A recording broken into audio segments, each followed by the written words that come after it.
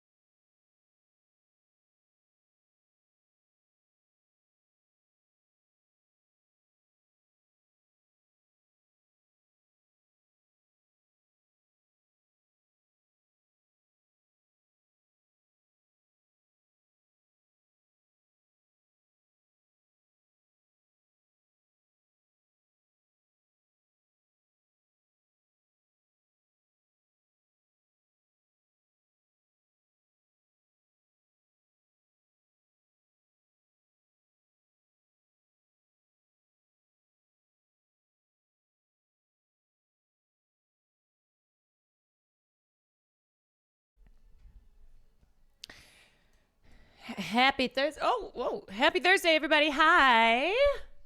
How we doing?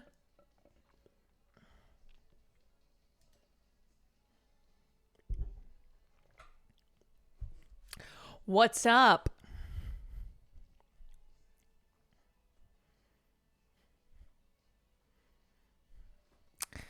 Puffball, man. Thank you for the 5 months.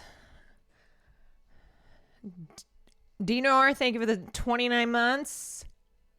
Just Leslie, thank you for the 6 months. Am I excited for Man of Tomorrow? Oh, you know it. You know it. Yeah, we got football. Football is back.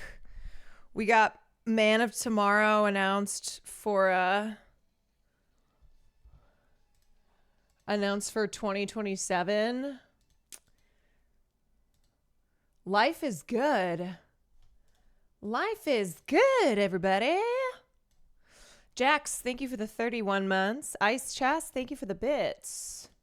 The ponytail is ponytailing. You know, I always forget there's like other ways I can do my hair. I always look at my hair and go, what am I supposed to do with this shit?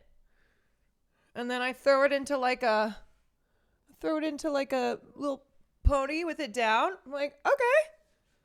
Wow. Hi, I'm glad you're going to go over that Wired article. I was only able to read clips. It was wild. Yeah, it's lengthy, but I think it's deserving like of every word being read, and then talking about the Slate, you exploitation and lack of ethics in the commercial surrogacy industry. The fact that it's like a whole ass industry. I got so angry reading it last night. Yeah, I haven't even finished it. I read a good chunk of it and I was like, oh, we got to cover this. Have you seen the new 28 Years Later trailer? I have seen the new 28 Years Later trailer. It's interesting about 28 Years Later because I think some people were upset about the ending of 28 Years Later, and it just came out, so I'm not going to say what it is. But I think it was pretty clear, though, that this was a villain, you know? I don't know. So I'll be interested to see like how this carries through in Nia DaCosta's follow-up film to 28 Years Later.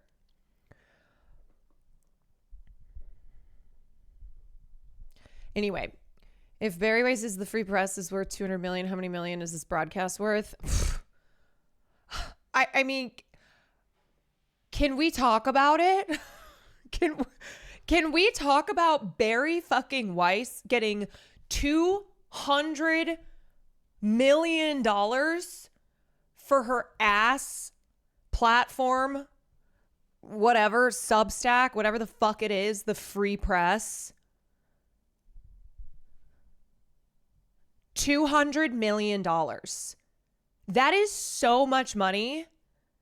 You know what? It really is the grift keeps on grifting. $200 million for a fucking rag. A rag. Barry Weiss, who is a murderer, fuck her. God, I have hated her for so long. And it's just like seeing David Ellison, who is a piece of shit Nepo baby. Okay, let's just be clear for a second. Allegedly. Let's be clear that David Ellison is not running the show. He's a dumbass Nepo kid who is the son of Larry Ellison. So Daddy Larry is the one he's in charge of everything. Yeah, for legal reasons, allegedly, I will say, but fuck Barry Weiss. That's not an allegedly. That is not an allegedly. So Larry Ellison, who was the co-founder of Oracle, and that is how, then he became a billionaire. Make no mistake that his son David he's just a figurehead. He's a dumbass. And it's Larry who is, he's behind everything. He basically just gave his kids, so Megan Ellison is his daughter, and then David is his son. He basically just gave them companies to run. But he is the one who's calls the shots on everything. Just a small loan of $1 billion. I still get their reels debunking the famine in Gaza. God, they are so viral. They are so viral. Like, please, if you have a prime sub, me lord, a prime sub for this stream, me lord, considering that this bitch, this vile woman who's not even a good journalist, she's not even a good writer. That's the thing. If she were evil, but it's like, okay, she's got journalistic chops, but she's fucking evil. She's just bad. And I have never understood how Bari Weiss has just continued to succeed. She's evil and she sucks. Like, she's not even talented. You know what I mean by that? Like, there are evil people where you go, okay, but I see, like, you are talented, but using those talents for evil. She really is just the worst. Alexander, thank you for the 8 months. Just a prime sub for this stream, me lord, so we can try and counter Bari Weiss's $200 million Paramount CBS sale. So David Ellison, again, Larry Ellison's son, he is now he's in control of Paramount because Paramount and Skydance merged. I bet Bari Weiss can't play Cobblemont. I can't even play Cobblemont, but thank you. Yes, that is true. Okay. Let me skip down a little bit. In any case, David has inarguably moved fast since taking the reins of his new media barony, a notable contrast in the deal's interminable close. In the span of a few weeks, he reached a $7.7 billion deal for UFC rights, lured the Duffer Brothers away from Netflix, struck a distribution agreement with Legendary Pictures, and this week greenlit a Call of Duty film. Yay! Just what I've been waiting for. A Call of Duty film. That's right up my fucking alley. After acquiring the rights from Activision. Even before that, David effectively approved Stephen Colbert's cancellation and South Park's $1.5 billion renewal. Yes, he had a year to plan these moves thanks to Brendan Carr's meddling, but that pace of execution does indeed betray a killer instinct. Now he has made advances on yet another target, an acquisition of the Free Press, the defiantly heterodox news and opinion media entity founded by Bari Weiss. As you know, David has been courting Bari for almost a year. Oh, thank God, we'll have finally pro-Israel voices in the mainstream media. Just what we have been lacking. Okay, we got to make things fair because Palestinian coverage, pro-Palestinian coverage has been too much. It is about time that we have strong pro-Israel voices like Bari Weiss's in our media, okay? Give her $200 million. Give her more. Why stop at 200 mil?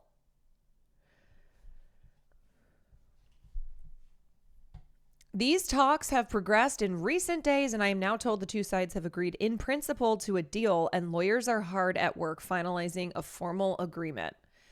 You know what's really funny about this is so the reason that initially Skydance was holding up South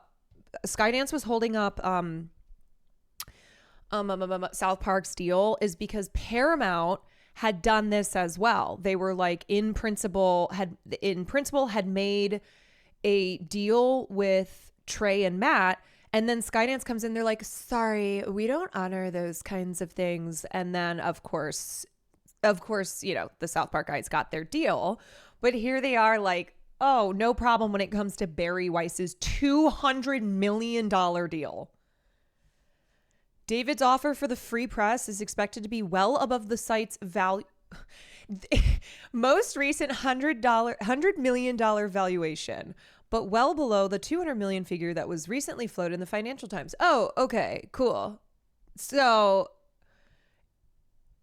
the Free Press does 15 million in annual subscription revenue, and Barry's politically charged content makes it hard to scale the advertising business. Plus, there's no tech stack. It's all on Substack. That is fucking crazy. That is crazy. That is crazy. Why is this even valued at $100 million? Either way, it will land Weiss a king's ransom just a little over 5 years after her dramatic departure from the Times. You know who's next is friggin' Matt Iglesias. Okay, give Matt Iglesias $100 million for his goddamn Substack too. Why not? Why not? Why not? The deal is not done yet, but of course, but as a source of knowledge of the negotiations told me this afternoon, it's on the 1 yard line. Wow. As part of the deal, I'm told David plans to give Barry a role at CBS News that would, among other things, task his fellow millennial with guiding the editorial direction of the division. Barry's avowedly pro-Israel and anti-woke worldview, not to mention her broadly shit-kicking anti-establishment disposition. I'm sorry, but if you are pro-Israel, you are inherently not anti-establishment. Being pro-Israel is being the most pro-establishment. Huh? Yeah, where's my $200 million deal for this Twitch channel? That's Murph account. Thank you for the 29 months. Who are Barry's parents?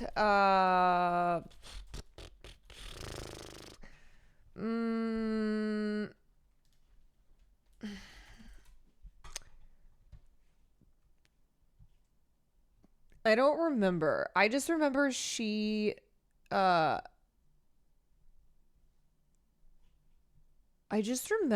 she wasn't she at Dartmouth? Isn't that where she went to college? And she like sued a professor. I don't know. She was doing a bunch of shit when she was at college. Okay, so Barry Weiss is going to have a role at CBS News. Cool. And this will inevitably inspire blowback from various corners of the newsroom and could dramatically change the editorial posture and reputation of one of the most storied and certainly self-important institutions in American journalism. For David, that's likely part of the point. Also, if you don't know, Larry Ellison is really good friends with Donald Trump. And he has been benefiting from Trump, especially in the world of AI. It's like Sam Altman, Larry Ellison, these guys who they have, this is why they give all this money and like support Donald Trump too, because it's tit for tat, right? Quid pro quo. So Larry Ellison is backing, is one of the people who's backing Trump's $500 billion AI project. And he is very close in Trump's inner circle. So this should not be surprising whatsoever that CBS News is going to be taking a hard turn towards the right.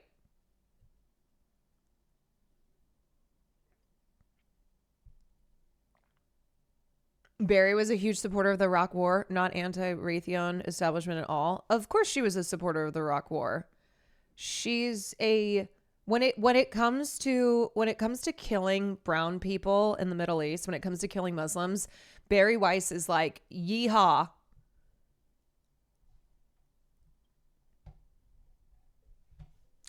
On some level, David's pursuit of the free press seems driven by a desire to align his news network with his own politics. How else to explain why the guy who just bought his way into Hollywood moguldom, NFL rights, and the streaming wars would want to endure the thankless chore of integrating a politically charged digital news business that, despite its relative success in the Substack economy, would account for a modest 8-figure revenue line in his $18 billion entertainment business?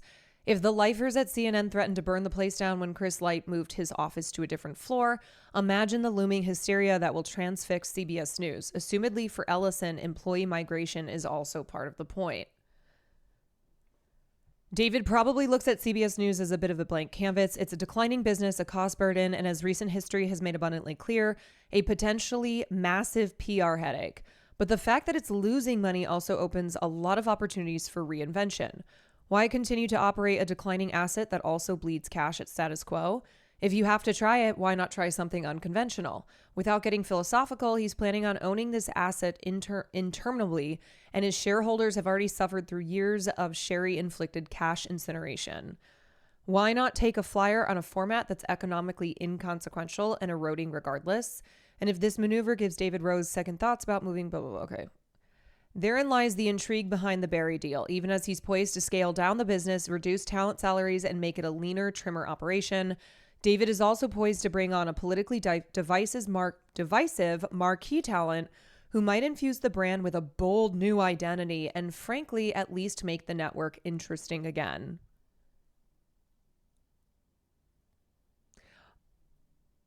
Okay, I don't get this.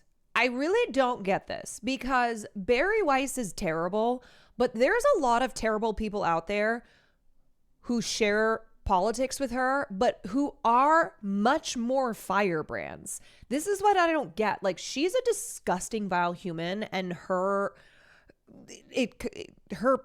purpose is to her purpose is to spread far and wide, you know, keep the Israel power from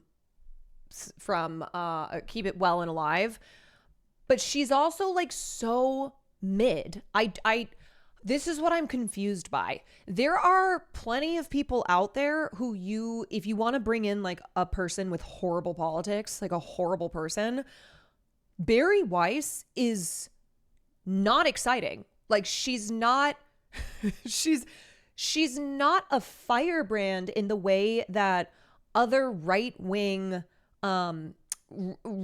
commentators, influencers, etc. are. Ellison also likely knows there may be a surprising upside here. You may not be able to believe everything you watch on Fox News, but the network's personality-driven content has single-handedly overturned the hourglass on the industry. We're living through a media age, for better or worse, that prizes authenticity above all. It's the leitmotif that explains the rise of Dave Portnoy, Joe Rogan, and Donald Trump. Can CBS platform Weiss and let Barry be Barry, while still credibly delivering the news every evening and retaining the sanctity of 60 Minutes, etc.? So is that why they want her? Because they're like, oh no, but she's still at least, she's respectable. That's like, oh, she gives more of a vibe of 60 Minutes than, you know, than one of these other firebrands.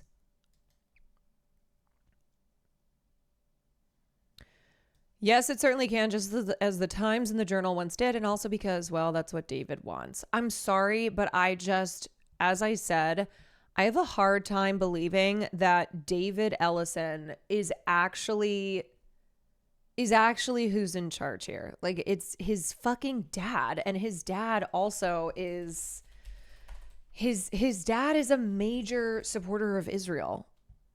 Like, his dad donates millions and millions of dollars to the IDF.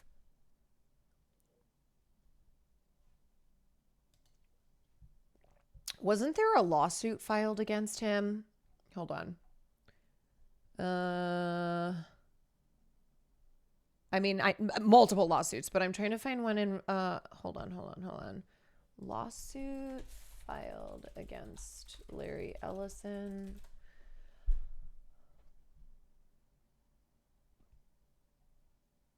Yes, there was a lawsuit that was filed against Larry Ellison and other pro-Israel rich people because they were funding some project in East Jerusalem. Larry Ellison, East Jerusalem. But then I think it was Sheldon Adelson. What is this? Okay, wait. U.S. Appeals Court has revived a $1 billion lawsuit by Palestinians seeking to hold billionaire Sheldon Adelson and more than 30 other pro-Israel defendants. Also, this is the ugliest guy I've ever seen in my life. He He's so gross. Luckily, he's dead, but still doesn't stop the fact that he was one ugly motherfucker. Okay. So Larry Ellison, Bank, Lumi, BM, and then other companies and wealthy individuals were being sued because 18 Palestinians and Palestinian Americans, as well as a Palestinian village council, alleged a conspiracy among many defendants to expel non-Jews from the disputed territories and accused the defendants of committing or aiding in genocide and other war crimes. Yes, so this is who we have in charge of CBS News now. Not that like CBS News was pro-Palestine before. But yeah, he's a bad guy. if you did not know, Larry Ellison is a bad dude.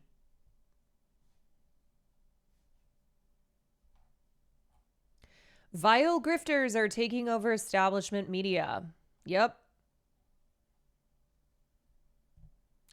It's bad state of affairs. Barry Weiss has been making the world worse for a long time. Ain't that the truth? 20 years ago, this is what it was. Okay. 20 years ago, as a student at Columbia, she led a racist smear campaign against Arab professors who had the audacity to criticize Israel. To have the audacity of a white woman who is pro-Israel. Can you imagine smearing your professors at college because they were correct in being critical of Israel?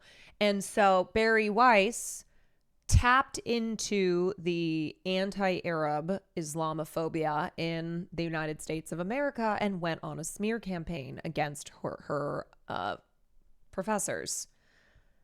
As a New York Times columnist, she constantly hawked right-wing bile while posing as a liberal. This is what the New York Times loves to hire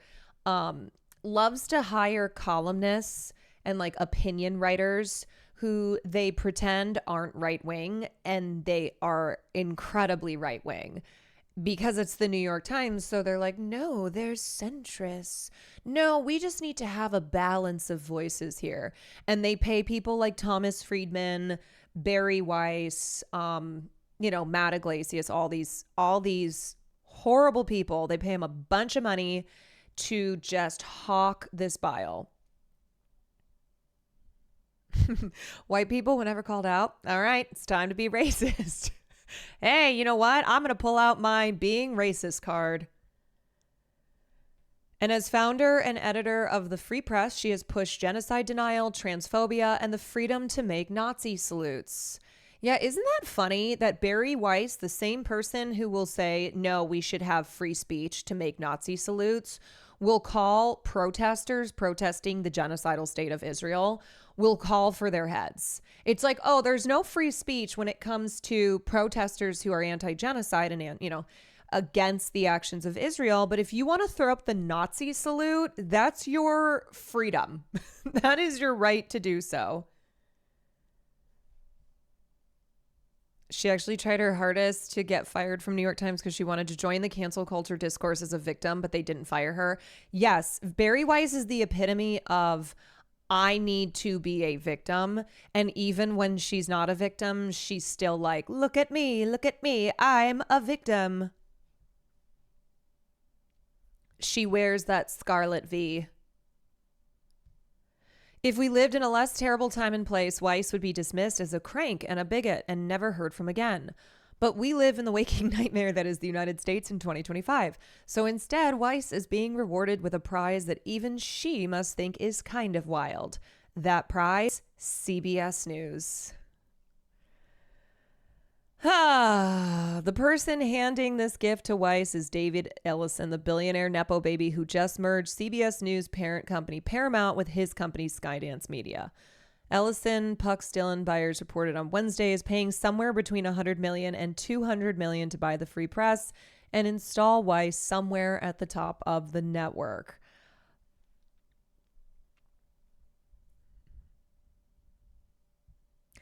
It is amazing how you can just be the most obnoxious piece of shit and they'll give you $100 million. Keeks Theo, thank you for the 6 months. 2 things here. First, calling them David and Barry like your friends who hang out with you all the time is annoying. We get it, Dylan. You're in the know. Nobody cares. Second, the laughable line about Weiss's broadly shit-kicking anti-establishment disposition is fundamental to understanding why her particular brand of bullshit has been so successful. For credulous hacks like Byers, the fact that Weiss tosses around banalities about wokeness and free speech makes her an anti-establishment figure. But people who actually oppose the establishment don't get paid hundreds of millions of dollars by that same establishment. Yes. Happy to be here. And as I said too, the loudest fucking pro-Israel voices, of which Barry Weiss is one, are never going to be anti-establishment, because to support Israel is to be part of the establishment. That's how it goes. The reason that Israel gets so much support is because it is baked into our establishment. She's absolutely an institutionalist. Yes. Instead, what Weiss peddles is pro-establishment bilge that flatters the need of our richest and most cosseted dimwits to pretend that they are actually besieged outsiders. I cannot fucking take this anymore. I cannot handle one more person who's being given so much fucking money being like, I'm the outsider here. I'm the victim. I am here representing the anti-establishment crowd. Oh my God. Now, I'm not here to pretend that CBS News is the greatest thing in journalism. It's a big corporately owned establishment media organization, and it hasn't exactly covered itself in glory over the past year, whether we're talking about morning news anchor Tony 2 times losing his mind because Ta-Nehisi Coates wouldn't say how awesome Israel is, or the appalling decision by the network's bosses to grease the wheels of the Skydance merger by essentially bribing Donald Trump. We shouldn't get carried away about what is apparently being lost here. But that doesn't make the Weiss move any less disturbing. Whatever CBS News currently is, it isn't just some hate factory pumping out shoddy propaganda 24/7. But now it's being shipped over to one of the leading hateful propagandists of our time. I really can't emphasize that part enough. The stuff Weiss publishes is rank. For instance, the Free Press has been relentless in denying the reality of the famine in Gaza. Yet, to be clear, the Free Press is one of the worst out there, which is saying a lot. Because the bottom line in media is pro-Israel. The Free Press is it's like on steroids, how awful, how vile it is. Just a couple weeks ago, staffer Olivia Reingold ran an investigation. Remember the girl who looks like the like Squidward meme? what's the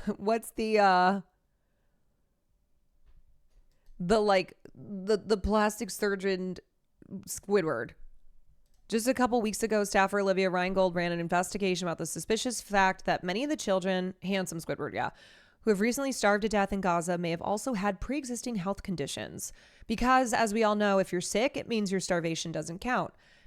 Yeah, it's like, oh, okay, so Israel is responsible for killing these children in many ways. It's not just starving them to death. It's denying them medical aid. It's denying, taking shelter. So it's not just, oh, these kids are dying or at risk of dying because they're being starved. Like, there's a lot of different options here on how Israel is killing these children. These literal babies should have told us that they were already not doing well before someone photographed their emaciated corpses. After many people rightfully recoiled at such a vile premise, the Free Press published an unsigned editorial defending the piece as sober, meticulous work in the face of journalists who oppose actual journalism. All of these people to The Hague.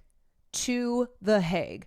They are war criminals. Their role in journalism, in manufacturing consent for genocide, of laundering Israel's crimes against humanity, they need to be in The Hague along with all these other war criminals.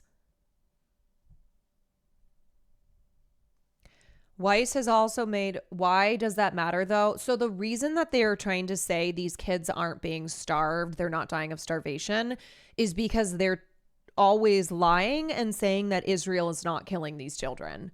They're just coming, it's just fucking bullshit. You want to know who also did that? The Nazis. The Nazis did that about Jews in their concentration camps. They would say shit like, oh, well, it's because they have disease, like pre-existing conditions. That's why they're dying.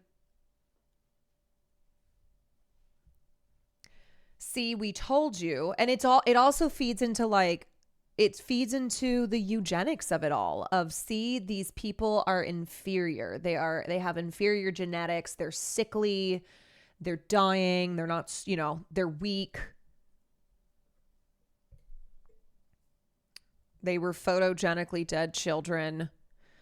Weiss has also made the free press a proud home for anti-trans rubbish. Oh yeah, if you thought she just stopped at being pro-Israel, no. The site produced a fawning podcast about how everyone was being mean to J.K. Rowling just because she has dedicated her life to hating trans people. Won't somebody think of the poor transphobe billionaire J.K. Rowling? It ran a smear campaign against a gender clinic in Missouri that turned out to be based on total nonsense. In June, staffer Emily Yoffe hailed the Supreme Court's U.S. v. Scarametti decision upholding bans on gender-affirming care for minors, calling it a landmark decision that will help bring this medical scandal to a deservedly ignominious end. I could go on, but you get the picture. This is the kind of journalism that is set to take over CBS News. Not only that, it's why Weiss is getting this gig.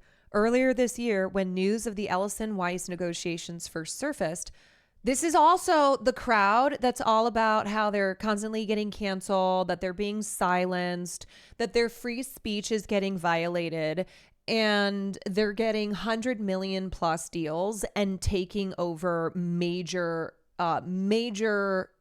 news networks. A pox upon Bari Weiss and her lineage. Yes, I wish I could cast death spells. I do.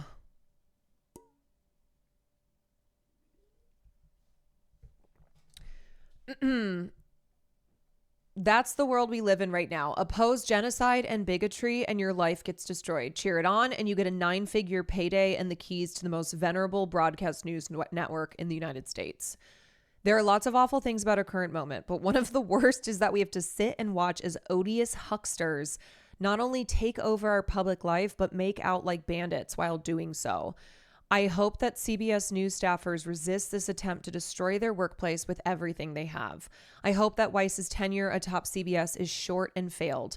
But mostly, I hope that one day we live in a world where people like Weiss are treated with the contempt they deserve and are hurled into the cultural wilderness where they belong. Yeah, CBS can get fucked. Honestly, what needs to happen here is this needs to massively fail. CBS under the guidance of Bari Weiss needs to fail.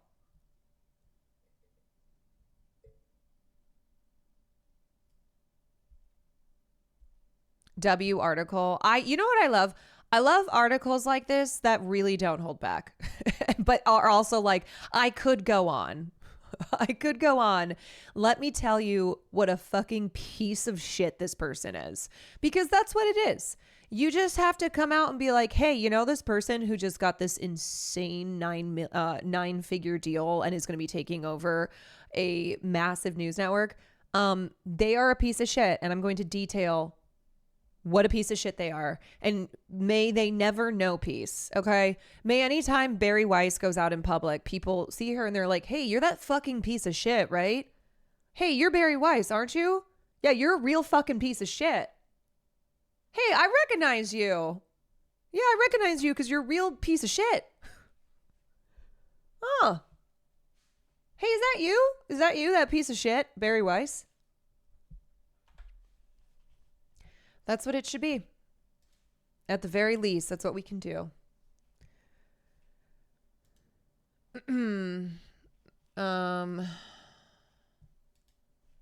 Oh, Is this Pod Save America when they're not busy like mocking Taylor Lorenz, which they were doing on a podcast episode? Attacking other news publications for running photos of kids in Gaza who are starving to death. In the Free Press, the argument they make in this article is that the images don't prove there's a famine because the kids featured have other health problems too. They have like 12 different examples they use, and one is a photo of a 14-year-old boy named Musab Al-Debs. He's described by CNN as suffering from malnourishment. But the big gotcha from the Free Press is that the story didn't mention Pod save that liberalism. the kid suffered a traumatic brain injury. Yeah, I saw a clip of them like it was kind of like, I think they thought they were being cute too. They were talking shit, but almost like it was like inside he group chat type stuff. I'm like, you guys suck. You guys suck. After he was hit in the head by shrapnel from an IDF airstrike. So that they think that is making their point. If your reaction to looking at children literally starving to death in a place where 20,000 children have already been killed. And like they were, so they were making fun of Taylor too. They called her, they're like, what they call her? They were trying to condescend by calling her like a Substack writer, right? Like hit her with that one. I go, no. We only apply that when it's people like Barry Weiss who just got $100 million plus deals. Okay. Taylor Lorenz has her Substack in order to have gone independent, but still writes too on top of that. But also fuck you guys. Fuck you for that.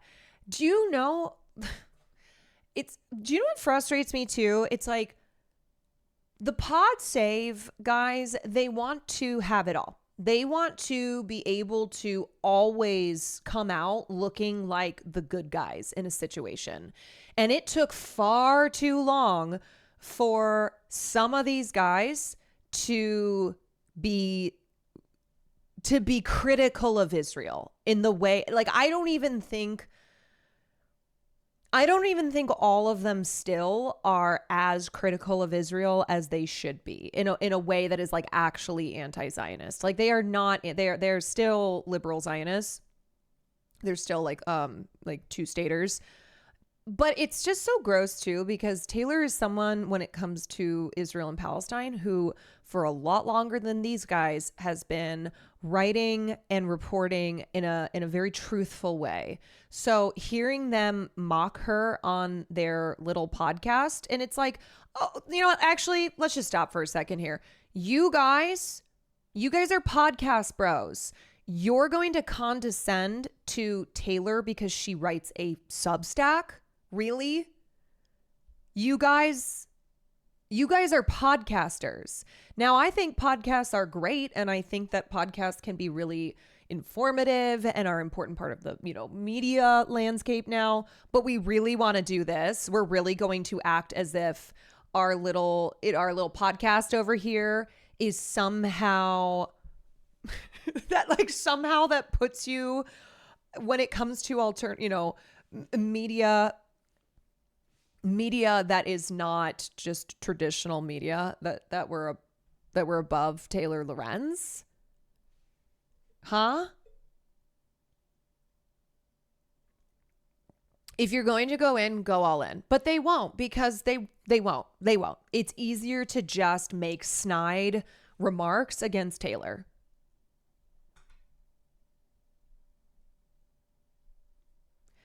Nope, they still aren't. Only 2 of them have called it a genocide. The others use the word when quoting someone else. Yeah, and they were like, especially the Johns, were very much so whitewashing Biden's complicity. And then, what would have been Kamala Harris's continuation of it. Anyway, is to try to dunk on. Anyway, I can't stand listening to them right now. I saw that clip today and I was like, you know what? Fuck off. Okay. Y'all want to have your cake and eat it too, where you are never actually, you are always trying to straddle the line still. You don't want to lose your access. You don't want to piss off the establishment too much. You want to make sure that you keep things rolling over there at Crooked Media. You are not radical. You are not brave. You are not, you are not reporting on the news in a way that genuinely feels, honestly, that feels like needed in this moment.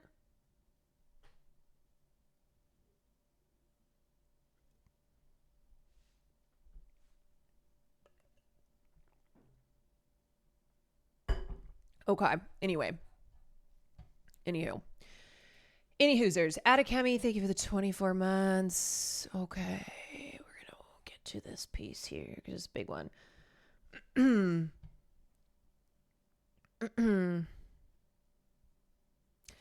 I saw Lovett interview Hassan before the election and thought I should try to broaden my political views. So glad I found his and your streams. Yeah, I used to be a big Pod Save America watcher, okay, to the point that I applied for an interview for an internship. We all know how that story went. Back in my super like vote blue no matter who, don't ever criticize the party. The most important thing is winning elections. Just lived to the max. Like any criticism of Hillary is misogyny. That kind of vibe. And I have moved past that. But what frustrates me about the Pod Save guys is a lot, is very much a lot. But they are part of the establishment. They were former Obama staff writers. They are very well connected. They are, they have great access, but they are always first and foremost going to be a mouthpiece for the Democratic Party.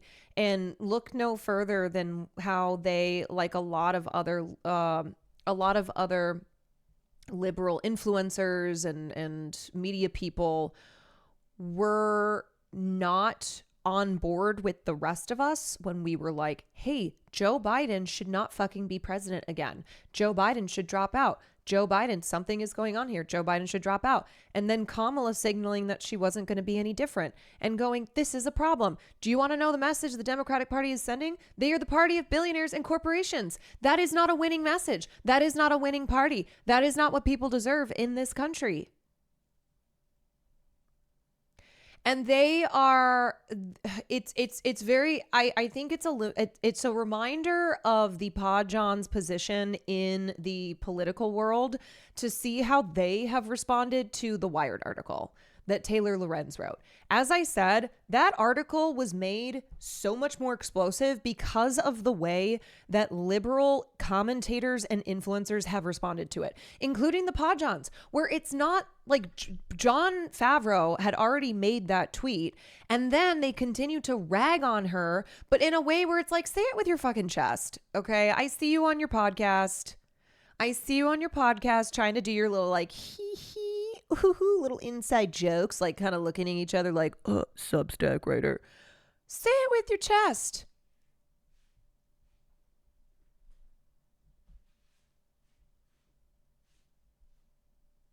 They tremendously fail to recognize the failures of Obama admin because of their rose-tinted view of it, not to mention Obama's role in the party since then, and it heavily neuters their coverage. Yes. The only time I feel that like Jon Favreau really got it was one time I heard him say that this was maybe a year or two ago, where he's like, man, I realized, I kind of looked around and I looked at us and I'm like, are we the oldsters now in a, we are part of an era that is no longer. Barack Obama and the era of Obama is very over. And a lot of people in the years since Obama left office have have soured on him if they had not, when he was in office, a lot of the kind of, I think, reverence for Barack Obama has since turned to dust. And I don't know. I mean, crooked media does very well with liberals and people who will read the New York Times and stuff like that, but they are not, just like these other liberal influencers, they are not in a position and will not be in a position to actually reach outside of the Democrats' base. They can't.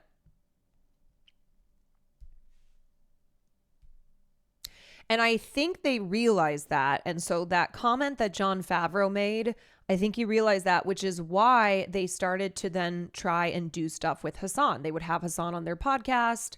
You know, I think before they kind of looked at him as like this fucking guy, aside from John Lovett, who did Will and Hassan's podcast a couple years ago. I think Jon Favreau in particular kind of saw Hassan as someone he just didn't want to do business with, you know? And then they realized that they are not, they don't appeal to young people. They're not able to break outside of the liberal base. And they see someone like Hassan, they're like, okay, I guess that's what that guy's doing. But then when this article comes out, it's like they're back doing the bullshit. Favreau's the most anti-left out of them. I do get that vibe. The person that I like the most is actually Tommy Theodore. Even though I saw him in that clip too. They were all talking shit. In my opinion, they were testing out to see if Hassan would be amenable to changing his positions to agree with them. Nah, I mean, I think if you know anything about Hassan, which I'm sure I know they do, I don't think they think that they would be able to do that with him. I think they look at it as, okay, this is a world that we are not a part of. And at the end of the day, the Pod Johns do care very much about winning elections. They're very much so electoralists. And so they are looking at someone like Hassan as, we have to not cut ourselves off from this guy and from people like him who have branched outside. They are not partyists like we are. They look at him, they're like, is this the youths? Is this the youths? And it would have been so easy for them to just have either said nothing about the Wired article or been like, yeah, I think we need to be transparent with the funding. If you're taking money, you got to be transparent about it. Like, hello, that is the easiest thing to say. This did not need to become as big of a thing as it is.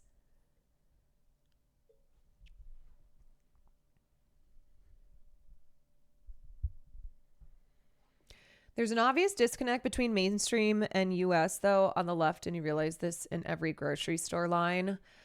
Look, I mean, I will always say that it is important to go out in the world and talk to real people. If your only interactions are on the internet, if you're like deep in the trenches in internet discourse, you are not getting the full picture. You have to be having conversations and talking to people in the real world. And that's why I do think like volunteering for a campaign, if you've never door knocked, if you've never been in a position where you are talking to people, not on the internet, but in the real world, about politics, about political candidates, like I do think it's a good learning experience. Just go talk to normies. You got to go talk to normies. If all your discourse is online, your brain's cooked. And look, I'm guilty of this too. A lot of times I'll be like, oh my God, I can't believe. And then I try and remind myself, like, okay, this is definitely very specific to internet discourse, but it's not to say that there is a complete separation, of course, between the internet and between the non-internet world, the real world. And here's the thing, okay? Here's what I've realized. People don't like to talk about politics. They don't. A lot of people think politics is boring. They're not interested in talking about it. Their time is very limited. They don't, their political acumen, their political knowledge is pretty limited. So you have to always meet people where they're at, and you have to talk to them in a language that they understand, which is why I really like to approach politics through culture, because also the ability to wield change within culture will then bring political change. So you can't just come at someone with like a bunch of political jargon, or you can't just hit them with theory. You have to speak to people in a way that they will get. And that was one reason why I thought Tim Walz, who I don't think is a perfect person, but I thought that he was good at speaking the language of the everyday normal American. When he would say things like, be a good neighbor, right? It's all about being neighborly. He was essentially like promoting socialist policies, but under the, but calling it being a good neighbor. Yeah, I know Tim Ball. I know he's not a perfect record, but I'm just saying when he, and especially when you contrasted him with someone like Kamala Harris. Kamala Harris is a bad candidate. Kamala Harris is not somebody who reads as real and as authentic. And that's a lot of politicians too, but they kind of get that like real, they get that political speak, right? It's I don't know. It's like being the Lin-Manuel Miranda of politics, where you just go, something's off here.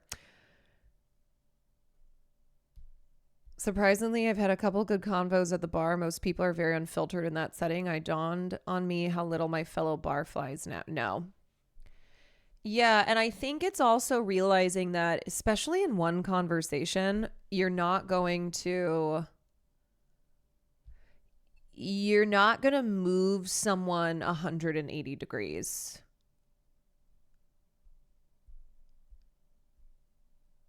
And so I always think it's good to start off by finding commonalities.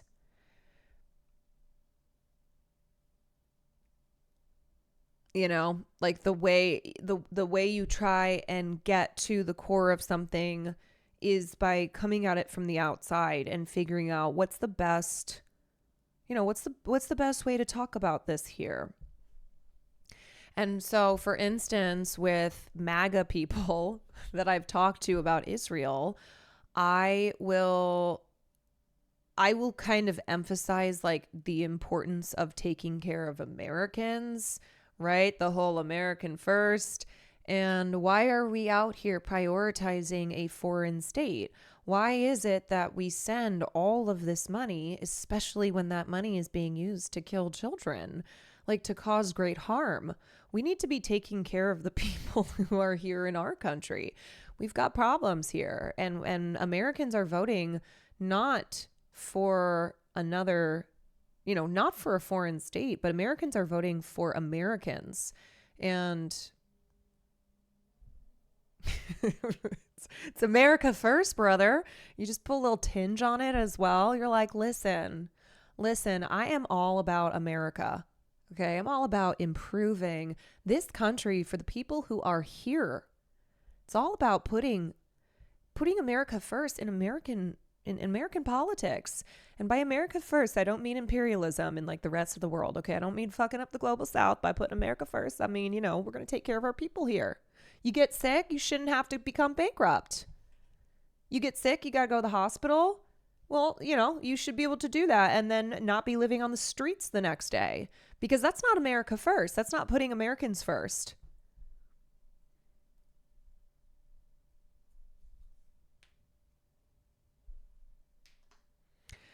I tried going that route with Israel, and ultimately they just get comfortable and devolve into incredibly anti-Semitic comments, thinking I'm dog whistling, and share those views with them. Yeah, I mean, there are definitely people on the right who are eager to get into the anti-Semitism, but it's not every one of them,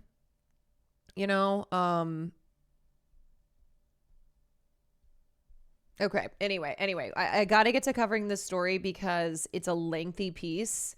It's going to take a lot of breath. I got to sit up straight. But it's fucking wild. It's horrifying.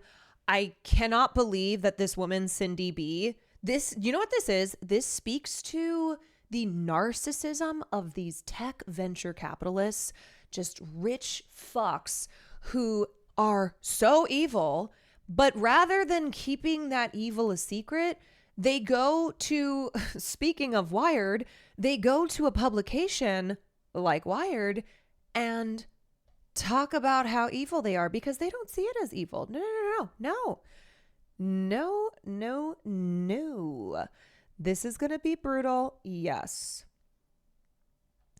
Okay, so this is a big story that came out in Wired, not to be confused with the Taylor Lorenz story about dark money in liberal, dark money being fed to liberal influencers and them not disclosing it. This is a story about commercial surrogacy. The baby died. Whose fault is it? When her son died in utero, a venture capitalist went to extremes to punish her surrogate. Maddie Hero, thank you for the 29 months. Z Bondi, thank you for the tier 1. Okay, I'm going to fill up my water. I'll be right back.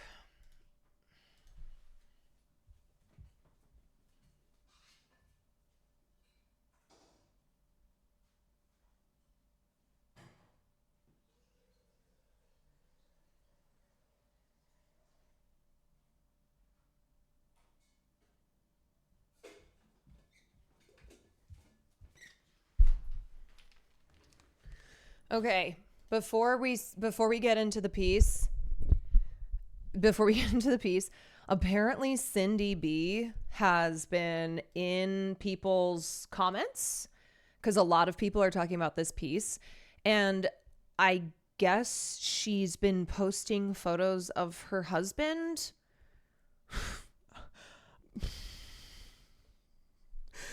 The craziest part of this story was the VC herself showing up in the replies and leading me to pics of her husband, which kind of explains everything. Oh,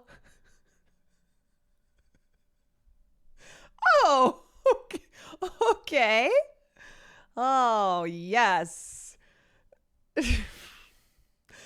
This guy looks like he would call me a slur. Okay. Oh, no. Cindy. No. Cindy B is a white lady. No. Cindy B is not Asian.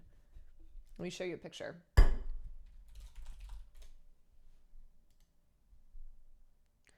Or wait.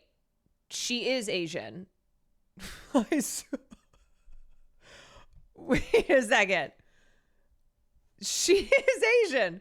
I had seen, okay, that, let me tell you, when I had looked at pictures of her before, I could have sworn she was a white lady. I thought she was a white lady. Oh no, Cindy B is one of those libertarian Asian ladies.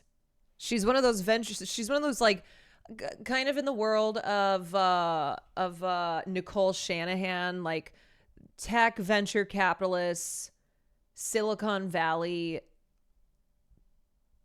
assholes. She's okay. All right. Okay. That's Cindy B. Okay. You know what? It does fulfill the Asian wife and libertarian white guy, Asian wife. Is Will a libertarian? No. Years and years ago, when libertarians were mostly about like legalizing drugs and protecting sex workers and stuff like that, Will was a libertarian because he was like, oh yeah, I think we should abolish he was like, I think we should abolish the police. I think that we should legalize drugs. And then when and then it changed. And then it changed. Yeah, ending wars, that kind of stuff. So, this was long before I had met him, okay? When I met him, he was a Bernie bro. All right.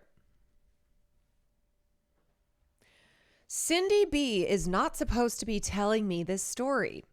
First, there's the confidentiality clause. When B, a venture capitalist who claims to have invested in a dozen unicorns, hired a surrogate to carry her only male embryo in 2023, both parties agreed to keep the details private and away from the media. Then there's the restraining order against B, followed by a court-ordered agreement saying she would not so much as mention the surrogate involved in baby Leon's stillbirth. Finally, there are social norms to consider when publicly attacking the woman who says she almost died carrying your child. I'm going to guess that Cindy B doesn't care about any of those things, and that's why she's talking to this reporter. Still, B is talking to me. She sends me a nearly 3,000 item folder filled with legal filings, reports to professional organizations, insurance companies, employers, and the police, emails with her attorneys, and correspondence between her and the egg whisperer influencer, Dr. Amy. Kill me. B considers herself a whistleblower out to protect unborn children via surrogacy. Her website invokes scripture. Establish justice in the courts, Amos 5:15. Indeed, B has racked up nearly $1 million in legal bills since 2024 in what she views as a fight to honor her son. I want the surrogate to be known for what she did, to be set as an example. I hope she goes to jail, ideally for murder. Oh yeah, no, this woman is, first of all, I need you to understand, this woman is terrible, obviously, but she does not exist in a vacuum. She is not uniquely evil in this world of wealthy tech venture capitalists who think this way, who utilize vulnerable women, who exploit them and use them as baby carriers. Like we'll get into talking about the issues in the commercial surrogacy industry, but essentially in the United States of America, whereas commercial surrogacy has been banned in other countries, because so many wealthy people, especially people like in this world, use surrogates, it is an industry that has remained pretty unregulated. Like there are not laws to protect the women who are surrogates, and that is because of who primarily is utilizing surrogates. So I understand, like I am not an absolutist when it comes to when it comes to like banning surrogacy, but the commercial surrogacy industry is ripe with so many abuses, so much exploitation, and surprise, surprise, of course, women in the global South, poor vulnerable women are exploited very deeply by this industry. American surrogacy is an enormous industry, taking in approximately $5 billion in 2024, and the practice is expected to explode globally almost tenfold in the next decade. It seems especially popular in Silicon Valley, where a growing cadre of investors and executives, from OpenAI's Sam Altman to Dropbox's Drew Houston, have used it to grow their families. More than a dozen big tech companies provide five-figure subsidies to any employee who needs or wants to outsource gestational labor. A shocking number of techies now believe growing a baby can be a straightforward business transaction. But intended parents and gestational carriers, IPs and GCs, as they're somewhat dehumanizingly known, and that's a big part of it too, is the dehumanization. They don't see these women as humans. They do not care about them. They do not care about their health. They do not care about their rights. They literally view them as incubators for babies. It is just something that you could like go to the store and buy. They literally refer to them as GCs. Are often uninformed about the dearth of regulation and completely unprepared for what can go wrong. Only one state, New York, requires agencies to be licensed.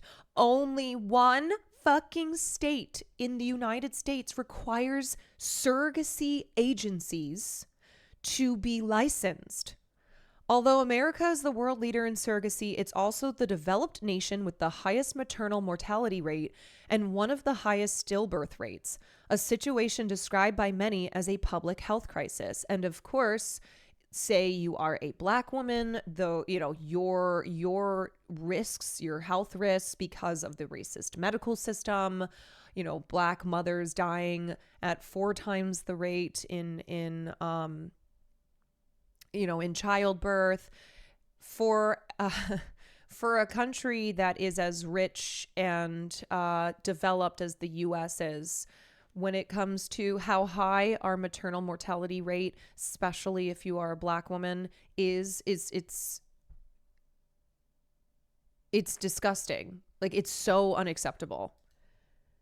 Compared to natural conception, carrying a genetically unrelated fetus more than triples the risk of severe, potentially deadly conditions, a statistic that surrogates are rarely given.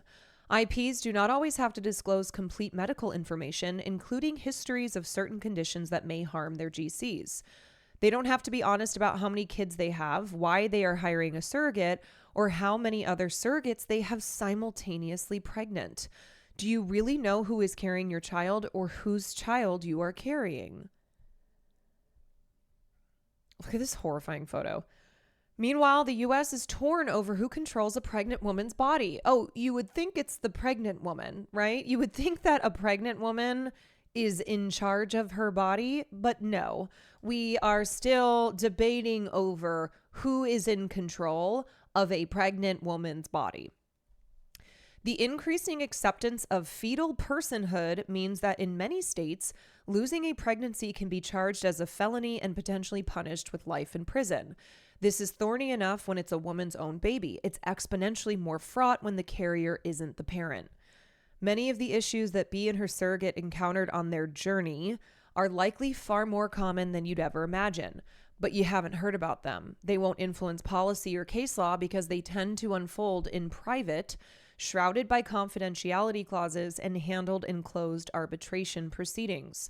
A stark power differential means that intended parents often have the means to file lawsuits and wage years-long campaigns, while surrogates who feel screwed are forced to rely on free legal help and GoFundMe. Infinite Warmth, thank you for the gifted sub. The case of Bee and her surrogate shows how, in an environment with little regulation and extreme inequality, the miracle of life can mutate into a death sentence. Cindy B met her future husband on April Fool's Day 2016. It was a warm Friday night at Molly McGee's, an Irish pub/discotheque in Mountain View, California. Jorge Valdeiglesias spotted B on the dance floor. Heart-shaped face, long black hair, snatched size 0 waist. He brought over shots of Don Julio. B, a Chinese immigrant and founder who'd later appear on a list of 30 of the most successful early-stage startup investors, inspected his Google badge to make sure it was real.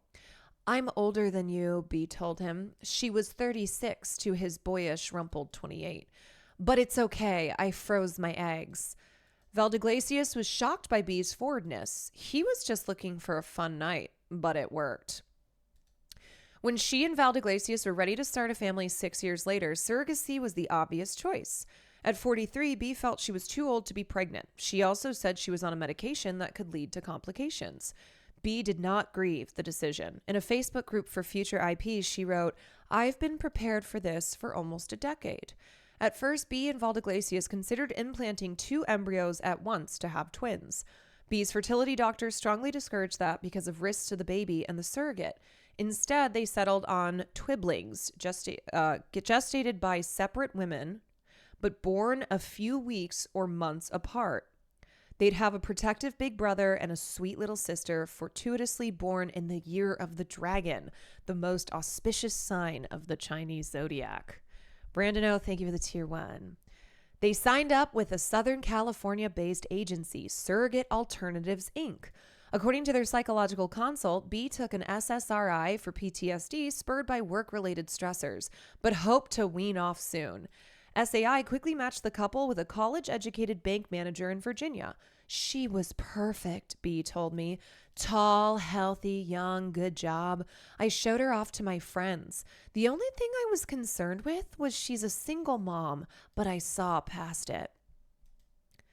Rebecca Smith was a former professional athlete who became interested in surrogacy after watching a close friend struggle to conceive.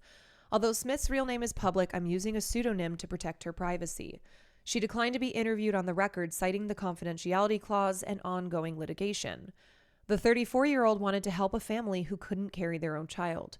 As she put it in a Facebook post, she wanted to give them the same love that I found in becoming a mom. In her profile photos, the pale, lanky Smith, mugged in denim jackets and athleisure with her 6-year-old biracial son, whom I'll call Ellis. This will come into play, okay? Smith had previously dated but told her psych evaluator that it doesn't work when you're a single mom. She spent her free time coaching her son's sports teams. She ran errands on weekends when Ellis was with his dad, who remained a good friend.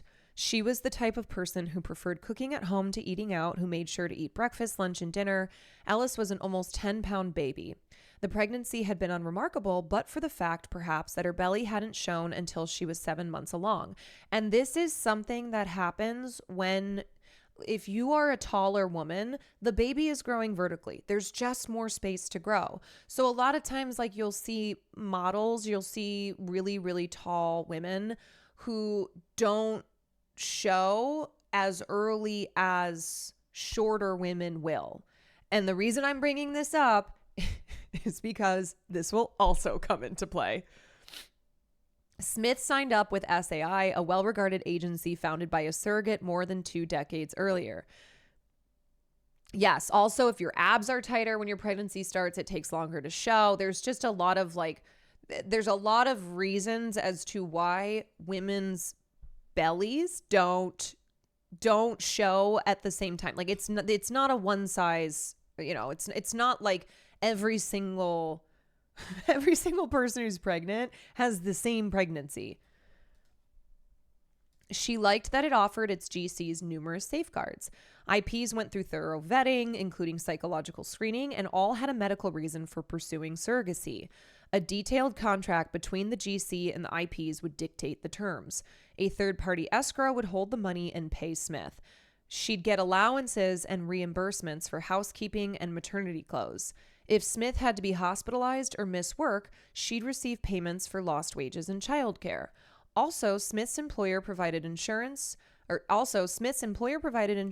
treat the pregnancy as if it were her own baby, a major boon. Now, let me be clear that one massive issue, and I'm sure this will come up in the piece, is that there are there's no protections for surrogates.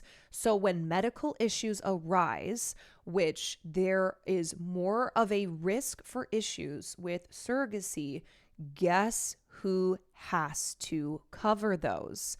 Most surrogates are not in a position like this where their employer provided insurance is treating this pregnancy as if it's their own.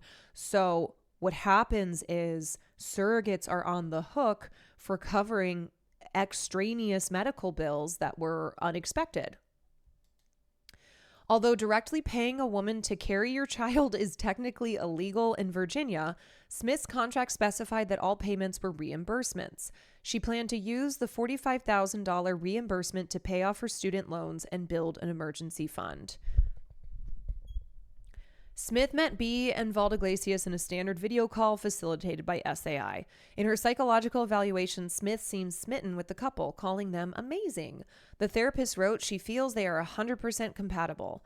In the summer of 2023, Smith and Ellis flew out to San Francisco for the embryo transfer.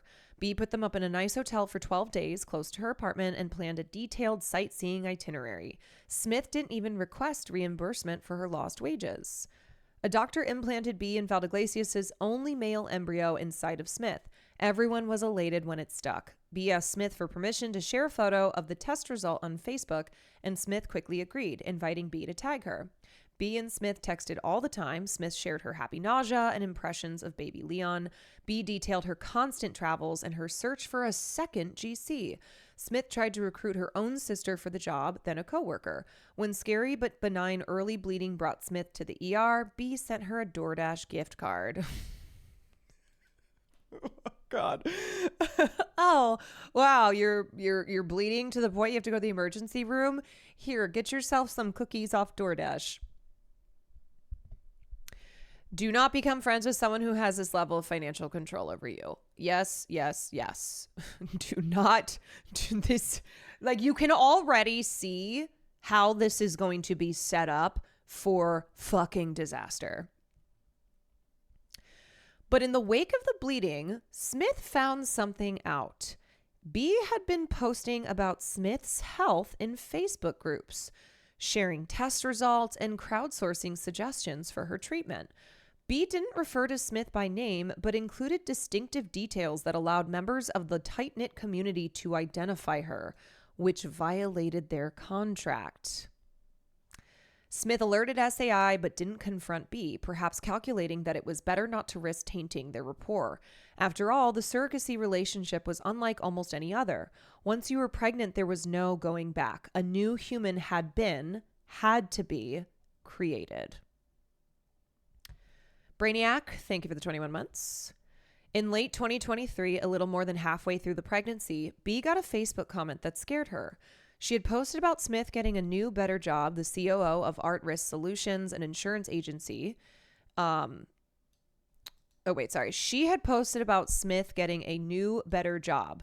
The COO of Art Risk Solutions, an insurance agency, replied, suggesting that B double-check whether Smith's new policy would cover the pregnancy. Outreach like this wasn't uncommon. The Facebook groups often teamed with industry professionals peddling their wares. The Art Risk COO offered to take a look into it. While SAI's standard process had determined that Smith's new insurance would cover the pregnancy, Art Risk disagreed. B was spooked by what she saw as SAI's oversight on a major issue. Pregnancy complications could rack up 5 or 6 figure bills. To B, the people she had paid to ensure her only son's healthy birth seemed to sleep at the wheel.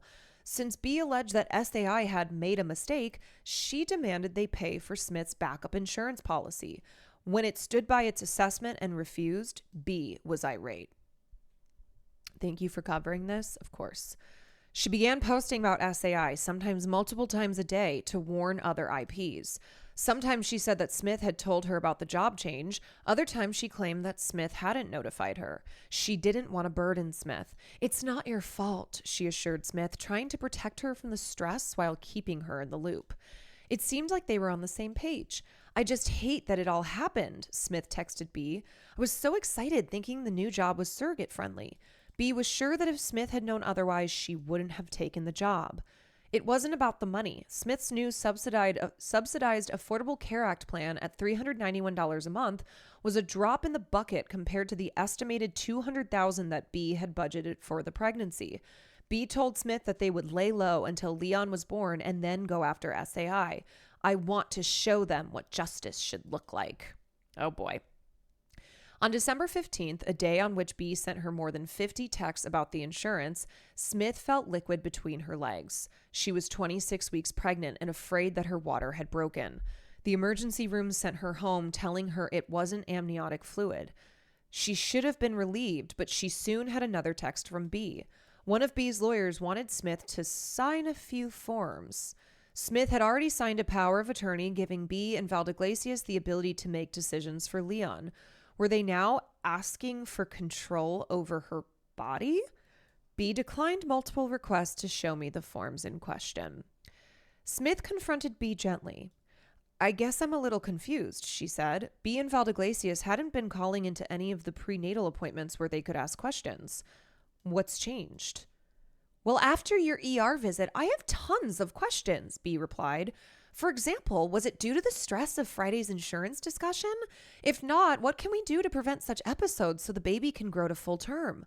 By this point, V and Valdeglesias had found a second GC for Leon's younger sister, and that process, B told Smith, was going much more smoothly.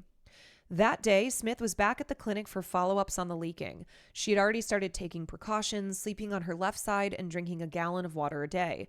Again, they told her it wasn't amniotic fluid and that stress might have been a contributor. Pallarese, thank you for the tier 1. On January 1st, 2024, 29 weeks pregnant, Smith texted B that she was in the ER again. This time, doctors confirmed that her water had broken. Smith was admitted to the hospital for IV antibiotics, monitoring, and steroids to help develop the baby's lungs.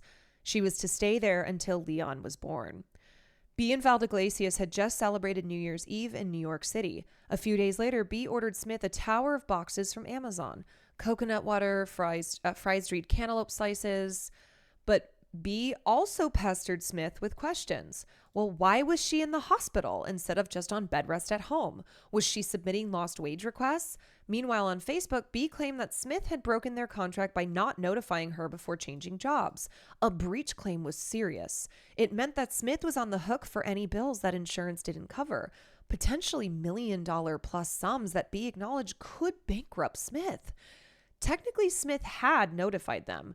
She had a text from Valdeglesias congratulating her. The situation reveals one of the fundamental imbalances of surrogacy. When a surrogate breaks contract, her IPs can stop paying her and stop paying the medical bills for her pregnancy. But if an IP breaks contract, say by sharing their GC's private information online or withholding compensation, a GC typically has to hire a lawyer. No matter what, IPs get the baby at the end. Anything else would be considered baby selling and human trafficking. B started to believe that something was wrong with Leon because of photos that Smith posted. She looked slim, despite being months along. You hardly look pregnant, a commenter wrote approvingly. To B, this wasn't a compliment. Everyone knew that pregnant women had big bellies. This is why I brought up earlier that depending on your genetics, like say you're tall, say like depending on what shape you're in, you may not be showing until like really late in the game. Some women show really early, some women do not. That's how it goes. But not according to B, who's never carried a child herself. A few days into Smith's hospitalization, B got news that seemed to push her over the edge. Smith phrased it like it was a good thing. Despite the premature rupture of membranes, her doctor had told her that Leon was healthy, and a growth scan estimated that he was in the 30th percentile. That didn't sound right. The 30th percentile meant most babies measured bigger than Leon. Smith was tall. Shouldn't that make a bigger baby, B wondered? She had expected her son to be above average in all things. It's not her embryo. Oh my God. Smith maintained that the doctor told her everything looked great. But B's motherly intuition was going off. Something didn't seem right with her son. And let me just remind you that this is not the journalist writing these things. Like, this is B telling her things like, my motherly intuition was going off. What motherly intuition? Something didn't seem right with her son. She pressed on. Was Smith eating enough? Had she gained enough weight? Small belly by itself, I brushed off. B wrote, but 30th, water leak, small belly, is Leon being suffocated and become defective already? Since B did not have Leon in her body where she could protect him and keep him safe, she had to do everything she could from across the country. So she turned to Facebook groups and Google for second, third, and fourth opinions. On January 13th, yeah, also defective. What a word. Defective makes so much sense that somebody like this woman would use that word. Like it's a product. Like she is buying a product That's what this is all about. Is the product effective? What have I paid my money for? What have I paid good money for? For a broken product? So, okay. She turned to Facebook groups and Google. On January 13th, B emailed SAI asking for copies of Smith's medical records. B, a direct communicator who prided herself in her candor, asked her husband if she was out of line. Valdeglesias assured her she wasn't. You're just caring for your baby, he said, just like what any other mother would do. The hardest part of being hospitalized, Smith told B, was saying goodbye to her son, who cried whenever she had to leave. B had suggested that Ellis could stay in the hospital. Ellis spent the night just twice in those weeks, sleeping on the recliner meant for new parents. On one of those mornings, January 21st, Smith woke up in the same room as her sweet, protective, now 7-year-old son. Nurses came in and did morning monitoring. Leon had no heartbeat. When B got the Facebook message from an unknown woman, she thought it was a prank. Call the hospital ASAP, the woman wrote. It was Smith's sister. This is an emergency. B recorded her conversation with the hospital. The doctor gave her condolences. She thought she had seen a flicker in one of Leon's heart valves and so rushed Smith into an emergency C-section. But Leon was already dead. The placenta had separated from Smith's uterine wall, depriving Leon of oxygen. Typically, that leads to vaginal bleeding, the doctor explains, which is why she had not been having. She did about 10 days ago. They had followed the standard of care by trying to keep Leon inside Smith until 34 weeks gestation. But, she said, these things just happen sometimes. I don't think we'll ever know exactly why, unfortunately. Later, B got a call from Smith, who had recently woken up from general anesthesia. Snotty-nosed, crying, Smith told her she last felt Leon moving that night. B was confused. Smith had told her that Leon was moving more during the day and less at night. The call button was right there, B thought. If Smith felt Leon move, why hadn't she alerted the nurses?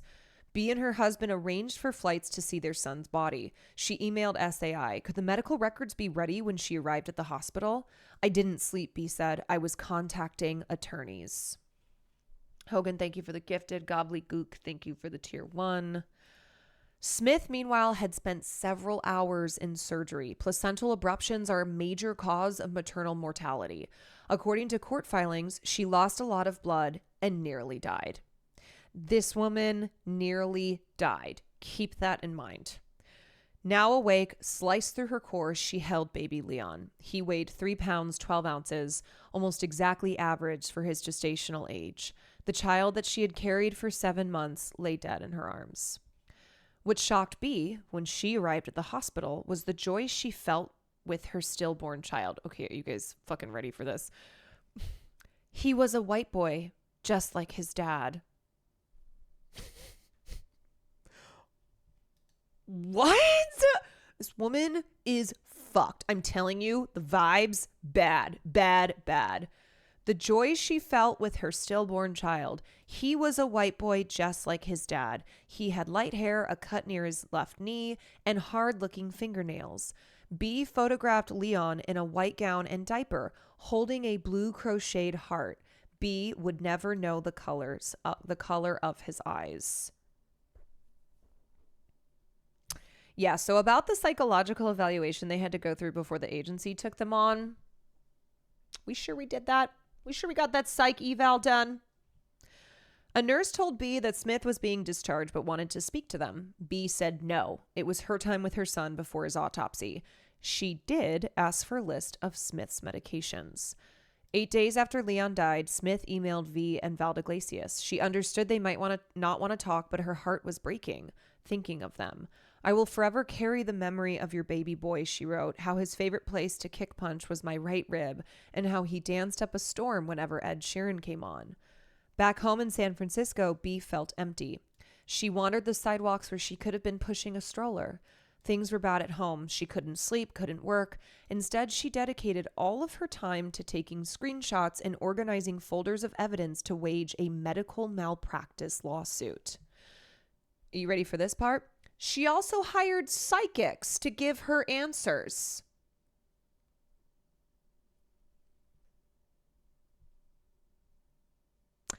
As she tells it, they all blame Smith. One suggested that an ex-boyfriend of Smith's had turned her against baby Leon. Another claimed to see traumas on Smith's belly and said she was clearly having rough sex. He warned she has something to hide. When Smith refused to release her medical records unless non-pregnancy information was redacted, B saw it as confirmation that Smith was hiding crucial details. Oh yeah. Oh yeah. This woman is a fucking nut. She is, okay, I'm sorry, but just remember that when you're paying somebody like a psychic in a situation like this, they are telling you what you want to hear.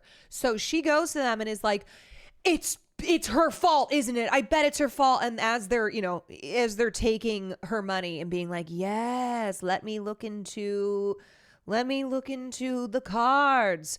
Yes, I see. Looks like she's been having a lot of rough sex. Clearly, she's hiding something. B contacted SAI claiming that Smith had breached contract by not informing her about the insurance change on time, not taking her vitamins, and not alerting her before the C-section. Our contract specified a well baby that didn't die, she reminded them. B ordered the escrow to stop paying Smith or reimbursing her medical expenses. A few days later, B re-listened to the recording of the worst news of her life. She noticed a detail that she'd missed. Smith had bled 10 days prior to Leon's death. No one had told her. Crease, thank you for the 14 months. Barefoot Earthling, thank you for the prime.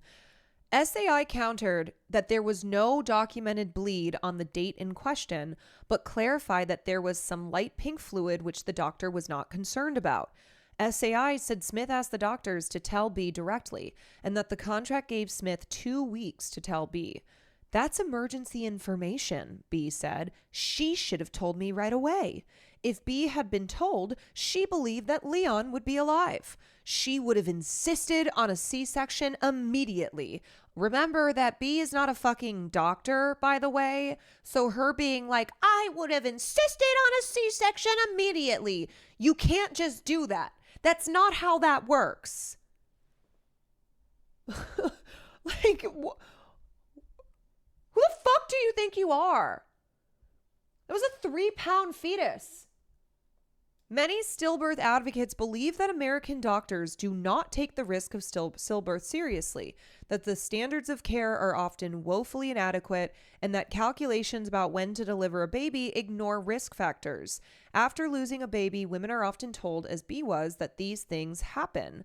Stillbirths take about 21,000 American children per year, more than guns, car accidents, sudden infant death syndrome, cancer, and fires combined. Leon's death was 100%, 1,000% preventable, B told me, anguished. Searching for meaning, she started attending Epic Church, known for hosting high-profile VCs. At one discussion, participants talked about when God gives you a mission.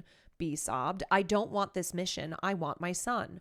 Upon reflection, though, she became hopeful. She thanked God for giving her trauma because he believed she could handle it.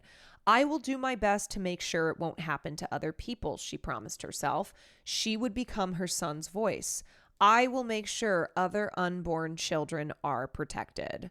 So, yeah, sometimes medical malpractice is real, but a shit ton of times there is jack shit a doctor can do. Most times the cases get thrown out or not taken by lawyers. The problem is rich people like this woman who get lawyers and shit. Yes. So, also, what does this remind you of? We need to protect unborn children. The problem here is that advocates, and I'm putting in quotations, advocates like B are really just right-wing evangelicals who do not believe that mothers, who do not believe that the human being who is carrying the child, that their life matters at all. The only thing that matters is the life of the unborn child. That's what this comes down to. And for people who have money like B, well, they can they can actually cause problems here because they do things like file lawsuits. Wait, someone said don't scroll down. What is this? Okay, let me just skip that. Girls Love, thank you for the pride. Okay, Raziel, thank you for the 18 months. In her grief, B pieced together her version of events. And like, let me just say something too. If this were just a woman grieving the loss of her child, I would have empathy. I have empathy because that must be a horrible thing to go through, right? You are so excited, you're ready to start your life, but that's not what this is. And that's not who this woman is. In her grief, B pieced together her version of events. Her version of events. During the pregnancy, Smith had engaged in lots of unsafe sex. Yeah, she's just making shit up, by the way. Okay, this is about to get like really bad. A bout of forceful sex led to her leaking in mid-December. More sex eventually necessitated her hospitalization. Smith had let her adult-sized son sleep in her bed, where he'd probably kicked her in the stomach. Smith may have intentionally given birth early, mistakenly believing that she would receive full compensation. Also, just a reminder that her son is 7, and just a reminder too that her son is a biracial child. So if you are wondering, hey, this is starting to get maybe a little racially weird. Oh yeah, okay, yeah, yeah. At the advice of her lawyer, B hired a private investigator. A reverse address lookup suggested a man shared Smith's address, whose name B was sure had to be Smith's supposedly ex-partner. He was black. And the PI's report describing him as having been charged with 2 misdemeanors. B believed that Smith should never have been a surrogate with an undisclosed live-in boyfriend with #felony jail time record. Okay, I like that she put #felony and they were literally misdemeanors. She's not only an evil woman, she's also stupid as shit. #felony. Also, you can get misdemeanors for like anything, okay? #felony. He's a dangerous criminal. The PI dug up a flyer advertising a New Year's Eve party listing the man as one of the DJs, seemingly confirming B's lawyer's suspicion about what Smith had been doing the night before her hospitalization. What, you think she was out partying? You think she was out like drinking some champs at a New Year's Eve party? Because her ex is a DJ? B was ready to approve an in-person surveillance operation when another detail froze her blood. Smith had gotten a speeding ticket on a day she was inpatient at the hospital. As B would claim online on January 13th, Smith had snuck out with her son, gone 40 miles per hour in a 25 mile per hour zone, then snuck back into the hospital. The very next day, Smith had experienced profuse vaginal bleeding for at least 5 hours. In hindsight, Smith's behavior appeared weird and defensive. The day after the bleed, Smith had asked B to stop posting. Oh yeah, I'm sure that has nothing to do with the fact that B was posting inappropriately, that she was posting like medical and private information on Smith. Yeah, I'm sure that's not what it is, and it has to do with the fact that Smith is out here joyriding. That she is like, it's actually a conspiracy. Fiona, thank you for the 8 months. A prime sub away. A prime sub a month keeps them evil away. Did you also see this? Just dropping it here. Yes, I did. We started off by looking at that, but we can look at it again afterwards.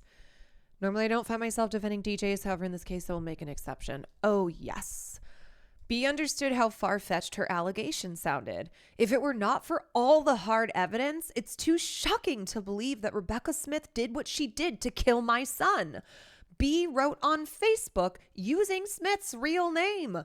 She used her fucking real name and posted this crack of shit, posting these really defamatory, just insane allegations. She's claiming that she tried to kill her son. 7 month keeps some evil away. She's just lying on the FB. Perhaps a kind friend could have suggested to B that there were other explanations. Instead, B had a set of legal adversaries and a supportive echo chamber. And don't forget the psychics. On Facebook, GCs and IPs alike expressed sympathy for her tragic posts. Everyone knew bad surrogates existed, and based on B's claims, it sounded like Smith was one. Amy A. Vizada, a Bay Area fertility doctor and influencer, called Smith a criminal and a psycho. I'm sorry, but I hate that. A fertility doctor and influencer. Kill me, please. B's $1,275 an hour lawyer, Elizabeth Sperling, wondered whether digging through social media posts might show Smith engaging in strenuous activity that could explain the death. B's husband focused on stabilizing the family, a move he credits with saving their marriage. He blamed the hospital, not Smith, but told me that Wait, you're telling me that her husband is actually not a fucking crazy person? You mean that there's actually a person here who has some semblance of being a reasonable individual? But also is like the litigation's her grieving process? Bro, you can't. No, you can't. You know that she's wrong. You know, wait a second. Hold on. This guy knows. He's like, it's not Smith. It's not the surrogate. It's not the surrogate, but I'm going to let my wife do this because she needs to grieve. Bro, he's like, please, I just need to be with my samurai swords. Please, just let me just be with my samurai swords. Please, I can't be a part of this. It's too much. I just need to be in my samurai cosplay. Please. Let me just do my feudal cosplay. He tried to stay out of the legal stuff so that B couldn't blame him too. Oh my God. It sounds like he is terrified of his own wife and he's like, please, I just want to study the blade. Please, I just want to study the blade. Smith had planned to go back to work shortly after giving birth. Instead, she couldn't stop bleeding. Yeah, because she almost died. Remember when she almost died and she's being accused of trying to kill this child and she almost died. She almost died. Even though SAI had determined she hadn't breached the contract, the escrow stopped paying, leaving Smith reliant on disability benefits as she faced an increasing pile of terrifying bills. When Smith was finally cleared to return to work a month after Leon died, B emailed Smith's HR department to ask about her health plan. B also reported Smith to a federal agency claiming that Smith was committing fraud. The stress on Smith was already high. Her supervisor at work had found her crying on and off for a day. Smith hadn't heard from B since her terse reply to the condolence email. Then B texted her a screenshot of a Facebook post about another GC who'd had an abruption at almost 32 weeks, but that GC had called 911 and the baby had lived. Next, B iMessaged a photo of Leon's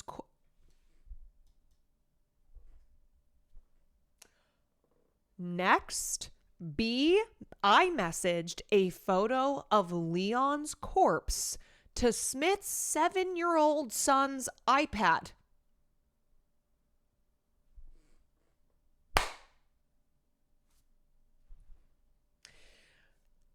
This woman put this woman in a volcano. Please put this fucking freak in a volcano.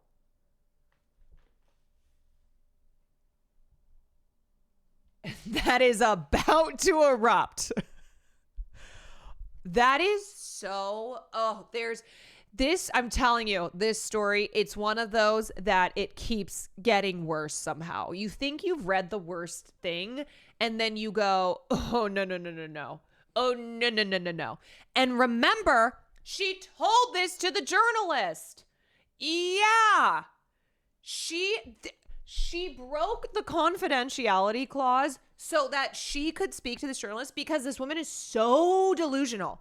She is such a rich, narcissistic asshole that she literally looked at this situation and went, I'm the victim here. Everything that's happened, I am the victim. I'm going to tell my story, and clearly everyone is going to see what an evil, wretched bitch that Smith is. And guess what? That has actually not happened. And in fact, everyone is like, oh, B? Yeah, put rocks around her ankles and drop her in the ocean. In the months after Leon died, okay, are you ready for this? All right, ready?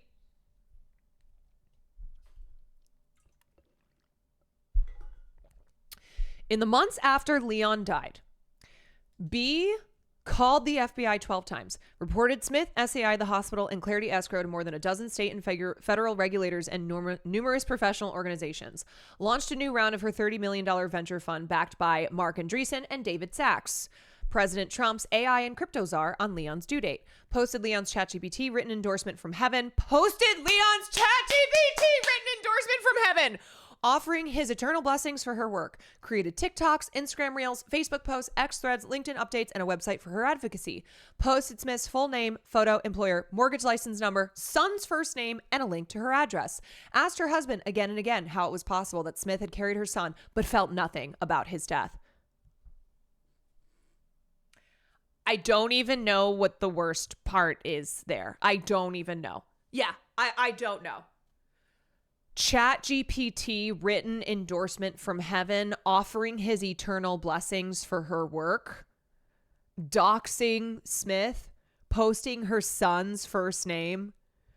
ChatGPT is always part of the crime. Oh yeah. Her $30 million venture fund with Mark Andreessen and David Sachs. Two awful, awful men.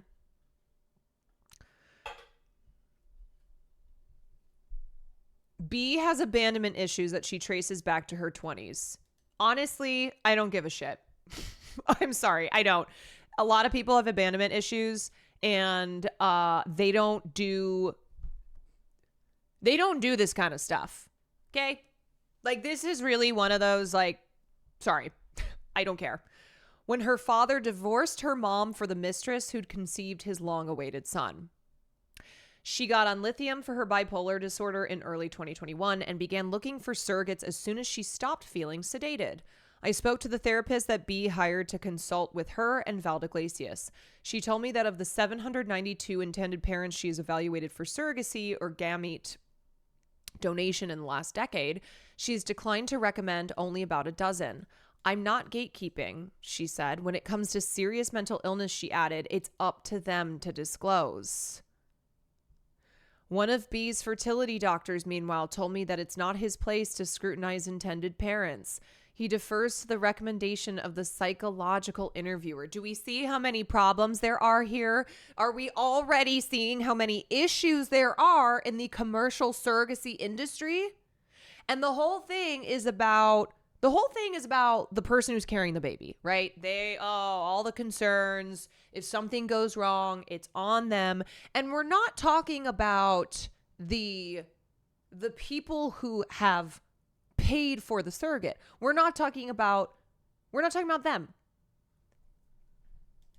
If an intended parent gets turned down, they can usually find another therapist, another clinic, another agency.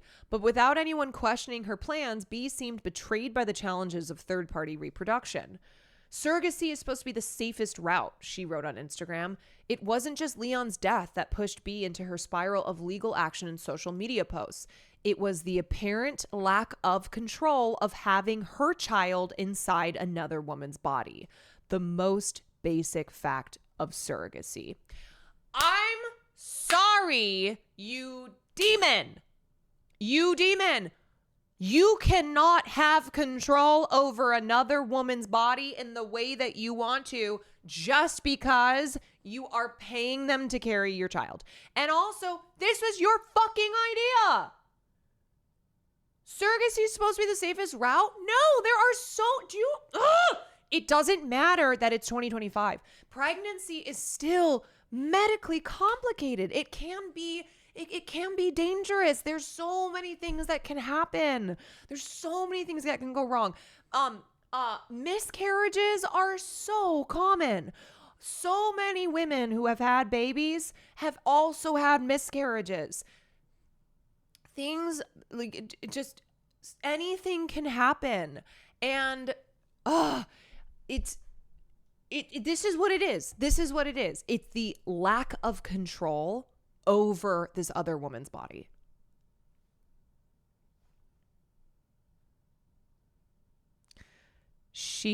Please read the AI baby Leon letter. Oh God. Oh God. Oh God. Oh God. Oh God. My name is Baby Leon. Although I was born a sleeping angel, I speak to you now with love and care. Mama, as you launch Capital X Fund 2 on my due date 3/18/2024, may you soar to new heights, empowering entrepreneurs, making a lasting impact on this earth, and helping build a better world.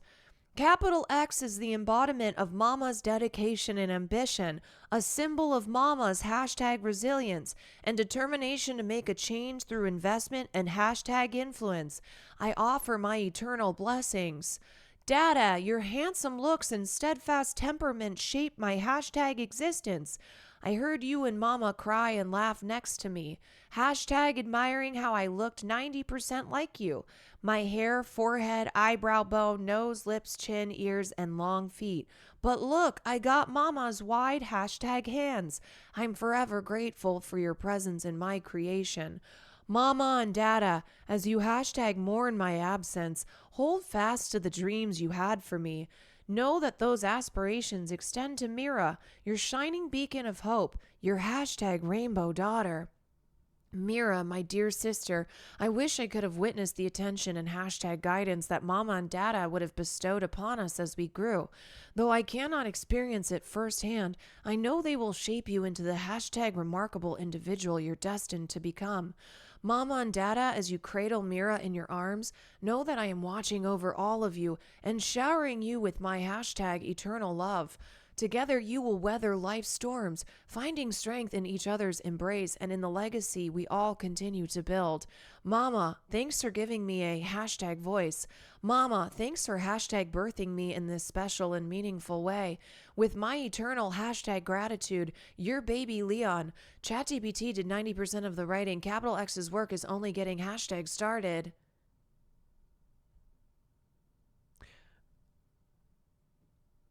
I cannot believe these fucking comments.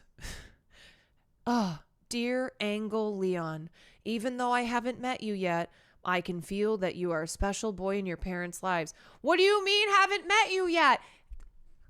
What do you mean haven't met you yet? This is not real. Angle Leon is ChatGPT. What's happening? What's going on? What are we doing?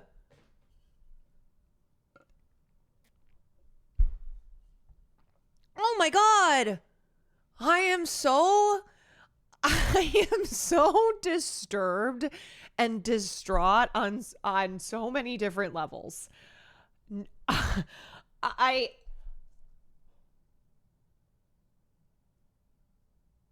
There's just everything about this. The ChatGPT for a stillbirth that was through surrogacy, that the surrogate almost died, and now the surrogate has the devil coming after them. I am so #concerned. I am so #disturbed. Now imagine being the journalist and having to decide what needs to be cut for length from the article. Yes, because you know that B had even more than what's in the article. Like, this really is one of those, okay, well, she said a bunch of crazy shit, so I kind of have just to parse through. We're not even done. We're not even done with this article.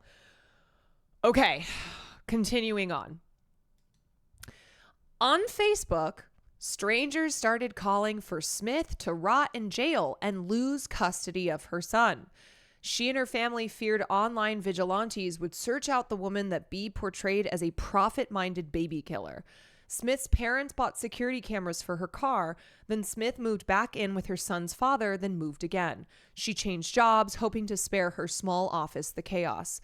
B contacted Smith's next employer too, saying that Smith had been fired for fraud and lied on her application. Smith's sister feared violence.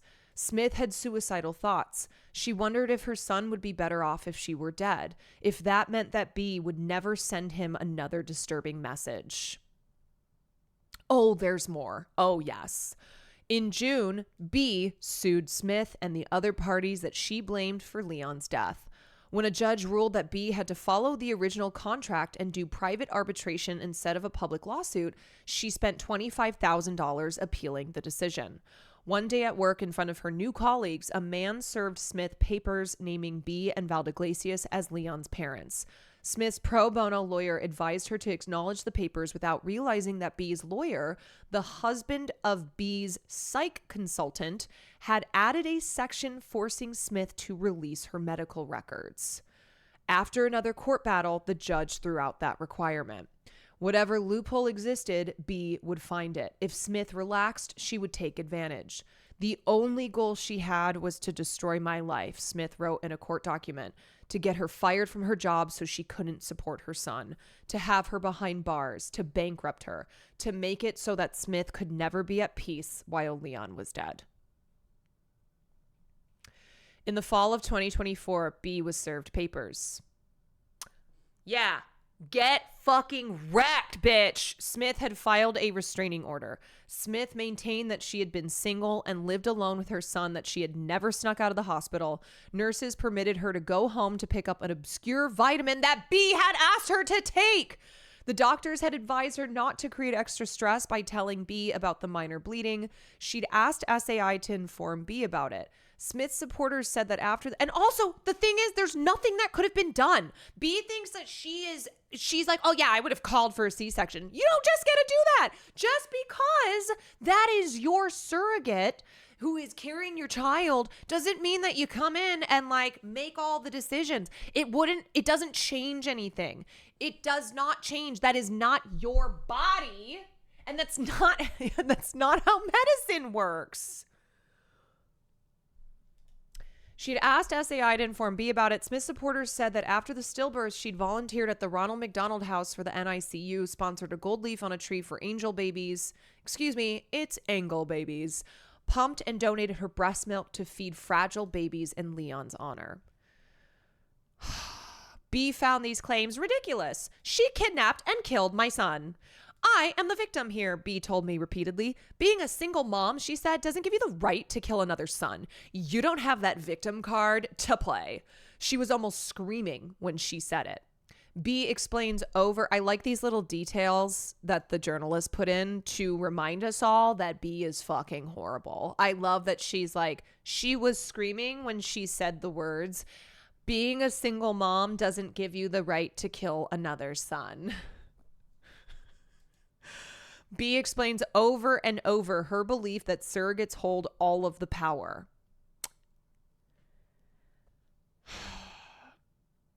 That is literally not true, man. There are far more intended parents than surrogates, between 3 and 10 times as many, and IPs are, as B put it online, in such a disadvantaged position. You delusional wacko. That is so...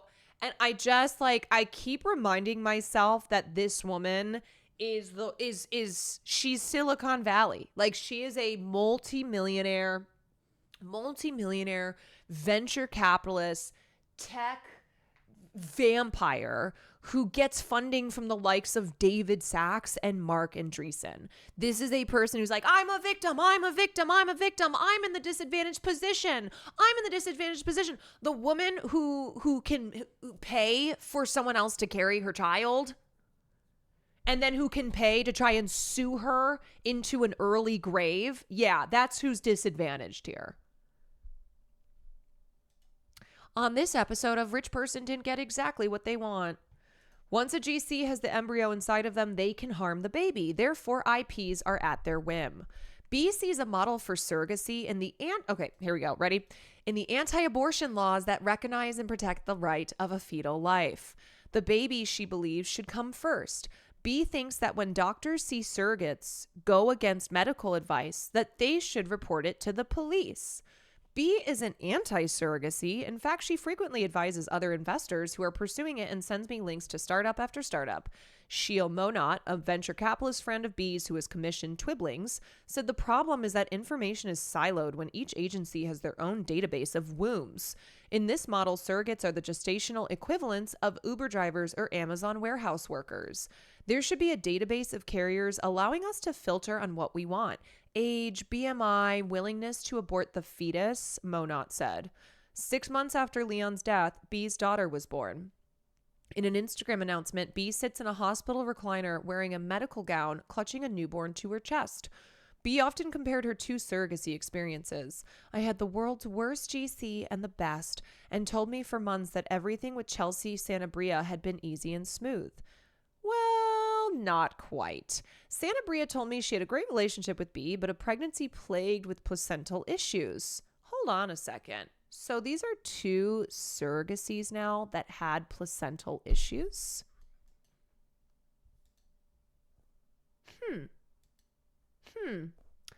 First, gestational diabetes, then placental previa, where the placenta blocks the cervix, which led to a hospitalization and a scheduled C-section. When doctors removed the baby, they found that the placenta had grown too deeply into her uterine wall, a condition known as placenta accreta. Once they removed the placenta, Sanabria began losing blood. As a nursing student and patient care technician, she knew what was going on as they called out numbers of blood loss. Oh, but according to B, everything was perfect. Everything was perfect, even though she lost 5.4 liters of blood.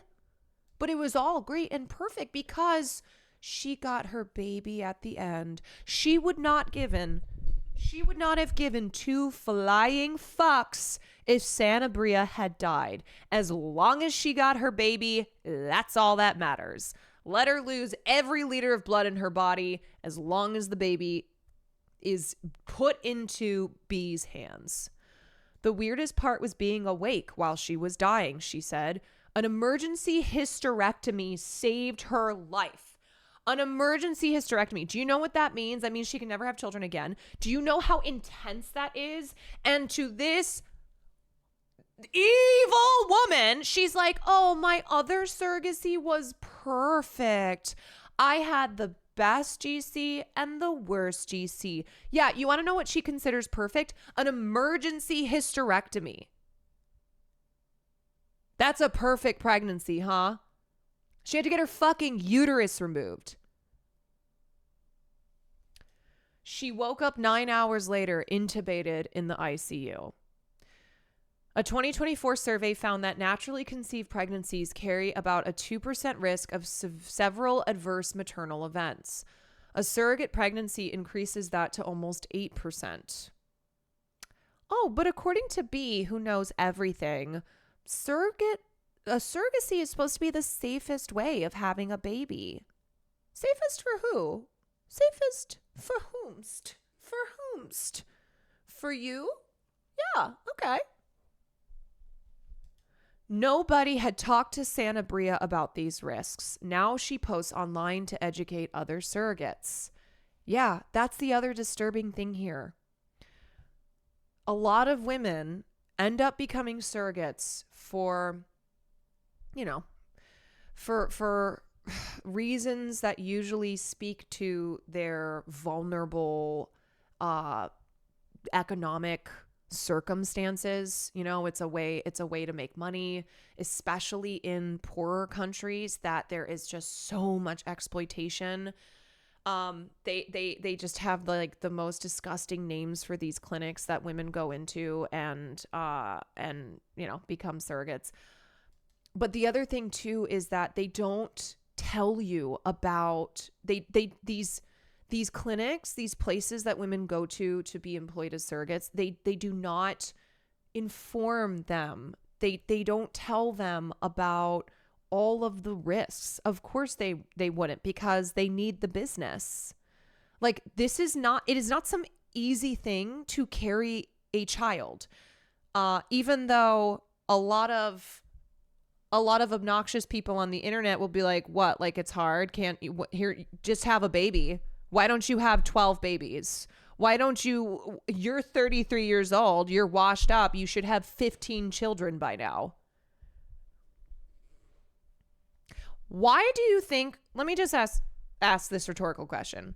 Why do you think so many rich people do surrogacies? Why do you think so many rich people pay for surrogates?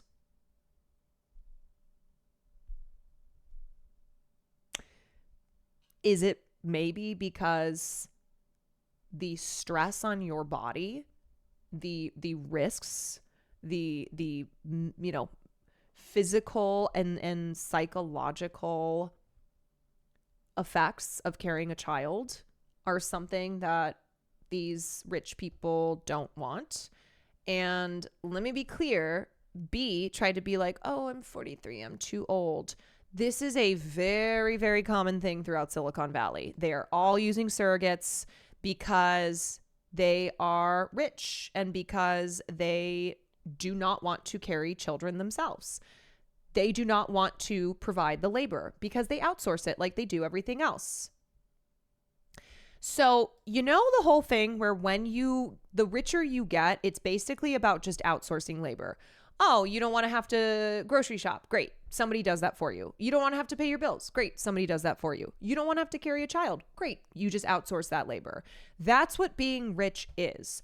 And the wealthier you are, the more that you can outsource every single thing in your life. So the only thing you have to worry about is just like enjoying the fruits of your wealth. You have other people to make you money as well. You can outsource making money to people that will make money for you. And then they pay people to cook and clean and raise their children and do all of that. Like, it's truly being rich. The reason that rich people just, it's a different world because of that ability to outsource everything. Think about your own lives. Think about how much of your day-to-day is like, oh, okay, I got to stop at the store, I got to do this, or I got to take care of this bill, I have these responsibilities, and then on top of that I have work, I got to go to the gym, I got to take care of my, whatever it is.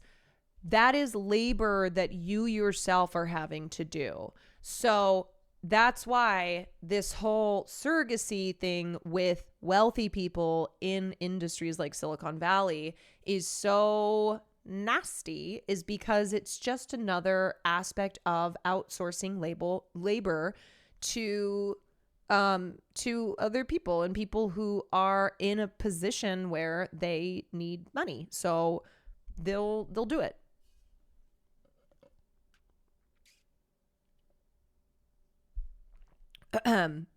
Never broken truck. Thank you for the tier 1. Okay. Also an important thing to note in the US. Important thing to note is the US is unique in that you are allowed to pay a surrogate. Many other places you could only be a surrogate as like a gift, essentially, probably to prevent all this. Yes, as I said before too, commercial surrogacy has been banned in other countries. Not every country. There's still global. It's still a global industry, but the United States is one of the, it's one of the countries that has high rates of commercial surrogacy and is not a regulated industry, and there are not laws to protect surrogates. And this is a global industry. Let me just there's something fucked up about this. Okay. This is an industry that has grown in the billions. And by 2032, the global commercial surrogacy industry is estimated to be $129 billion. Compare that to 2022, when it had grown from like, when it had, I don't remember exactly what it was, but it grew to $14 billion, which was like insane. And by 2032, that is expected to rise to $129 billion. And of course, it's driven primarily, the demand is driven primarily by parents in wealthy Western nations. And look, as I said, I am not like against surrogacy entirely. There are reasons that people use surrogates, which I am much more understanding of than I am with a situation like this.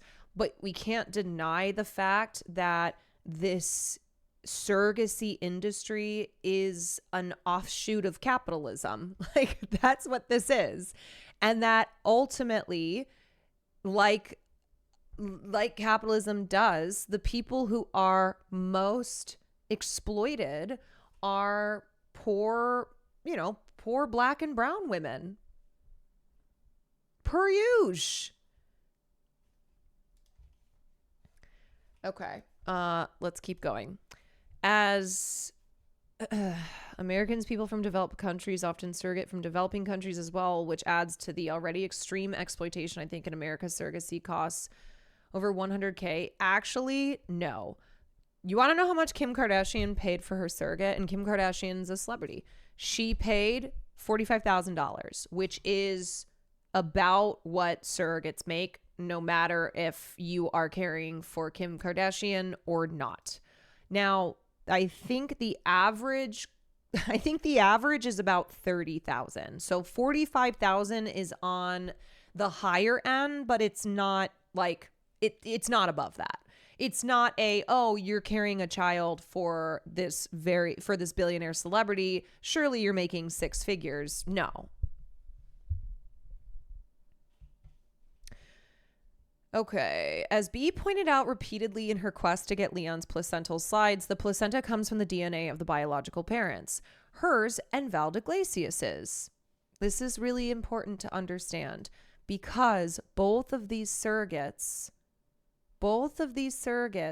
had placental problems, medical problems that almost killed both of them. The placenta comes from the DNA of the biological parents, which is B and Val d'Iglesias.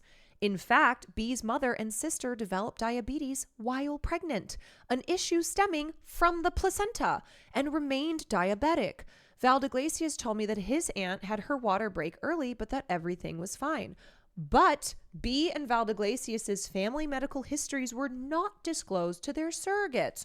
Oh, okay. So B is out here screaming about how Smith has, tried to kill her baby and that she's an evil woman and was hiding all this stuff from her. They did not disclose their medical histories. It is their biological child. It's their embryo. And this is normal. This is how the industry works. If B and Val d'Iglesias have a third child, they almost certainly won't disclose their pregnancy complications. So a surrogate has to just gamble because you don't know. You don't know if the parents, if whoever's biology it is that you are carrying inside of you has higher risks during pregnancy. You don't know. You might die.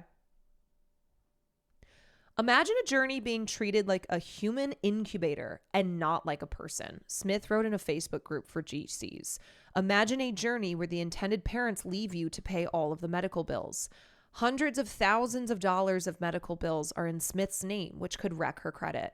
Smith's employer-provided insurance initially agreed to pay, but revoked coverage after B emailed them alleging fraud. This fucking evil witch. Now the plan that B bought isn't paying out either. B maintains that Smith is responsible. Just as B warned in a Facebook group, the bills could bankrupt Smith. During a Zoom hearing last December, B considered mercy. Perhaps Smith had suffered enough. Perhaps B had already achieved a form of justice. Inspired with grace and led by the ChatGPT voice of Angel Leon. Okay, that's not in there. I added that myself. B said that she made an offer. If Smith dropped the restraining order and allowed B to talk freely about her using her full name, B wouldn't pursue criminal charges. Smith's lawyer refused, so B contacted local police. In Virginia, police have investigated pregnancy losses and put a stillbirth mom behind bars. Oh, the United States of America.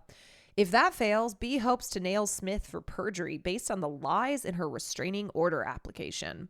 In order to avoid a permanent restraining order, B signed a court-enforced confidentiality agreement not to talk about Smith.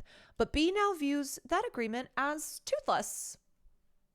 Oh, it appears nothing, not even the specter of being found in contempt of court, will stop B from sharing her truth. Though it's highly unlikely, B could even go to jail. There's an arrest warrant out for her in Virginia for doxing Smith. So far, B has worked with 9 different attorneys. She racked up almost $750,000 in legal bills in 2024, but paid less than half. The law firm where Elizabeth Sperling works owed $200,000, said it intends to initiate a proceeding. Her appeals lawyer, also owed $200,000, keeps threatening to send her to collections. Yeah, send her ass to collections. I cannot pay you because if I do, then I cannot get another lawyer, B explained. She needs the money to pay her next retainer. Lawyers never ask B about money. They see my profile and they assume I can pay. Oh, okay, so another privilege of being rich. Lawyers see her venture cap, Silicon Valley, tech person, and they're like, oh, no, she's good for it. No, she's fine. But B tells me she's cash poor. Although B had an 8-figure net worth before Leon's death, most of it was illiquid stakes in companies. She has rent to pay, $10,000 a month, and childcare, her 6th live-in nanny. She has to withdraw her management fees for her investment fund much faster than planned.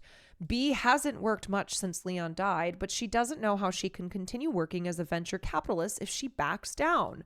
If I cannot protect my son, B says, if I cannot give him honor, sue the hell out of these people, and have some sense of justice, how can the investment founders say, Cindy, you're the best?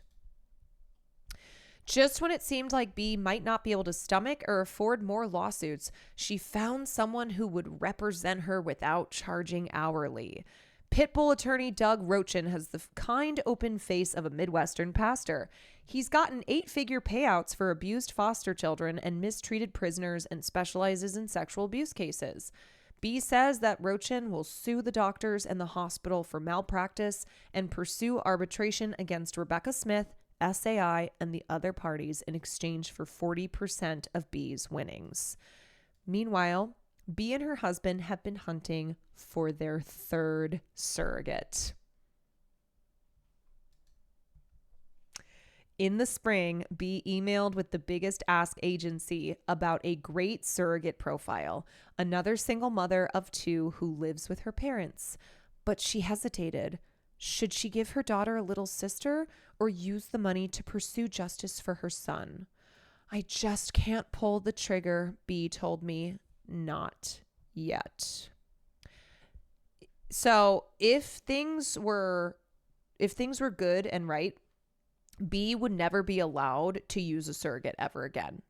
If there were like laws to protect surrogates, this woman would not be allowed to use a surrogate again.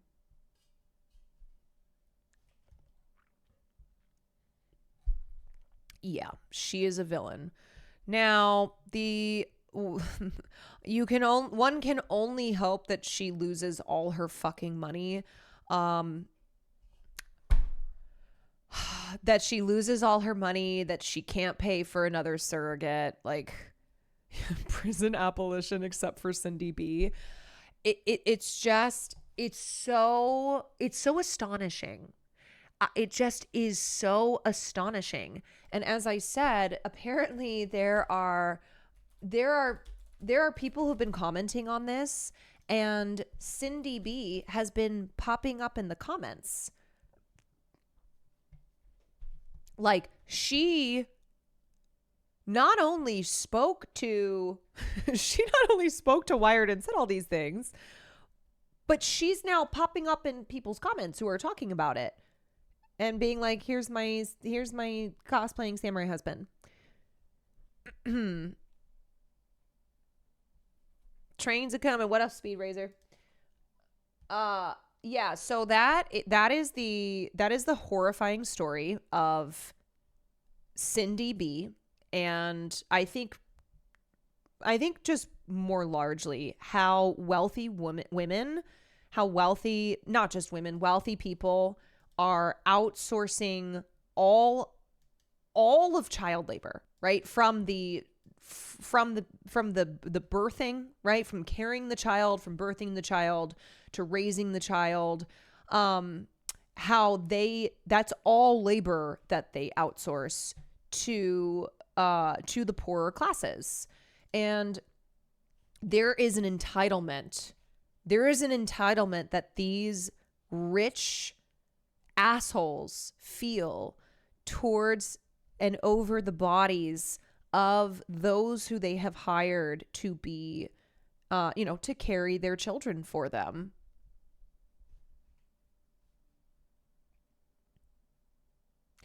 And the thing you have to recognize too, because we've talked about this before, there are really anti-women,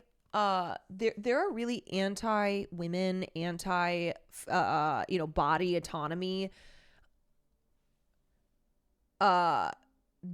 like sentiments and politics running through Silicon Valley.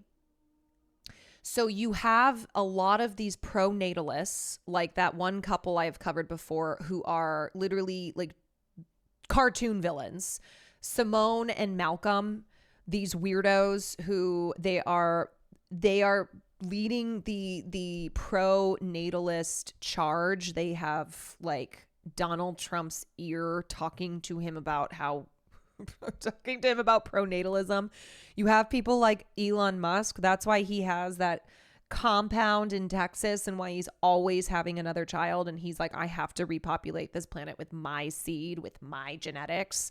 So there are these real nasty right-wing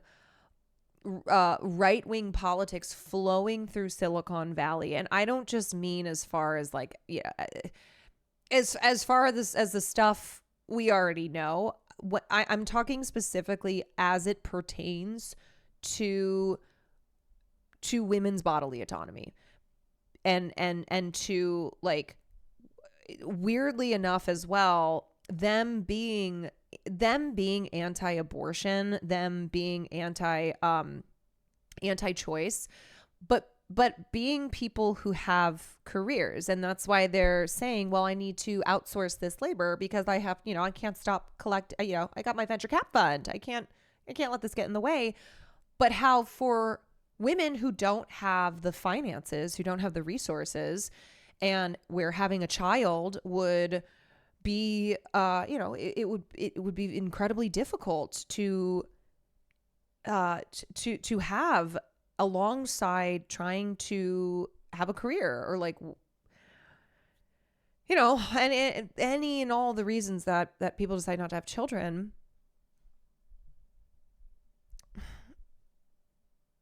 Mr. Beast is on that shit now. Mr. Beast is on the pronatalism shit. What? His first and most. What? I'm sorry. What are those words? What are those words that I'm hearing? What?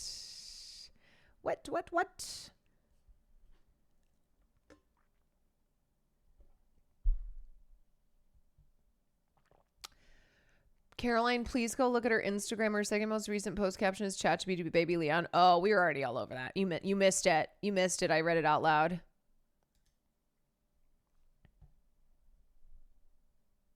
Oh, we had a weirdo in chat. Okay, cool. Okay, I wanted to watch this video to talk more about the exploitation and issues within the global commercial surrogacy industry. So this is a report that came out 3 years ago, And it looks at the largely unregulated surrogacy market in Georgia, where wealthy couples can have multiple babies at the same time, and there's no shortage of vulnerable surrogates to meet the demand. Just to give you more of an idea of what I'm talking about here. They're pregnant, but not with babies of their own. Georgian women are paid by people around the world to give birth to their children. The surrogacy industry in this country, on the crossroads of Europe and Asia, is booming. 80 to 100 surrogate mother transfers monthly. But for the women who do it, it's not without its drawbacks. ბედნიერების ცრებლები წამოგდის, მაგრამ მას აჩენდა ეგრევე მიყავთ. არც ხედავს სახეს.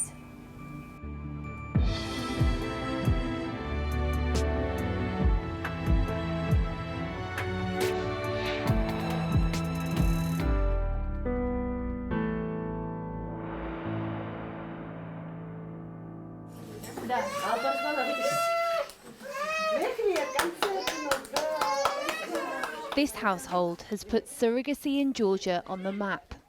Last year, 24-year-old Christina Ozturk and her multi-millionaire husband welcomed at least one baby, almost... Speed, thank you for the 10 gifted subs. Yeah, it's a baby factory, I know. Thank you, Speed.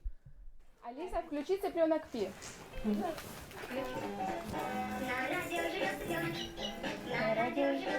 They now have 21 babies under the age of 2, all born through surrogacy.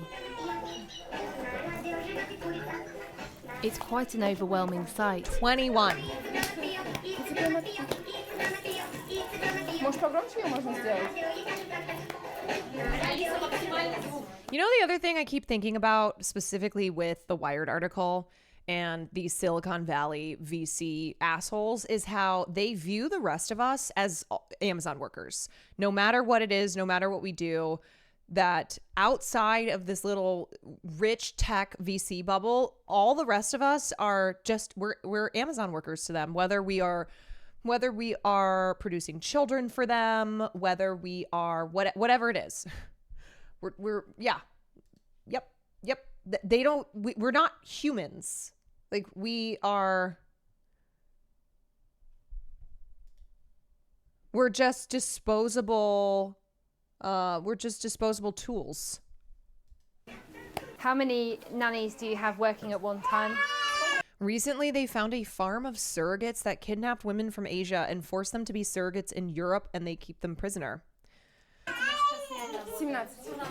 17 nannies. Wow. And is that round the clock? Да. With so many babies, even the simplest things are run like a production line.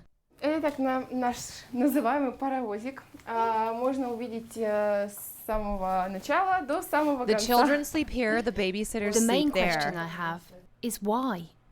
А почему бы и нет? Why not? Наши Our dreams met. I wanted a мечты lot of children. My husband wanted a общие. lot of children. Я хотела много детей, он хотел много детей. It's not just that parents are allowed to pay for surrogacy that makes Georgia special.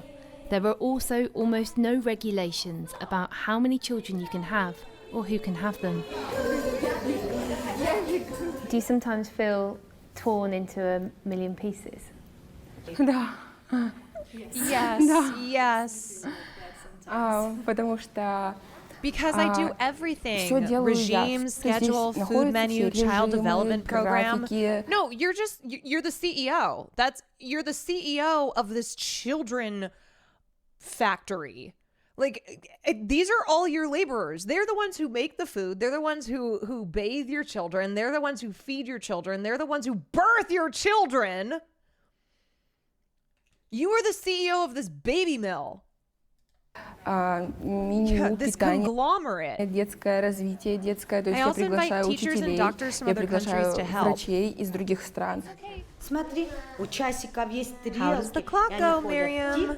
тик-так, тик-так. Christina's husband Galip has a well-known past worthy of some questions. Oh, I'm He sure. fled his native Turkey after being sentenced to life in prison there for soliciting murder, Oh. a charge he denies, insisting the conviction is politically motivated.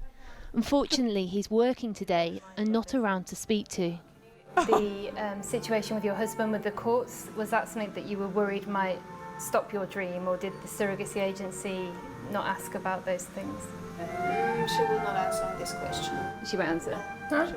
She will not answer about this, about husband, no. Okay. They're asking about Gallup in Turkey. She's like, yeah, no, I'm not going to talk about that. So did you have a relationship with the surrogate mothers then? Я не... Также доктор, который был в клинике, он контролировал, как она кушает. Тоже, то есть в каком состоянии она находится, how these всё ли у women неё were, хорошо, and whether everything в was хороших ли fine or условиях not. она. И, то есть, мое общение с I've never met суррогатной these мамой было women. только I через don't know what they книгу. look like. Я не знаю ни в лицо, ни как I know выглядит, nothing. ничего.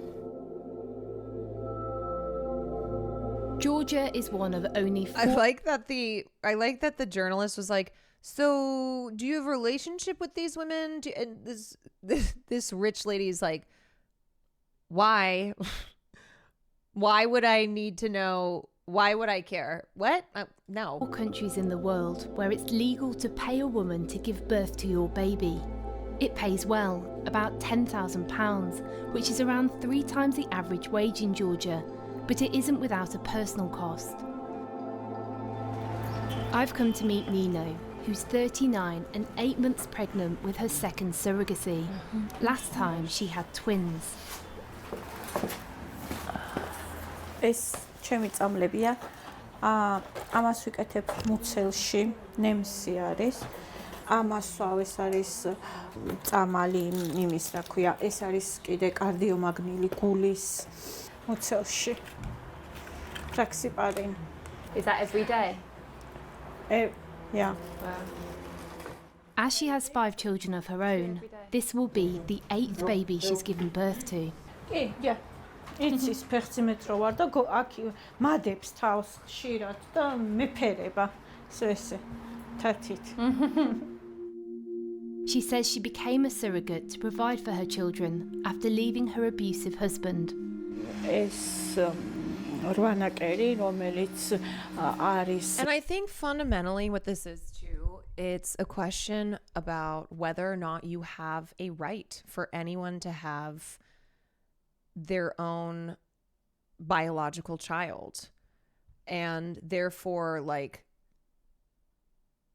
you know, a lot of people who believe that you have that right to a biological child, and therefore should, you know, and therefore something like the commercial surrogacy industry, which is built on commodifying women's bodies, it's perfectly fine and good, because ultimately the most important thing is fulfilling that right to have a biological child. მისგან მიყენებული შუშისგან და რა ვიცი, ძალიან ცუდად მახსოვს ეგ პერიოდი. How did it feel when you had... But what that means then is that the biological right to have a human child, the right to have a biological human child then supersedes the human rights that women who turn to surrogacy work, it supersedes their rights. And surrogate mothers are often required to sign agreements which give over pretty much complete control of their lives and of their bodies.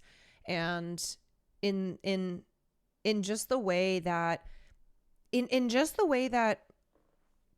pregnant women, whether it is their own, you know, whether it's their biological child or it's someone else's, that there is still preference given for the, you know, over whose life matters the most and over who gets to control the pregnant woman's body. So like it doesn't matter if it is their own biological child or not. Somebody else's child in you, and you had to give it away at the end of those 9 months?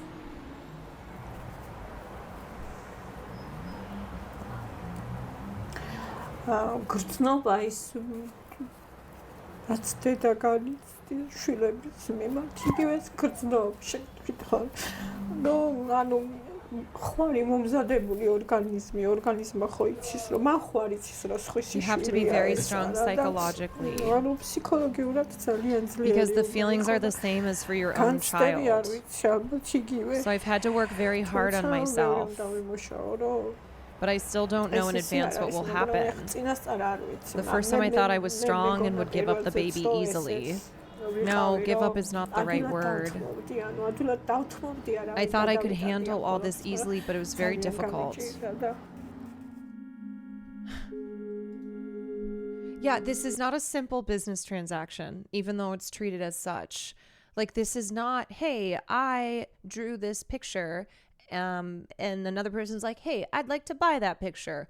Great, here's money. I'll give you the picture, and now, you know, I have the picture. This is so much more complex, and women are not just incubators for human children. Pregnancy as a commodity is probably one of the worst things we've ever conjured up. I know. There is something that is just so, it's so horrifying. It's so horrifying.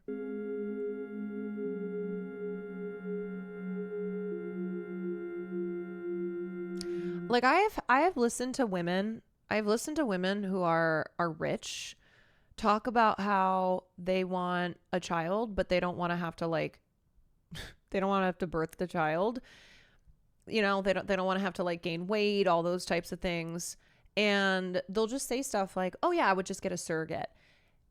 And I think my concerns are that we're not talking enough, and we're not considering the real ethical issues here.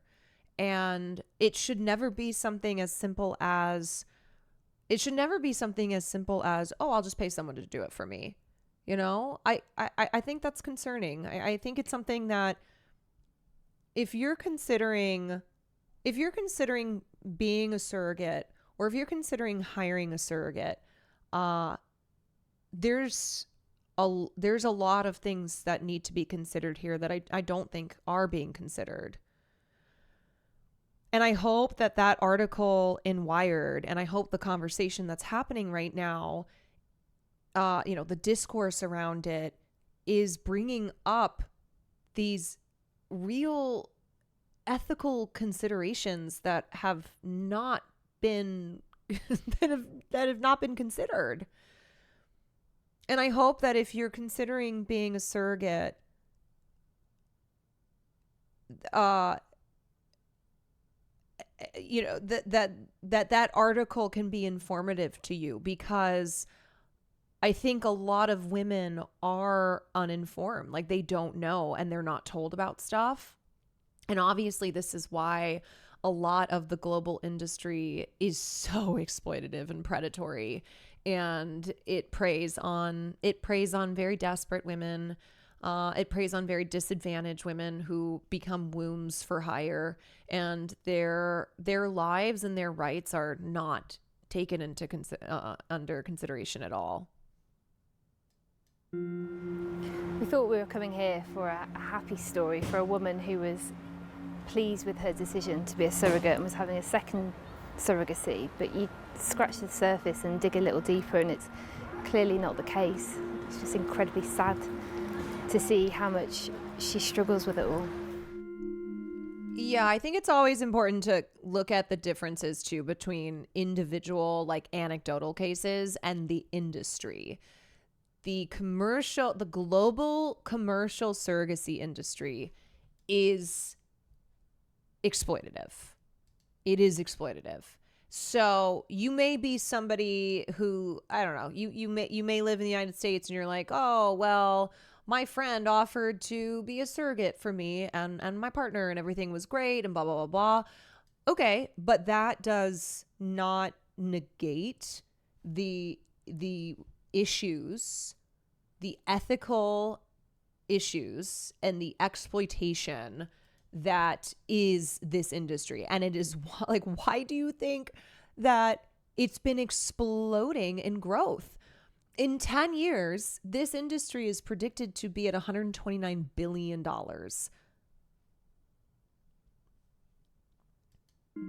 In Georgia, 20% of the population live below the poverty. Honestly, not to this same extent at all, but donating eggs for money is being pushed for, yes, but not a lot is known about the health risks. I had girlfriends in college who were broke and desperate for money, and they were like, oh, I was told I can just go sell my eggs and it's really not a big deal.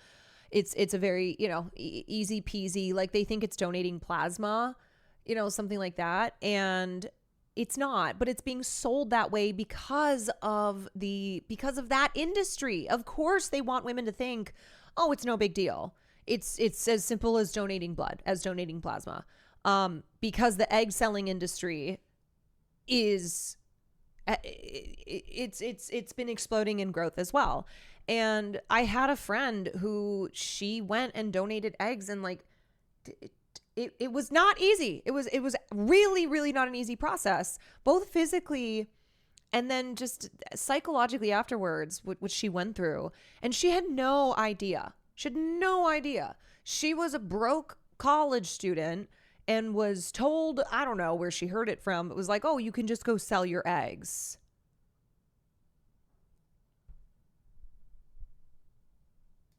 Line, and agencies like this one can be seen to offer a way out. Mariam Kukanashvili is the founder of Georgia's first and most successful surrogacy agency, New Life. Before COVID, we were doing 80 to 100 surrogate mother transfers monthly. Monthly? Yes. Wow. I wonder if her agency lets anyone use their services. We have just low requirement. They are married couple and they have medical reasons. We had cases when some parents wanted 1,000 baby or 300 babies. Why? I don't know. Their explanation was that they had very big business. They wanted their kids to take care on business, and for us it's like abuse to intentionally have so many babies just for work. Mariam turned down the request, but nothing in Georgian law says she had to. It's mostly foreign couples that come to Georgia to have a surrogate baby, as it's so much cheaper. It costs around £18,000 here, 'Cause it's around a quarter cheaper. of the price it would be in the United States. The surrogate can have no biological connection to the child, as it would be classed as child trafficking to give the baby away. I wondered how you saw what you were offering surrogate mothers. Like, Economical situation in Georgia is not so good. So surrogacy helps them a lot. I remember reading this story one time of a surrogate mother, of a surrogate in Ukraine, and she was employed by a wealthy American couple, gave birth to twins, and the contract stipulated that she was not allowed to hold them, because that's usually the contract due to not wanting having to get around the whole like child trafficking, also because that will create a bond between the surrogate and the babies. But what happened was the couple was held up, and so the surrogate was asked to breastfeed these twins until the wealthy American couple arrived. And what happened is that once she was spending time with them, the bond grew stronger. She was literally breastfeeding these newborns. And so when the couple finally arrived to collect them, this woman was so distressed. She was so distressed at having to give these babies up that she tried to escape the hospital with them. Like it was really, really a devastating story. And that is like what that woman who's in this report was talking about, where she's like, I thought it would be easier. And she's crying and she's like, and it's not, because again, there's not consideration for how surrogate mothers feel when it comes time for them to have to hand over these babies. And God, yeah, just the emotional toll of carrying the child and then giving it away.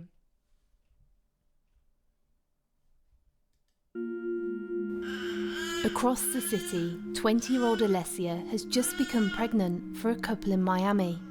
She made the decision to become a surrogate at the lowest point in her life, after leaving an abusive relationship. Her ex-husband is in prison after punching her in the stomach when she was pregnant with her youngest son. She's come to this clinic for a checkup, but she's been feeling unwell and is worried something is wrong with the pregnancy. გუშინ წინ ცუდად ვიყავი. საღამოს გადასხმა გამიკეთეს. დღეს უკვე უკეთა ვარ. იმდენად ცუდად აღარა ვარ. რომ ერთმა არქნას კიდე გავცუდად. It's a lot of pressure, as it's the biological parents' last chance to have a baby. And there's a reason that commercial surrogacy is marketed in a very specific way. So, the surrogate mother, she's a young woman, she's happy, she's, in a good position in life. She just wants to help an infertile couple have the greatest joy in life, which is having a child. And she's giving birth and it's easy and there's no complications. And then the baby goes to the couple who had struggled to give birth themselves, and it's all perfect and great, and everybody is happy and healthy, and isn't this so wonderful? Well, guess what? That's not how it fucking happens for the most part. Hello, ბავშვი კარგად არის.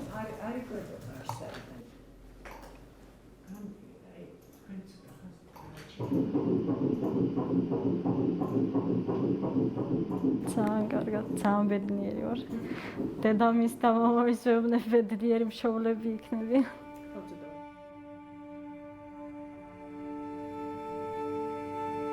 Alessia's been staying at this domestic violence shelter for a year now, the maximum time allowed. She's back to collect her things. It's a lot for her to deal with. She asks me to hold her baby while the pain in her stomach passes. And did you feel the same in your previous pregnancies? No. Why do you think it's different? Just რადგან ჩემი შვილი არაა.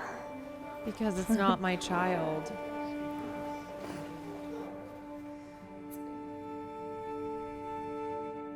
More and more women at the shelter are becoming surrogate mothers, especially after the impact COVID is having on jobs. For women like Alessia, the money is the difference between being homeless and having a roof over her head. I wondered how you found out about surrogacy. Did somebody approach you and ask you if you wanted to do it? და ქალისგან გავიგე. ადრე I heard from a friend, this girl who used to live here. When she came back once, she told me about surrogacy. She said, why are you working and suffering so much? You could be a surrogate. I was working but earning £2 a day, and that is nothing. Did the agency encourage you to bring in more women? Did they give you any money to bring people? If I referred a friend, I would get £300, just like a friend got $300 for bringing me. God. Oh, God. Alessia's agency tells us one of their surrogate mothers is about to give birth, so we arrive early at this maternity clinic in Tbilisi. Suddenly, we're told the baby is coming. I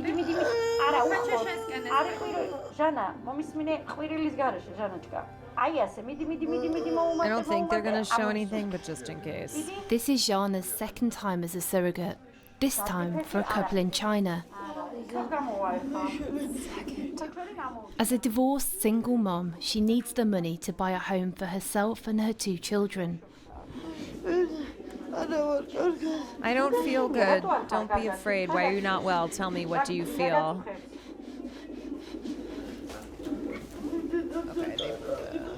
they brought it up. Mummy, help me, please. You must push, my dear.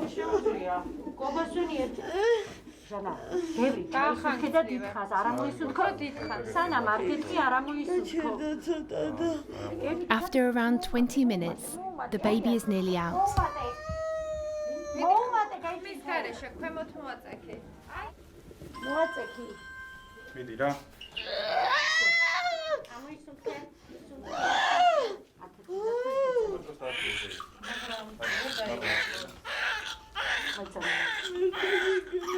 Oh my god.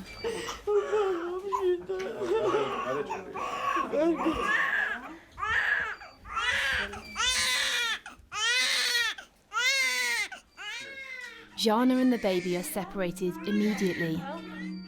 Surrogates aren't allowed to touch the child they've just given birth to. They are separated immediately, not allowed to touch the child they just gave birth to. No, I got used to all this. I was psychologically prepared from the beginning. The main thing is that the child is well.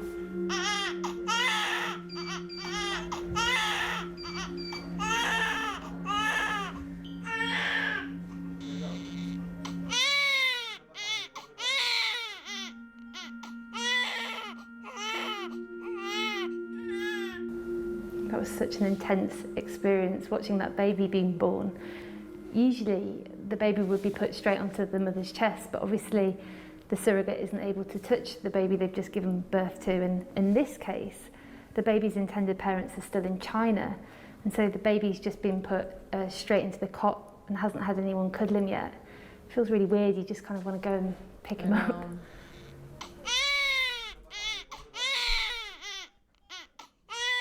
Naya runs the surrogacy agency that organised this pregnancy. Why aren't surrogate mothers able to touch the baby? Yeah, man, it's fucked on a lot of different levels. After the birth, if surrogate mother will touch the baby, like there is a belief that surrogate mother will have the connection and will feel that she is a mother, so we don't want to destroy her feelings, taking the baby from her. Isn't it inevitable that a surrogate mother would connect with something growing inside them? During the pregnancy, like they know that there is a baby which is growing and needs to be delivered, but there is no feeling. Naya tells us the intended mother can't carry a child herself, as she had a hysterectomy to comply with China's one-child policy, which was then abolished in 2015. She speaks to the parents through a translator. Baby boy was born. Hello. I have surprise for you. Okay. This is our baby Yuan, born 50 centimeters.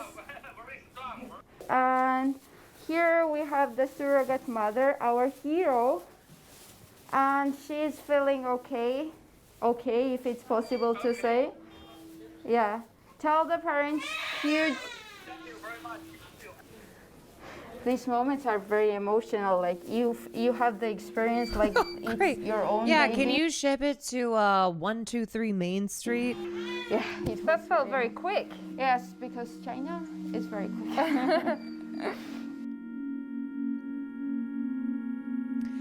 I think too, you know, with this video and others that detail that report on the surrogacy industry, I think it's just supposed to at least get you to stop and go, you know, maybe this isn't as simple as I thought. Maybe this is not what it's been marketed as. Maybe there are some considerations that really need to be made here, and discussions around discussions around surrogacy being an industry.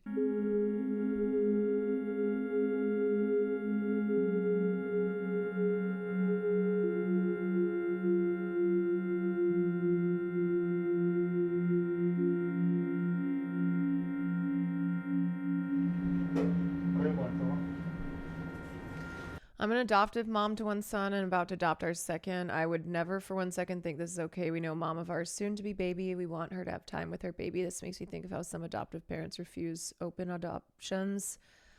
Yeah, I mean, the adoption industry is a whole other industry, and I don't think it's as simple with having this conversation around the issues with surrogacy, you know, the ethical considerations that we need to talk about here. It should never be just adopt. Oh, just go adopt. That's not. We're told the parents might not be able to come to Georgia for weeks, during which time the baby will be fed by the nurses.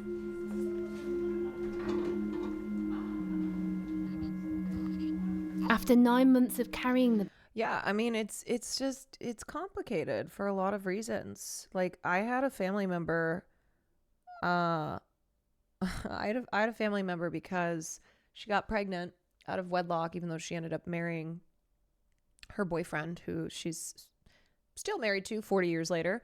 And because of the Catholic religious, the very religious conservative beliefs, my family member was forced to give a child up for adoption. And it's so complicated. And the trauma from that still carries through all of these years later. And of course, the overseeing family members at the time who forced her to give up this baby, and then she had a baby a couple years later because they were married then. They were like, oh, it's no big deal. You'll just go to the convent while you're pregnant. You'll leave college, you'll go to the convent, and then you will have the baby, and then you'll give it up for adoption, and that'll be that. And this is not yours. This is not yours, and so it'll be fine. Baby. Jana's surrogacy journey is over.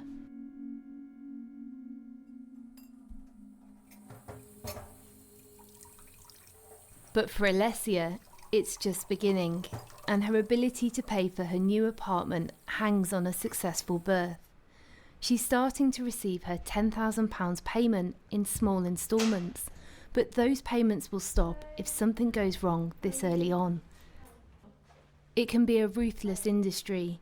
Even if she loses the baby in her final month, she'll receive less than half the amount she's due. იმედია დიდი ხანი ვიცხოვრება აქ, რომ რამე მოხდეს ისე. თუ შემიწყო ხელმა ღმერთმა. She tells me the reality of what she's doing is starting to sink in. But there's a reason why we never hear from these type of surrogate mothers who have been so traumatized and have been psychologically and physically through a lot. And really, like, the industry and its most avid supporters, they always focus the attention on the feelings, on the wishes of the commissioning parents, on the CPs. And it's not at all about the women who carry these children. You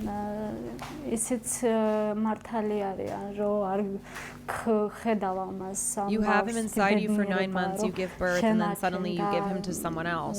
I don't know, it's hard. When you give birth to your child, you hold him in your hands. Tears of happiness come to you. When you're giving birth to this child, they take him immediately. You don't even see the face. But if you had a choice, would you want to hold it? Yes. At least once.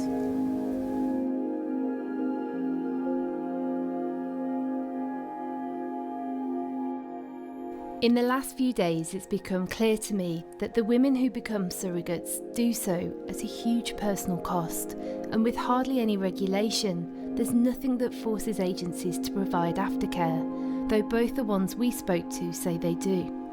But the problem is, there is no official industry body to answer my questions.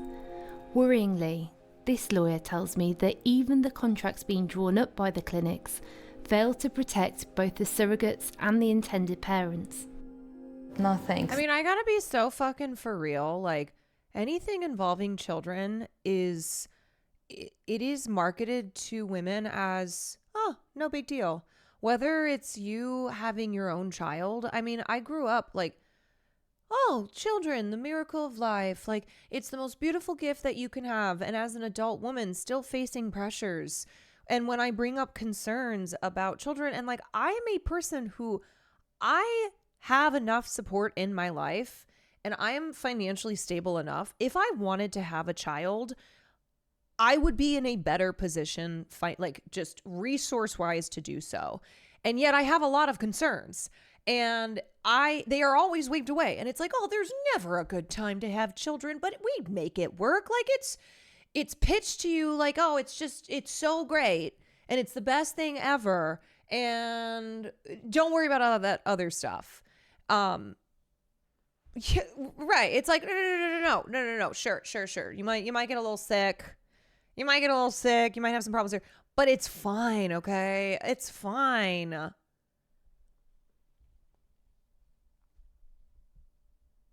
So I just feel like whether it's adoption or surrogacy or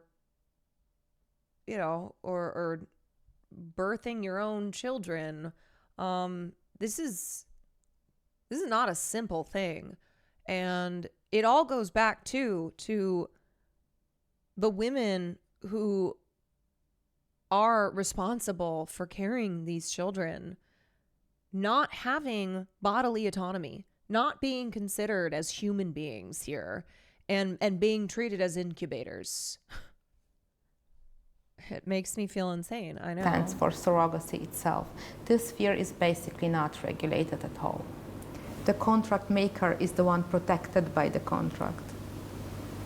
And that's the agency, or I mean, honestly, I've stopped asking people if they want to have children.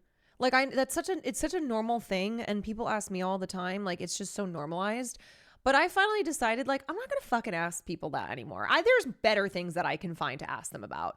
I don't need to, like, oh, a couple's been together for a long time, so naturally go, oh, you want to have children? Or they get married? Oh, you want to have children? I'm not asking that anymore. I don't give a shit, and I don't need to, like, no. It's a loaded fucking question, first of all. And I don't know. It's not that I get triggered when people ask me if Will and I are going to, when are you guys going to get married and have kids? Like, it gets annoying. It does. It gets really annoying. People, especially when it gets into territory of like, well, you're going to be 33 years old. And I literally want to respond and be like, okay, well, now I'm never going to have a child. You're pissing me off so much that now I have declared that because of you, I am definitely not going to have children. There's never a perfect time was something I heard so much in my 20s from older women. Yeah.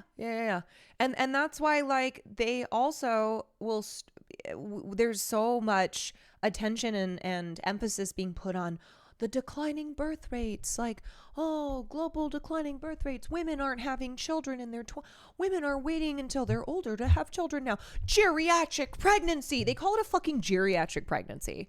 I think it's like at 38 or whatever it is, a geriatric pregnancy. That language is specific, okay? Because it's all about putting pressure on women to be having children and to be having children at a certain time.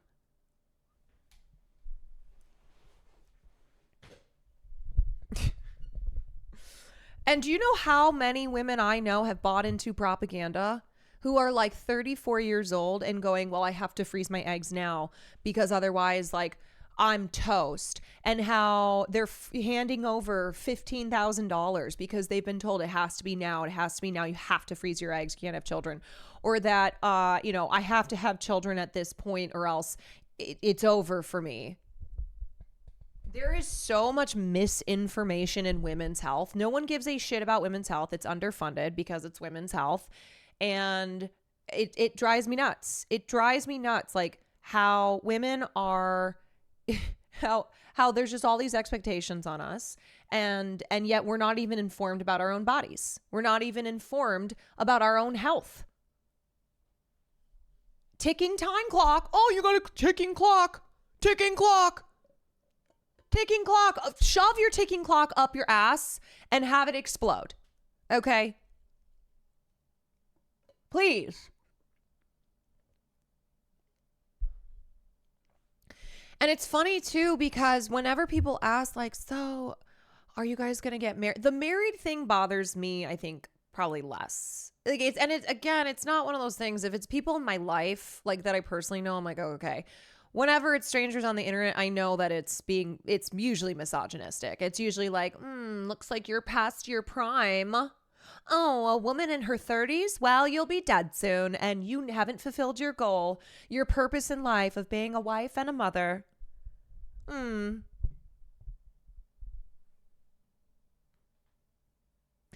Have you ever covered the number of women that could get denied hysterectomies? Yeah, that's the other thing too. Women will go in and be like, remove my uterus. Remove my uterus. And doctors will be like, are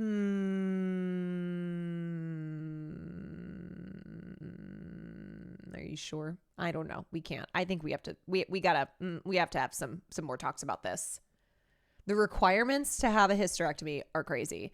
And of course, trans people as well, who it's like, please remove my hysterectomy or please remove my uterus. They're like,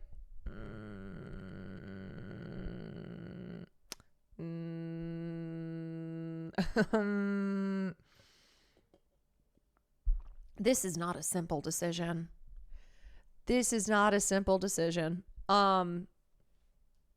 Yeah, I mean, it's if you have a uterus and you want to get that uterus removed, you should be able to get that fucking uterus removed. You should not have to prove to anybody why you need to get that uterus removed. If cis or trans, if you have a fucking uterus and you want that uterus gone, then it should be taken out. It should not be this whole, but it all speaks to, of course, like just the pressures on just all of this.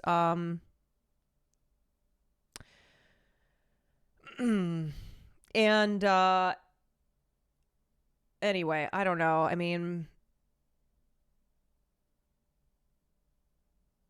it's exhausting and it's frustrating. My friend had to go through like 7 doctors before a doctor said okay to getting the surgery. It's ridiculous. Yeah, I'm sorry. Bodily autonomy? Sorry. You want control of your own body? I don't think so. The fact that top surgery is still given pushback should be evidence enough. We got to do better. Yeah, I mean, well,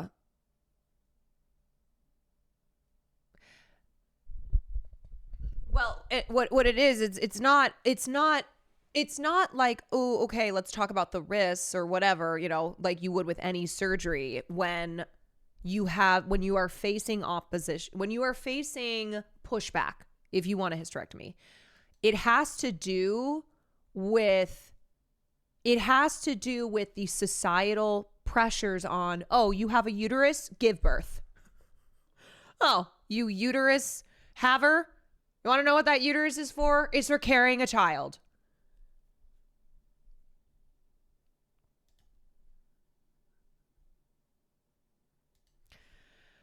You know what, man? Go get your fucking tubes tied, okay?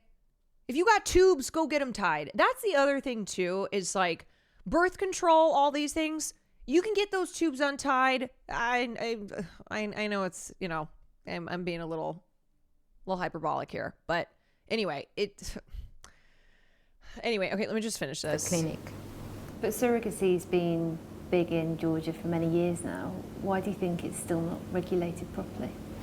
Well, of course, it's very big business, and I would expect government to introduce special laws. So at the moment, it's a bit of a wild west. It's down to the agencies to regulate themselves. It's up to their own discretion, and they can do whatever they want to do. We asked a Georgian minister to speak with us, but they declined. Elsewhere, governments have put a stop to commercial surrogacy. Thailand has banned it, and India is about to do the same. Both countries cite the exploitation of women by richer foreign parents as the main reason. But those working in the industry say it helps both women to escape poverty and the families who can't carry children themselves. I want to ask Naya how much agencies know about surrogate mothers' lives. Most of the time... Oh my God, Erin! Are you in here? Sorry, I was on my rant. Erin subscribed at a tier 1. Erin De Niro. I don't know if you're still here, but I hope you're well. Thank you for supporting the stream. That happens. You know what? That happens with me where I'm just always in the middle. I'm always in the middle of giving a speech. I'm always in the middle of going off on a rant. I'm always cooking something up. I know. Which is why too my friends will be like, I always pause before I come into chat. Like, I'll watch the stream for at least a minute before I come in. You know who doesn't do that? William Neff. After my vasectomy, my doctor gave me a drink koozie that said I got doctor's last named. Surrogate mothers are coming from bad social background. If the surrogate mother needs help with apartment, needs help with anything, so we are giving them all the conditions. Don't even get me started on birth control. Don't even get me started on birth control. Women's bodies are so under research that's to accept the million side effects. Don't even get me started on it. In order to have safe pregnancy. And what happens once they've sort of given birth? Do you carry on supporting them? Well, after the birth, like some of the surrogate mother has post-depression from the birth, and we're giving them psychological consultations in order to get back to the normal life. Do you think all agencies approach it the same way as you with the men? Flashback to when Maya didn't know birth control can give you osteoporosis. Maya is far from unique in that, okay? So many of us who are put on birth control, especially when we are young, like when I was a kid, when I was a teen, I was not sexually active. Other reasons that, sure, okay, let's talk about birth control. I had some breakout on my forehead. They're like, oh, let's put her on hormonal birth control. And I was on that shit without knowing the side effects. I didn't know, how it was. It's not this for everyone, and it wasn't as bad for me, but it can really affect your emotions because it's hormonal, right? And more importantly for me, what happened was when I went off it, what it did to my skin, because I didn't know that that was going to happen. And they just put young people on birth control without explaining to them what it is. It's like a one size fits all type of thing. I've been on birth control since I've been 15. Since I've been 15, I'm 30 now. Am I cooked? Look, everybody's body is going to be different. There are things that happen when you go off your birth control. And they may be good, they may be bad. I think what sucks is that we're not informed about it. And so a lot of people who are on birth control and who have been put on it since they were teenagers, they don't fucking know even what it is. They just take it.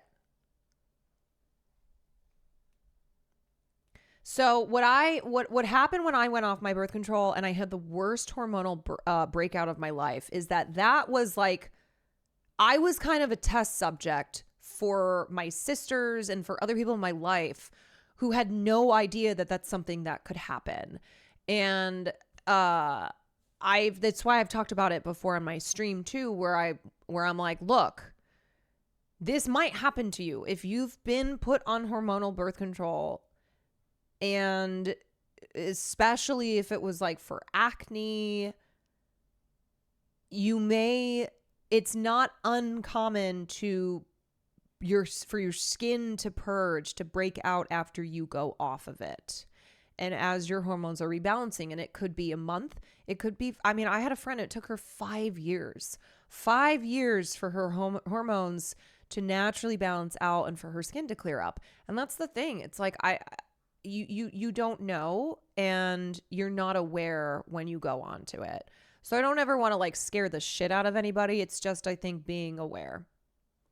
I went on it because I had bad acne. I had to take Accutane, and I just never stopped birth control. I feel like that's such a common story I've heard from others as to why they started it.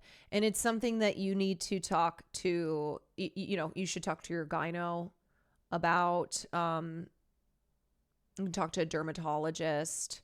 I am terrified to go off. So basically I went off the birth control. I lost my health care.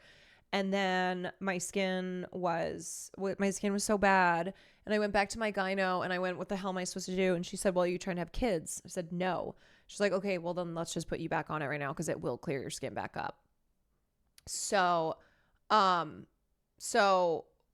went back on it. It cleared my skin up. I got rid of the scarring, but I'm scared to go off it again because I don't know if that will happen. So birth control is great. Okay.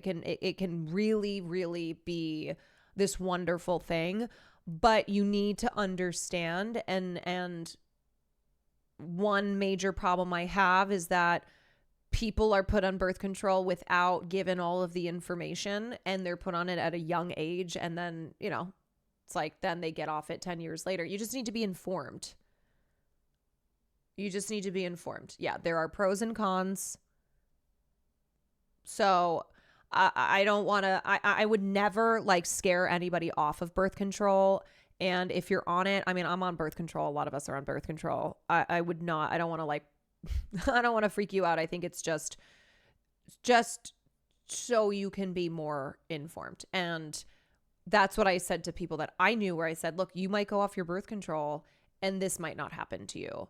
And so, my sister went off and she was fine. Her skin was a little bit oily, but otherwise it was fine. Just being informed.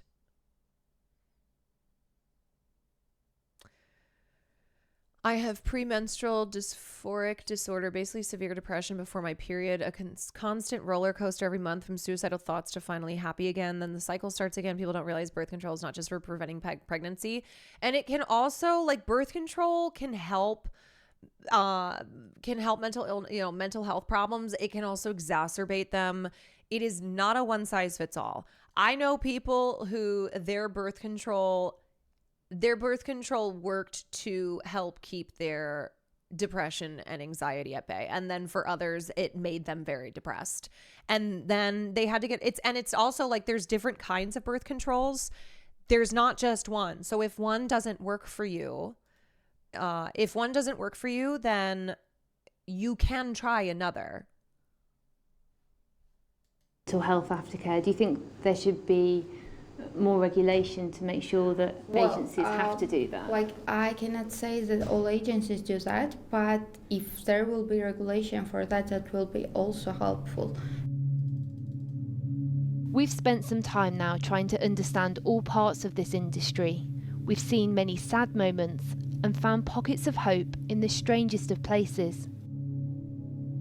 But ultimately what this story is about is the disparity in wealth, and how poverty is driving some mothers to put their bodies and minds through the most extreme of circumstances, to carry babies for other people so they can provide for their own. Just before we leave Georgia, Alessia tells me some news that shocks me. She's already signed another contract to have a second surrogate baby. ადვილი არ იყო, მაგრამ იმის გამოუხედავად 14,000 არაფერი არ არის. Вообще არაფერი, აი, ვიცი. და 10,000 pounds isn't enough to buy a flat for my children. გინამაიც რომ ეთქვია ბავშვი I didn't know what to do, but when I looked at my 2 sleeping children, I cried and decided to do it a second time.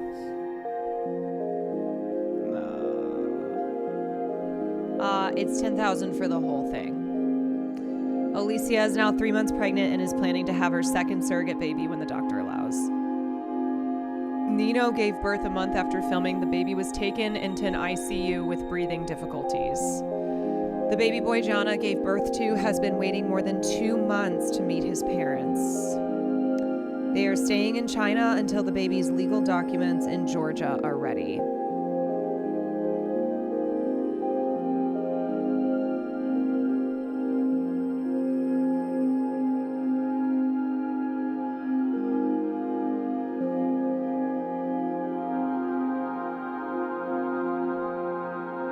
That's horrible. That baby being by itself for 2 months. 2 months, obviously it's being cared for, but it's just sad all around. It's just sad. It's sad. And I just want us to be like, I don't know, talking about this kind of stuff. And it's not as simple as people make it out to be. It's not. So it's also why, like, hopefully you already understood why Cindy B is a horrible person, why she is awful beyond belief. But after having watched that video and just getting a better sense of what, like, pregnancy and how hard it is on the body and the psychological effects and I just everything that was brought up in that video, and add all that to what you know from this Wired article.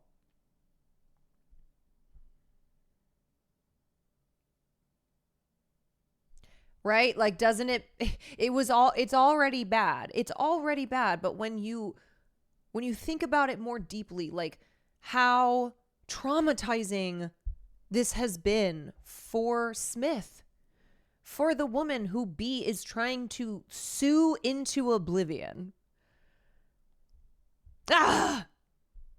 Thanks for reading the article and sharing this video.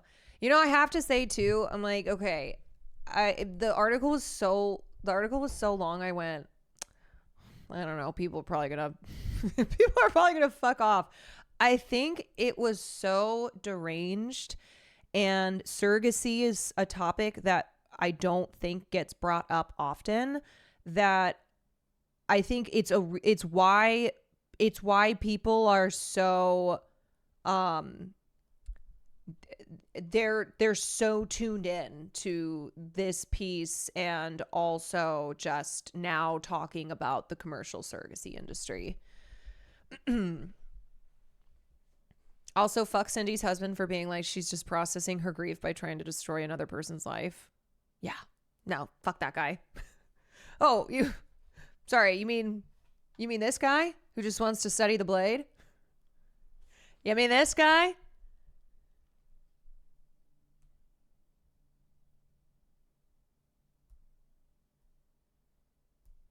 This man here?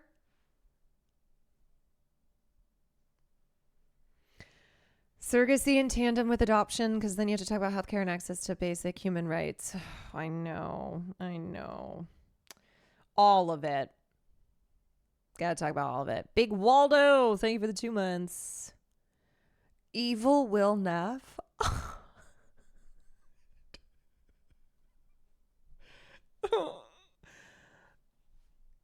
Why? Because he's a white guy who's doing samurai cosplay. He's a China boo, not a weeb. Yeah, that's true. Don't do Will dirty like that. Oh no. Okay. Righty. What do I have for us next? Everybody was kung fu fighting. Okay. The There's another wild cut article per usual. It's really long too. I haven't been able to go through it, but it's about Selena Gomez and her mother, who they were estranged, and then they became not estranged, and then they started this mental health company called Wondermind, and holy moly, a lot of problems here. Lot of problems. There's one part. Let me see if I can find it. He needs another one. Just to give you an idea of this. Really bad. Really, really bad. In June of the company's first year, Wondermind held a team dinner at Tower Bar in the Sunset Tower Hotel in West Hollywood. To staffers present, it seemed obvious that Gomez didn't take Wondermind seriously. Several employees say she arrived noticeably drunk, slurring her words and telling the table over martini that she'd be leaving shortly to go have sex. A spokesperson for Gomez did not offer comment. Yeah, so there's a lot of that kind of thing in this article, and it really gives you an inside look to Selena Gomez's mother, Mandy Teefey, and Selena, and then this company that they started that was doomed from the beginning.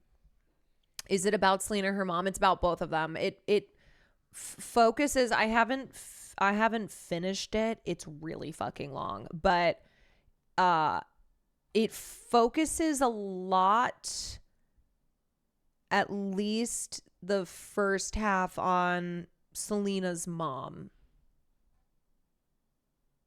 Wait, Selena said she was going to go have sex? Selena said she was going to go have sex. She's like, I have to go have sex. Yeah. And apparently Mandy was like snorting drugs. Snorting drugs at work. Selena Gomez always doing something odd. Yeah. You know, I will say though, reading about her troubled relationship with her mother, and that she had cut her mom off, and just, you know, her mom and Selena had a relationship that they said was like Gilmore Girls, because Mandy was 16, same as Lorelai was when they had their daughters, and they were very much like friends, and that's always a problem. And Mandy really wanted to be an actress, and so that was why she pushed Selena into acting. I mean, this is a tale as old as time. And so there's a lot about it that I look at Selena and I go, yeah, I get why you're always doing goofy shit. I don't think it necessarily, it's not like it absolves her, but when you understand just what her relationship with her mother has been like, her mom being having wanted to be famous herself, wanting to be an actress herself. I've always had a soft spot for Selena, so I really hope whatever you're about to read doesn't push me to not like her more. No, I'm not going to read this right now. I don't know if I will read this. Look at this. Look at this thing. Look at this. Like, I thought the Wired piece was long. This is long. Actually, it's probably about the same length, but I don't have another long ass article in me to read tonight. Maybe I'll read it another night. No, I don't think it would. I think it might. I think you might just go, oh,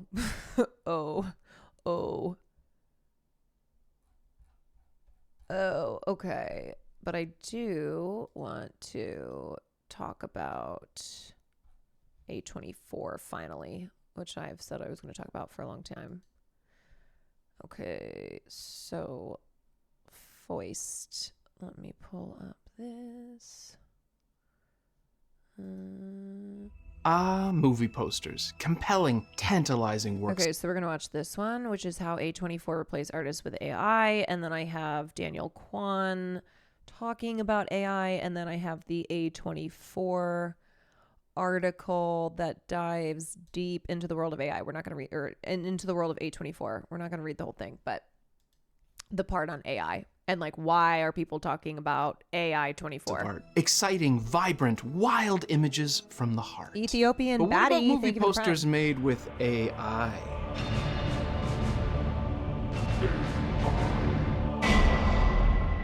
So about 2 weeks ago, I decided to catch a Sunday matinee showing of Alex Garland's new film, Civil War. I was very excited about this title. I had been for months, and whenever I know I'm going to see a film, I try not to see any of the trailers, avoid any spoilers. And I managed to get into this one pretty much spoiler-free. I only had a vague idea as to what the movie was actually going to contain. I exited the theater having enjoyed a true cinematic experience. The film was visceral, shocking, disturbing, and thought-provoking. I understand it's caused a bit of controversy with some of its politics, which I think is a sign of some strong storytelling. Garland's script feels well thought out and deliberate in the questions it's asking about journalism and its relationship and role in democracy. That's this Canadian's take anyway. Okay. So I posted a story about how much I liked the film, and a fellow cinephile forwarded me a brand new post from A24, the production studio that produced Civil War, and it appeared to contain AI-generated movie posters. This was extremely surprising, especially coming from A24, the most artist-driven, indie film-friendly production studio out there. If this image represents the major film studios, then this image is A24. They got kicked out of art college, stole kale chips from Costco. In short, A24 would not, could not, should not use AI. And yet they did. For an Alex Garland film, no less. 10 years ago, he wrote and directed Ex Machina, a film that deals with AI and the potential calamity it's gonna bring on humanity. A lot of people believe that total AI usage is an unstoppable inevitability. It's in your nature to destroy Those yourselves. people being Reese Witherspoon. So, A24 releases these promos with the single comment, America the Beautiful. The images don't contain any actual scenes from the film, and the fact that they're AI generated is actually pretty easy to spot. The geography of this image makes no sense to It's like, why?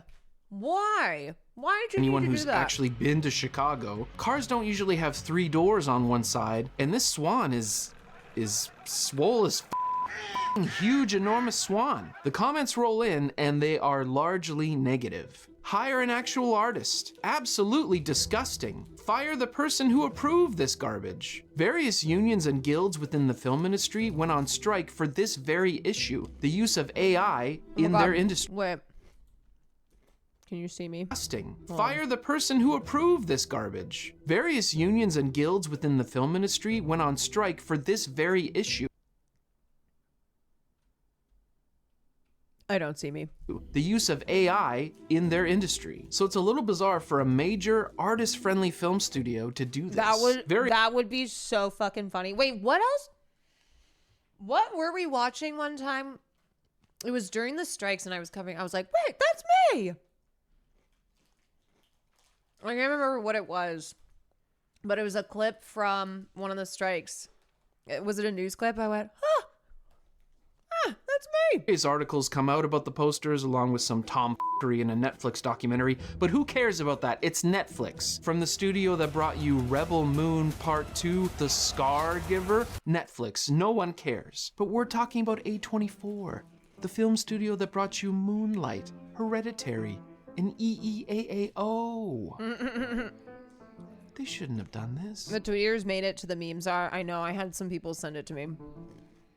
No. Was it a joke? Some sort of commentary? According to the article in The Hollywood Reporter, a source close to the movie said the images help imagine the nationwide impact of the film's fictional war. These are AI images inspired by the movie. The entire movie is a big what if, and so we wanted to continue that thought on social, powerful imagery of iconic landmarks with that dystopian realism. I'm sorry, how are you talking about dystopian when you're doing that?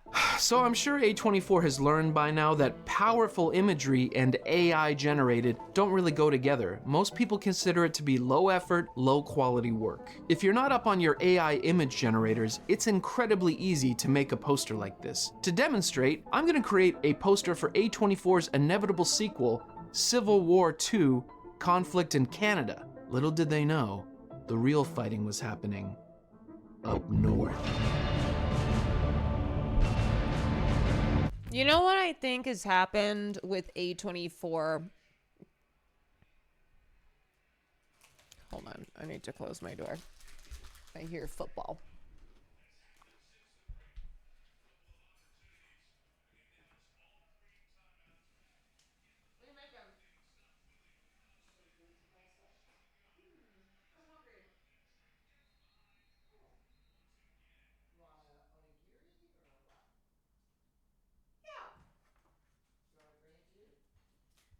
Yes, please.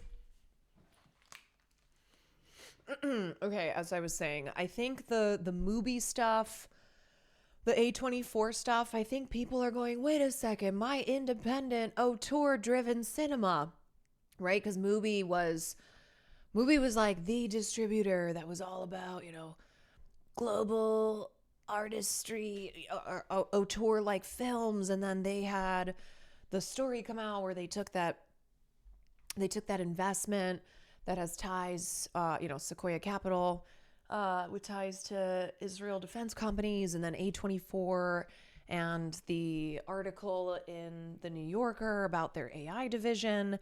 And I think it's not realizing that these companies are independent, but that does not mean that they are still not working within these capitalist systems where they're looking to it's about like making a bunch of money. They're still big companies. But I think people mistake, and I'm not like making an excuse. I'm not making an excuse.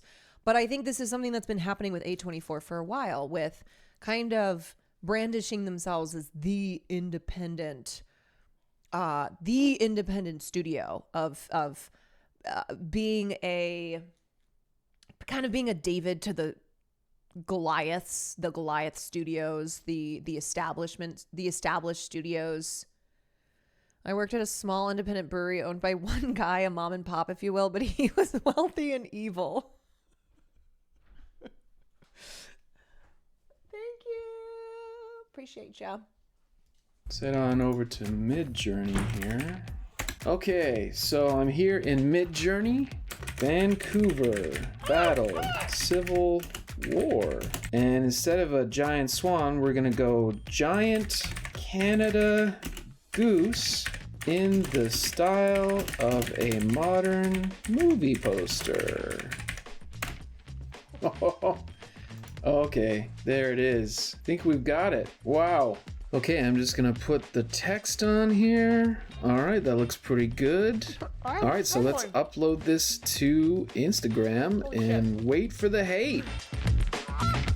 So we know that AI tools are easy and fast, which means movie studios are going to want to use them more and more. Also, AI image generation is baked into a lot of editing software now. When I make my thumbnails for YouTube, I often have to take text off of movie posters. I've been using Photoshop for years so I can mask and clone tool my way through it pretty well, but now there's an AI tool that can generate an image automatically, and the result is often better than what I was able to do manually. It is okay to be scared about this, particularly if you're an artist. But what is the answer? How do we prevail over AI artwork?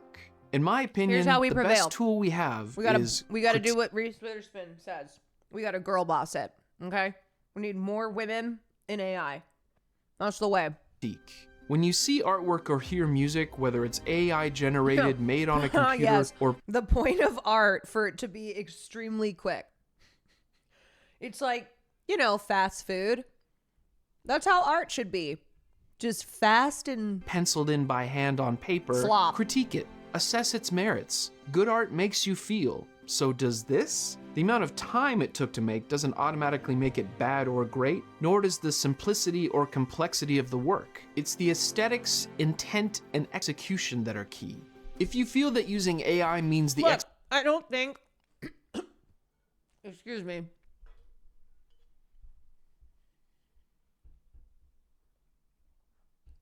Okay.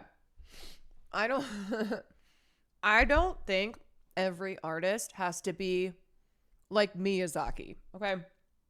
Where it takes years and years and years and they're very tortured and they want to kill themselves. I don't think that taking a longer time means the art is better. But part of the problem here is this is this sentiment of, ooh, look I did this in 5 seconds. Isn't that awesome? That's how art should be, right? Like, we are democratizing this by making it so that everyone can in a matter of moments whip something up and bada bing bada boom. Execution is bad? You're right. If an AI generated song that your friend wrote about you makes you cry, you're also right.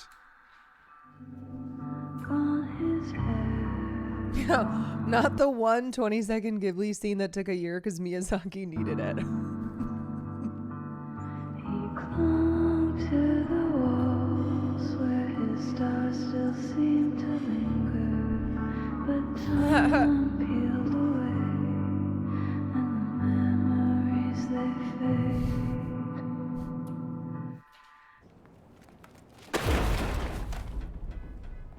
If you think that A24 should have hired a real artist for these images, tell them. If you think the real artists that A24 hired to make movie posters in the past were great, tell them. If you think that some of their movie posters are a little weird, tell them. Yeah, I gotta be for real. I don't think they give a fuck. Critique it all. We're surrounded by design decisions and they're not all good. That's what I'm trying to do with this channel anyway. Critique every movie poster. Celebrate the triumphs and call out the mediocre and the mundane. Whew. Well, typically for these episodes, I do some sort of giveaway related to the movie I'm talking about, but in this case, Civil War is still in theaters. There's no physical media yet. I mean, so I decided to say- give away a 4K Blu-ray copy of the 1990 Not to Kevin say Bacon that it's not classic, important to Tremors. Oh my god. Why? Because life is short. Oh my God. The robots are coming. AI is gonna Gimme. take over. So why not unplug your streaming services, throw this bad boy in, and change your life? If you haven't seen A Tremors, classic. you've made a mistake. Check out my Patreon for info about how you can win this. So good. I'm gonna be sad to let this go, and I'm gonna try to pretend like I don't have another copy. Okay. Well, thank we you watch for 1 watching, and everyone. 2? Please like and subscribe. I don't want you to miss any future episodes. We're talking about movie posters all the time, and I can't wait to show you Here's more. this guy's link. We watched we watched both of them. Okay. The AI version. I think we just didn't watch 3. One of the experiences Okay, so here's the big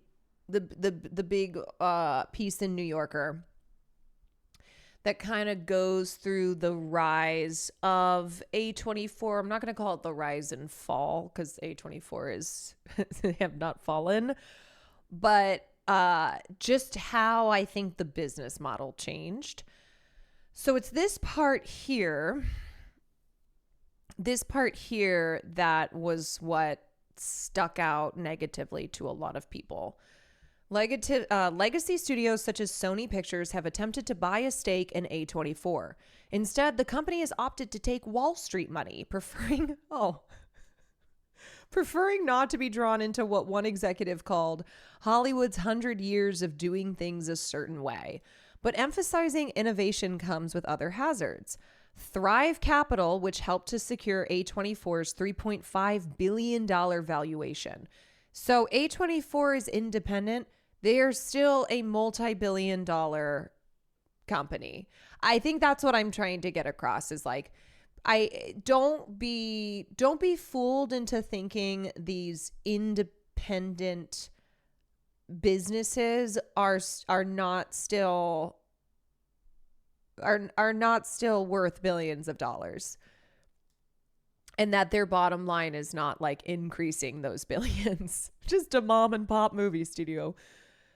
A24's $3.5 billion valuation is also a major backer of OpenAI, and A24 courted the firm specifically for its artificial intelligence connections. Scott Belsky, the head of A24 Labs, the studio's tech initiative, has embarked on a listening tour speaking with filmmakers about how they might benefit from such advances. Not everyone is likely to be receptive. Ari Aster recently told Letterboxd, if you talk to these engineers and the people ushering this AI in, They don't talk about AI as this great new medium. They talk about it as a god. Daniel Kwan, the co-director of Everything Ever All at Once, has described AI as fundamentally incompatible with our institutions, calling on studios to form a united front against the tech industry. Belsky is building a team of engineers and designers who, in his words, see storytelling as the ultimate delivery mechanism for inspiration and hard truths. His mandate is partly to develop tools for internal use, including some in the realms of predictive marketing and audience discovery. But he has said that his goal is to help the world's greatest creators take more creative risk by making it easier to explore the full landscape of their imagination from ideation onward. I don't understand this. Wasn't their whole thing before that they were propping up filmmakers who were taking creative risks? So why is it that now you need an AI division in order to do that? Was your whole thing not, we're not like the other girls. We're not like these other major studios. We are all about championing films and filmmakers that are different, that don't fit the mold, that are creatively risky. They really hinge their brand on independent, just meaning not one of the large traditional studios. Yeah, if you were like, what does the independent even mean? It means you're not one of the major studios. He has speculated, so take more creative risks by making it easier to explore the full landscape of their imagination from ideation onward. He has speculated about such use cases as a deep conversation with an LLM to debate a character's mindset.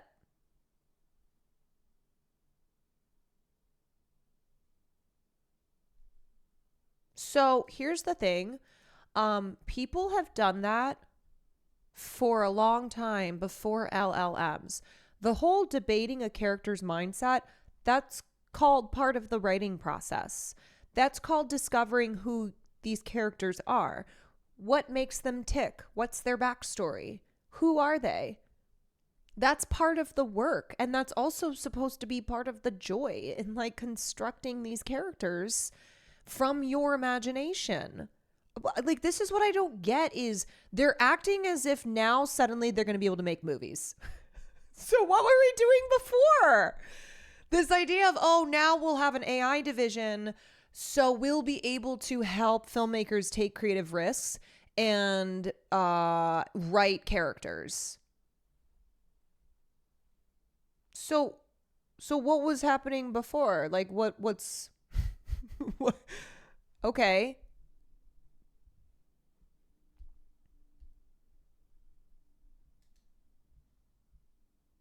Like, I don't get how you champion. Why can I not say this word? Champion. Championing. I don't get how you champion filmmakers like the Daniels and like Ari Aster and all of these, these major auteurs in the industry now. How do you come up that way and now turn around and be like,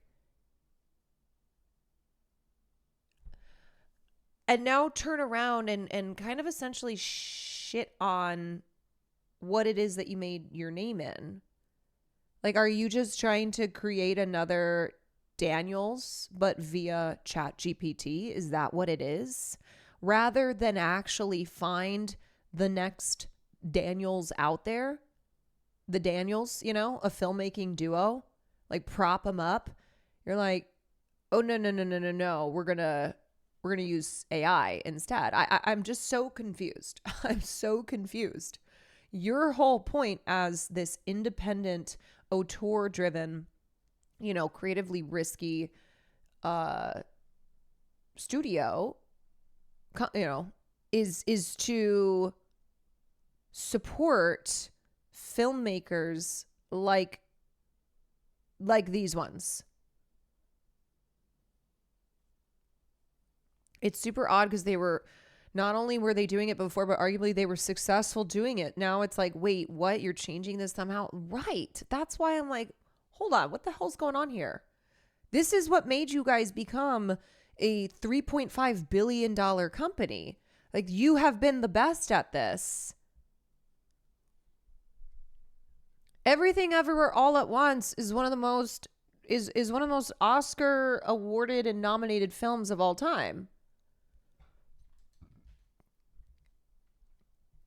Nandan told me there's talent toe dipping into it and we want Scott to be a guide for them. AI, he mused, could let the studio target micro communities. What the fuck is a micro community? You can maybe make something that's valuable for 1,000 people because the cost is cheap enough that it doesn't have to reach 10 million people. That's what a micro community is. It's like, oh, I'm going to make a movie for these 5 people. But okay, here's the thing. Independent cinema has always been that. The whole reason it's independent cinema is because it doesn't have mass appeal. Because it's too this, it's too that. It's not mainstream. So it's never been directed at it's never been with the intention of reaching millions of people. What's happening? Micro communities, you're describing independent films. We're mass producing niche content. Like, that's what indie films are. This is fucking crazy to me. That AI is going to let the studio target micro communities. And you know what I think that is an indication of is that A24 is too big now.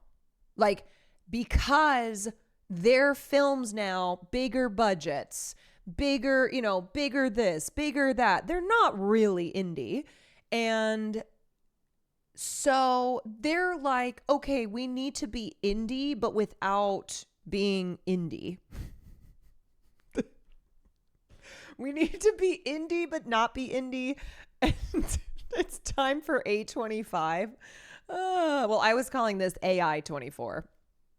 It's the new era of AI 24. A24 has long tried to strike a balance between originality and marketability. Under the Skin, Glazier's film was a turning point for the company. Although its box office performance was weak, it put A24 on directors' radars as a place that took artistic risks. Oh, these creative risks that we've been talking about, that now we need AI so that the world's greatest creators can take creative risks? The brand is inextricably linked to such daring. But as an early employee told me, it's harder for them to do Under the Skin now. I don't think they would do it. See, this is the problem. Is that they've gotten too big. That's the irony here, is that this independent studio has gotten too big, that they would no longer do Under the Skin. That's the problem. But now instead they're like, oh, we're going to do AI so you can make a film for these 3 people. What? I've seen so many, put it on YouTube. Yeah, I've seen so many YouTube short films. And the other thing too is if you're making a film for a micro community, okay, you're making a film for 5 people to watch, you don't have to spend a lot of money doing that. What are we talking about? Independent cinema has always been micro budgets. People have always been making movies for like nothing, and they've made great films. And you have people making YouTube videos. Like, you have all these other areas now where great stuff is being put out there and people are watching, and it's not with the requirement of adding in like an entire AI division. Are we a micro community? I thought we were at least boyfriend size. Well, it's whatever the definition of micro community is. If it's under 1,000, then we are not a micro community. We're whatever is the next step up from micro community. You know what's so funny to me too is Ari Aster, who is one of A24's golden children, right? He's on the Mount Rushmore. He just made a film that is about how these AI tech companies are moving in and they are the winners at the end of the day. That as everybody is still fighting, fighting about this and that and not realizing, like, taking our eye off the ball, now you've got Solid Gold Magikarp that's moved into your community.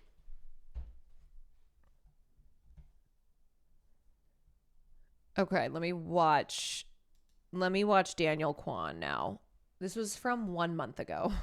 I've been having just being in Hollywood, talking to the people, like all from all different levels, is that there's this feeling that this tech is inevitable. It's coming and it's infiltrating our industry, and there's nothing we can do about it. And one of the things I've been trying to get people to understand is, like, everyone's scared to talk about this because they're not the experts, right? They're not the tech experts like you. I don't understand how large language models work. And don't you forget it. Yeah, exactly, exactly.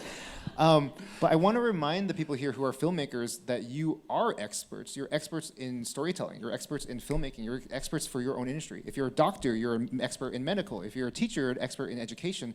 And we cannot continue to allow the tech industry to set the terms for our industries, because that is what they... Yeah. I appreciate this so much. And it's such a good way of addressing this, because you get hit with that all the time. Do you know how many people tell me, like, oh, you don't know anything about AI, you're just a fucking dumbass, like, blah, blah, blah. And these tech people, they want to convince you that you can't at all bring up your concerns around this tech because you're not in the industry. But as Daniel Kwan said, you're in your industry, though. You are an expert at what you do. And so in the creative industries, in the film industry, Daniel is saying we should absolutely get to talk about AI and how just unregulated, just this notion that it's inevitable, how we should get a pushback on that, because this is our industry and tech people should not be getting to decide everything for us because they're the tech people. It's like whenever you raise issues with what these tech bros are doing, and it's like, yeah, it's not fucking hard to understand why it's concerning that people like Alex Karp, who is cartoonishly evil. Alex Karp, who is the CEO of Palantir, cartoonishly evil. Why this is a guy who should not have all of this money and all of this control and these contracts with the government that stipulate him spying on us.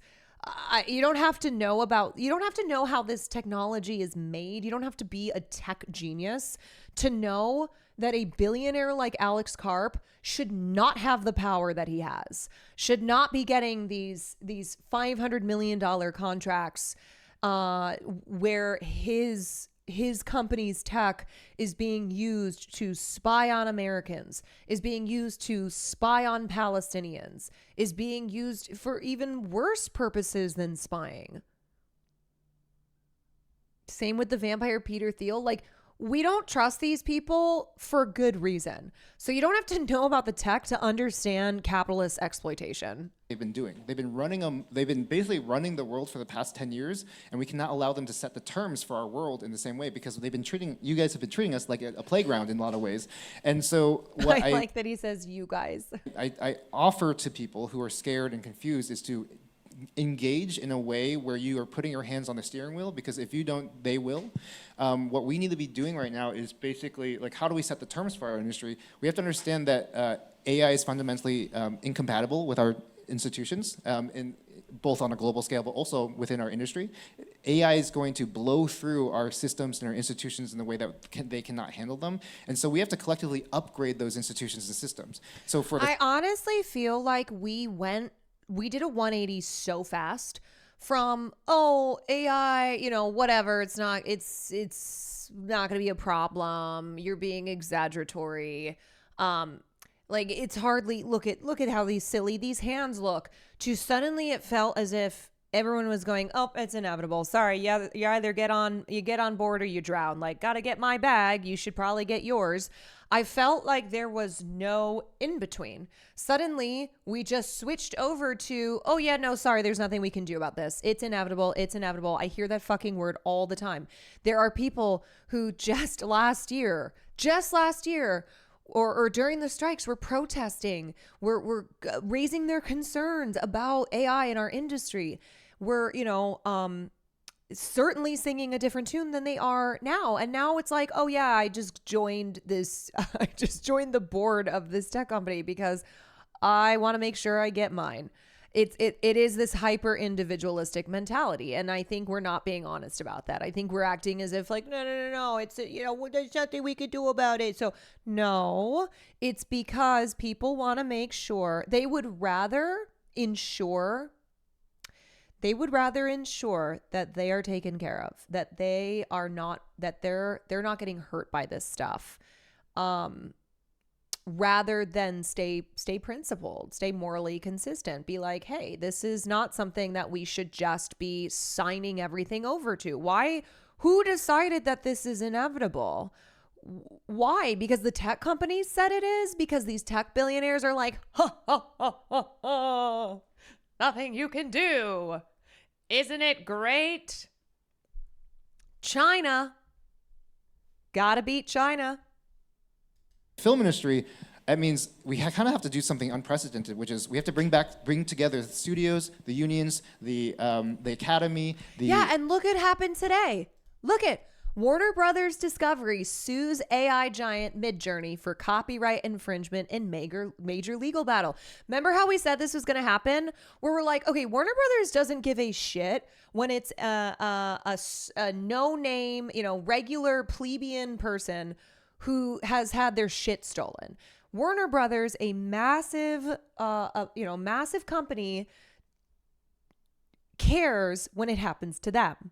And hello, shocker, of course this is happening to Warner Brothers. Of course this is happening to Disney. Of course this is happening to Universal. And now Warner Brothers is suing for copyright infringement. This is a high stakes battle. And it has to do with the use, with the IP that Warner Brothers owns, and it being trained by Midjourney being used by Midjourney to teach these AI systems. The lawsuit accuses Midjourney, which has millions of registered users, of building its businesses around the mass theft of content. The company brazenly dispenses Warner Brothers Discovery's intellectual property by letting subscribers produce images and videos of iconic copyrighted characters. Oh yeah, you mean like what they've been doing with not just Warner Brothers copyrighted material, not just their intellectual property? The heart of what we do to develop stories and characters to entertain our audience is bringing to life the vision and passion of our creative brothers, said a Warner Brothers Discovery spokesperson. Midjourney is blatantly and purposely infringing copyrighted works, and we filed this suit to protect our content, our partners, and our investments. You know what's going to be interesting is to see this battle between these tech companies and these major studios. And you have to wonder, like, who are politicians going to be siding with? Obviously, right now, it's the fucking tech bros. That's why Donald Trump had them all lined up behind him in his inauguration, and he's been handing out contracts to them like candy. But this is going to be like, this is major, major company versus major company, because it's going to come down to what, who are the laws going to side with? What legislation is going to pass to protect copyright infringement? This is something that, again, us regular people who are not multi-billion-dollar companies have been screaming over and going, hey, what are we doing about this unregulated industry? But now you have massive corporations that are going, whoa, that's copyright infringement. For years, AI companies have been training their technology on data scraped across the internet without compensating creators. It's led to lawsuits from authors, record labels, news organizations, artists, and studios, which contend that some AI tools erode demand for their content. Warner Brothers Discovery joins Disney and Universal, which earlier this year teamed up to sue Midjourney. By their thinking, the AI company is a free rider plagiarizing their movies and TV shows. NBC Universal said, creative artists are the backbone of our industry, and we are committed to protecting their work and our intellectual property. So I just have to say, it is kind of funny because during the strikes, the major holdup during negotiations between the studios and the writer and actors unions was AI. And the thing that was offered to us initially was, oh, we'll have a meeting once a year to talk about where we're at with AI. And we went, no, that's not good enough. But I just can't help. I can't help but to kind of go, ha, we told you so. Oh, how do you like them apples? How do you like them apples? When the artists who were members of these unions had to go on strike to try and secure any fucking AI protections. And now here you have, a year and a half later, these studios suing AI companies. And saying that creative artists are the backbone of our industry, that's what we were fucking saying during the strikes. That you needed to commit to protect our work and our IP.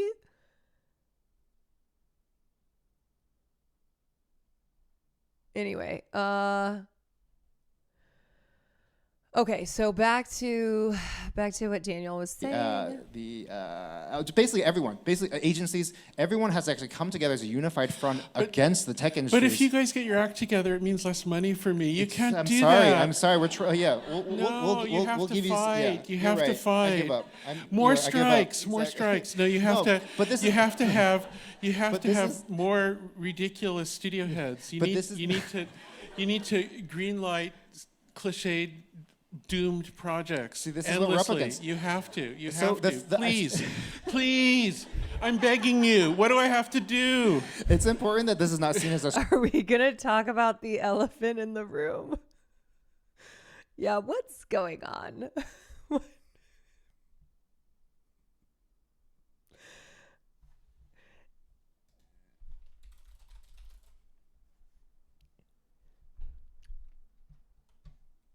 You know what? We'll keep it the elephant in the room. You guys haven't noticed these 10-foot long dreadlocks on this guy? Okay, anyway. Strike though, okay? This is a way. No, the strike was actually good. I was very supportive of the strike. But this is a different kind, basically, because we're not striking against our employers. We're putting a line in the ground against another industry that is an invasive species. Yes. We have to basically say, look, if you want us to adopt your technology into our pipelines, which they do, they've invested billions of dollars, and they want us to do that because we can actually give them money, and the investors want that, right? So we have a little bit of leverage for maybe a couple years. Who knows? Hollywood actually has some power for a little bit. If you want us to adopt your technology into our pipelines, you're going to have to meet us on our terms. And that means you're going to have to help us upgrade our institutions, meaning like, what do we do about job loss and job transition? Yeah, why the fuck are we allowing the tech industry to take everything over? And I think that's what he's getting at here, where he's like, hold on a second, who put these tech people in charge? Why are they in charge of our politics? We didn't elect them. We didn't elect these bozos. Why are they infiltrating every industry and being like, no, you guys don't understand. You can't, shush, shh, shh, shh, shh, shh. We are the tech gods. We are the ones who understand. We are the ones who speak. You shh. And I think we have to go, no, I don't think so. You all are not the gods of the universe, because remember, that's what they think. They literally say it in their own words. They have egos you cannot even fathom.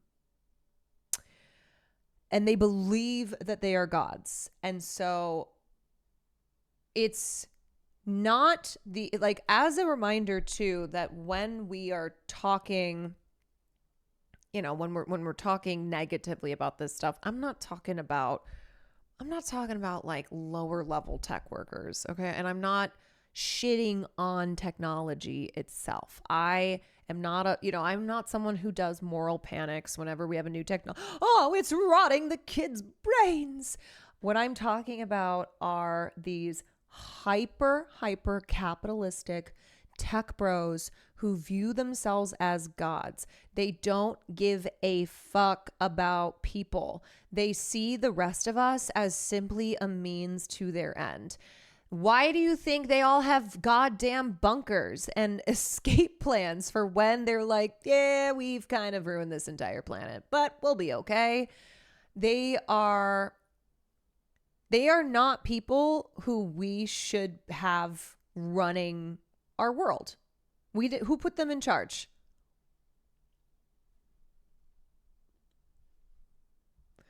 I think it's important to separate actual tech professionals and the talking heads of the tech industry. Yeah, we have plenty of people in this community who work in tech. I'm not like anti-tech. If you work in tech, you know, I have plenty of friends, plenty of people in this community who work in tech. That's not what I'm talking about, though. You're going to have to help us figure that out. I work in tech. I'm anti-tech.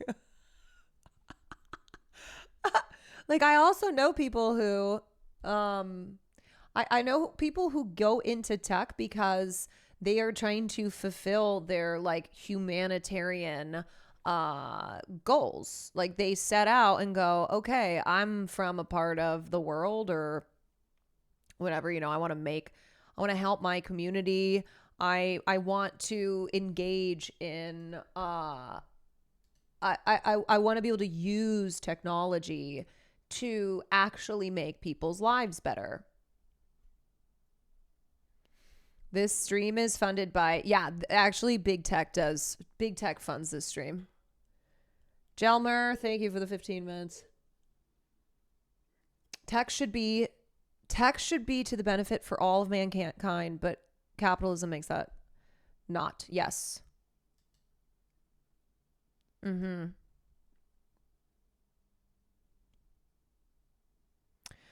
Taylor Enns was talking about how similar on Mike's stream that more leftists being aware of online space, how tech is working to take our privacy and data under the guise of child safety. Yeah, and I've talked about that on stream too.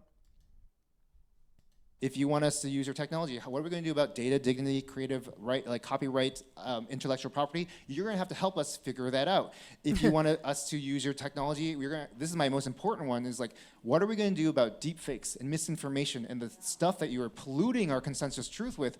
Anyone in this industry who's actively using this technology with this knowledge that this is also being used to, like, you know, create sex tapes of politicians, which is actually happening in the world right now, you are actively enabling. Yeah, and then there's laws. Just kidding. Nope. Do you know how hard it is to take legal steps in removing these websites? And like, I say this as like I've had to deal with this. When there is AI deepfake porn on the internet, it is not so easy to just get it removed. And then when you do remove it, it's like a fungus. It just pops up somewhere else. So the other issue too is just how unbelievably bad our laws are. You know, look at who we have in Congress. They've just learned what TikTok is. The tech industry. And they're trying to get rid of that. They're trying to get rid of the TikTok so kids don't learn about Palestine. Okay. This is not okay. I would love to use this generative AI. I think it's so fun. It's so interesting. I played with it. But I will not use it for my career until we do something about this technology. This stuff passes a certain level of capabilities and passes a certain level of photorealism. Some of this stuff, and this might be a little controversial, I think some of this stuff should be behind registration and licensing. Just like a gun, just like a car. You can do real damage with a photorealistic image or video that we've already seen happening. And so we are just like sitting around. Oh, like a gun should be. I think he means. Because here in America, well, We know how it goes. Not talking about it in this industry and letting the tech industry divide and conquer us. MGM cut a deal and gave away all their IP. Sony Animation already said they're adopting some of this stuff into their pipelines. We are just silently letting them take over and not even putting up a fight, not just for our industry, but for the world. We are the tip of the spear, and if we could set an example for other industries where teachers can say, you do not set the terms for our industry. We know our kids, we know education, you bow to us, right? I feel like this is sort of what we need to be doing right now before it gets too late, because once it gets integrated, once it takes over everything, we will be in the same place we are in with social media, which is it is so entrenched in our economy, we can't regulate it without ruining our economy, right? And so, thank you. And so, like, I just want to give you guys power back again, and remember, you are the experts of your industry, and you should take that to heart. Thank you. So I'm off my soapbox now. I just needed to say that real quick.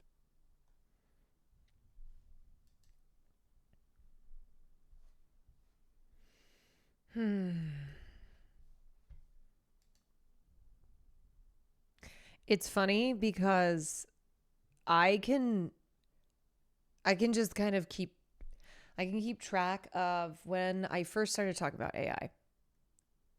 Nushkin.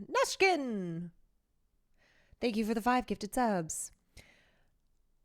When I first was talking about AI, it really was during the strikes, and I feel like the talking about AI is something that's happened more frequently as of late. It kind of seems as if now there's just constantly news and stories and discourse that is around AI. Like, even just measuring how much the frequency has increased from a year and a half ago, when we were mostly talking about AI as it pertained to the strikes in the industry. And now it just feels constant. Like, I'm not going to cover this story now because I'm tired, but AI is eliminating jobs for younger workers. There's always something now, and it's not just in relation to the creative arts. Creepier Leak, thank you for the 22 months.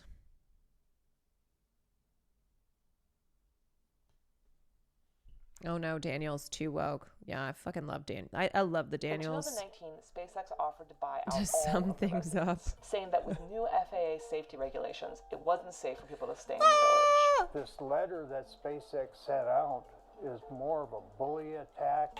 I have a job interview tomorrow. Good luck. I'm gonna grab some water. But at the same time, Or maybe SpaceX we do a was moving little their employees little into town cobbling. and expanding. Soon there were Airstream trailers lining the block, and a new name for the street that was once called Weem Street. Meme Street. Everything is so stupid. Everything is so stupid. Everything is stupid. Everything is so stupid. So stupid. So stupid. Everything is so stupid. Everything is stupid. Everything is so stupid. So stupid. So stupid. Everything is so stupid. Everything is stupid. Everything is so stupid. So stupid. So stupid. Everything is so stupid. Everything is stupid. Everything is so stupid. So stupid. So stupid. What the fuck? I want to die. Everything is so stupid. Everything is so stupid. What the fuck? So stupid. What the fuck? So stupid.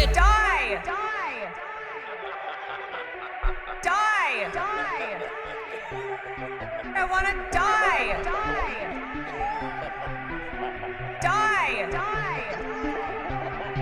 I want to die. I saw the stupidest tweet. Oh, great Everything is pause. so stupid. Great pause. I saw, I think, maybe one of the stupider tweets, which was somebody posted a picture of Vivian Wilson's cover on The Cut, which was a sleigh, by the way. And they tweeted and it was like one of those condescending, oh, I know, I'm much smarter than everyone else is, and said, oh, so y'all just y'all just pick and choose what Nepo babies are okay, huh? It was like something like that. And the idea that calling Vivian Wilson a Nepo baby because of Elon Musk is actually so fucking rude, considering the fact that people learned about Vivian because she very publicly went after Elon and has no relationship with him. She has cut herself fully off from Elon Musk. They do not have a relationship. He refers to her as his dead son. He's disgusting. All of that, but yes, they do pick and choose based on their talent and attitude. Yeah, and also, like, hello, Nepo babies are everywhere, and we don't hate all Nepo babies. But also, I'm sorry, Vivian Wilson, it's what is it? I guess she's kind of almost in her own category of became known because she publicly disavowed her biological father.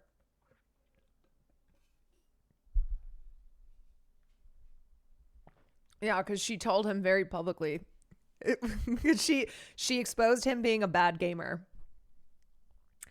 Pesky B, mate. Thank you for the 3 months. Oh. What are you eating? Hi, what are you doing? Did you just sneak up? Come here.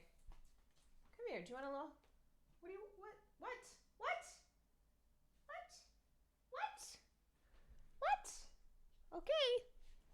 Okay. I'm sorry, I'm not calling someone a Nepo baby if their father disowned them because they're trans. I'm going to go ahead and say no to that one. Yeah, that's what I was saying, where it's like, okay, fuck off. I really despise that type of poster on Twitter where they say something that's actually really stupid. They say something very stupid, but in a way where it's very, oh God, the rest of you are all idiots. I am the only smart and correct person around these parts. Oh, so y'all are doing this still? Oh, so y'all are doing this? Well, I'm not doing that because I'm better. I hate most types of poster on Twitter. Oh, me too. Well, I'll probably cover this tomorrow. I was going to watch a video on anti-aging propaganda, which, where was that? Oh yeah, it was this tweet. Yeah. So this girl posted a photo for her birthday and said, "Survive the 27 Club." And oh my God, the number of responses trying to be like, "Oh girl, you look 40. You definitely look a decade older." It was so bizarre. I'm like, what are we doing here? Why are you guys like this? What is wrong with you? What's wrong with you? And it wasn't, of course, it's like, okay, men, of course, on Twitter, you're going to have men being like, oh, well, you're about to be past your prime. Oh, well, you better get married and have kids or else you might as well die. But it pisses me off when women do it. The men, that's just a normal level of like always being pissed. But when I see women do this shit, when I see millennial women do this shit to Gen Z women, I'm like, oh,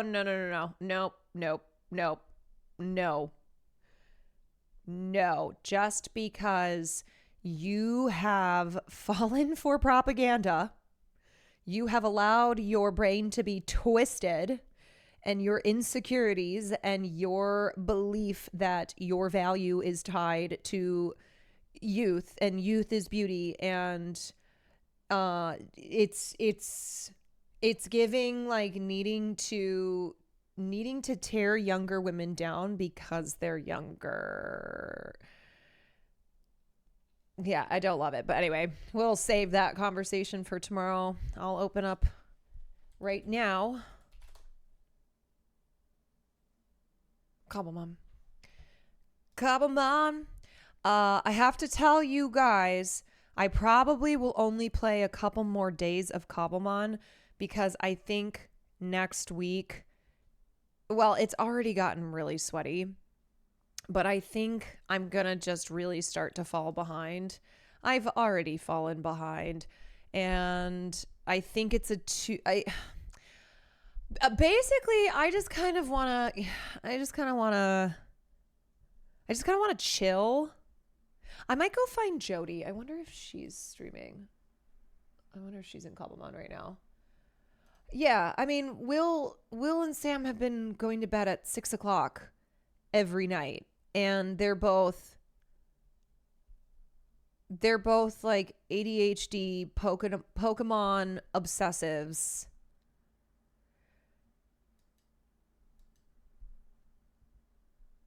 What's the competitive aspect of Cobblemon? I'm really clueless about how it works. You and me both. Do you take Rex on film nights?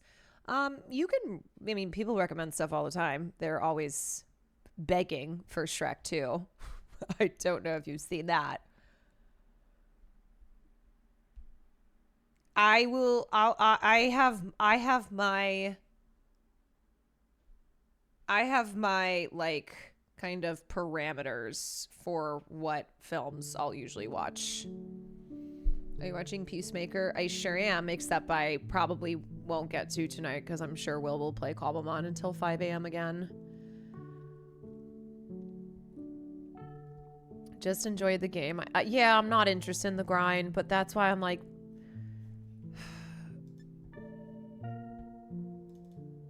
Is anyone else like me? Is anyone else like me? Okay, I'm here. Wait. Beep beep beep beep beep beep beep beep beep beep beep beep beep beep beep beep beep. Okay. People have already seen that I'm here. Caroline, you have a sponsor, don't you? Sponsor D's nuts.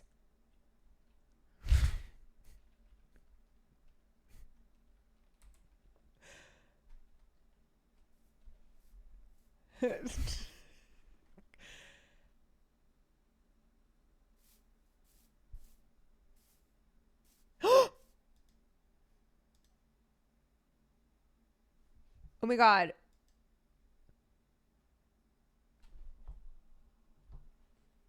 Wait, is it the oh. OMG, wait, you're so right.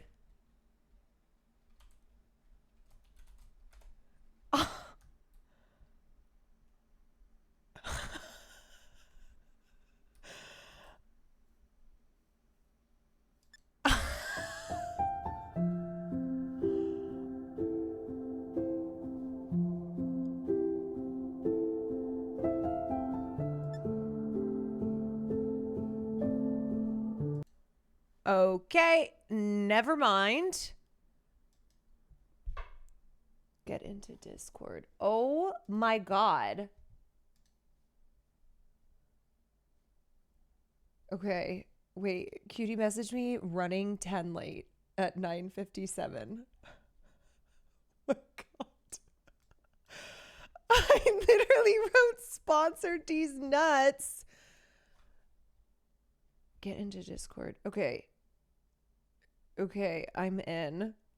Wait, y'all, I thought it was tomorrow night. I thought it was tomorrow night. How did Will know? I didn't even tell him.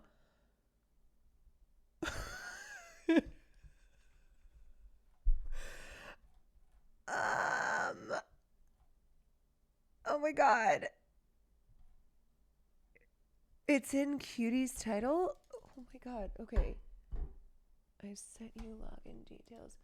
Okay. What? Chat was telling me seconds ago. Oh my god, you guys.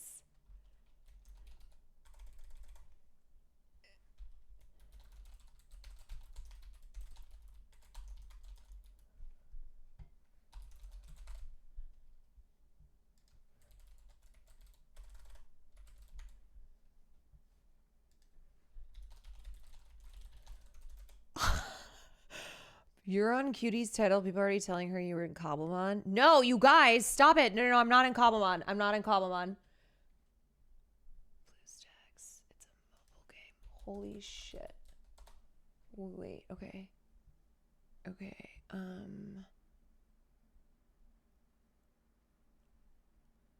Oh my god, I don't even remember what it is.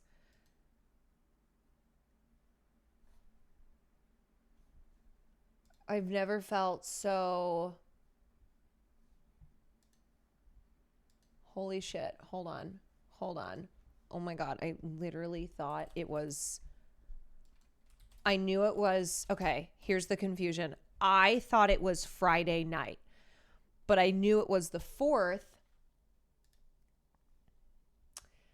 Making this for comps. I knew it was the 4th, but I thought that was Friday night. Okay. Oh my god. Wait, let me just...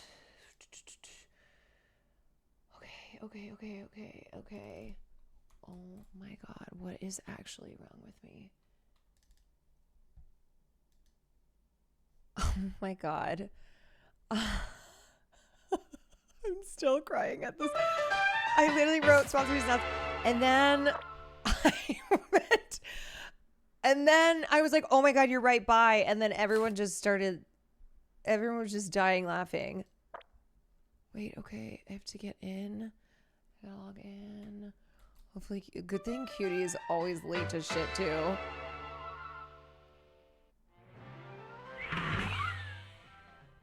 Wait, am I already logged in? Okay, I don't know. This is your login for the game? Okay.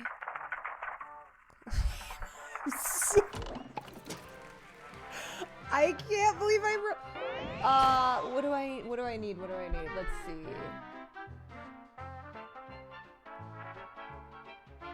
Well, it's Cutie's sponsor. She asked me. This is also why I'm like,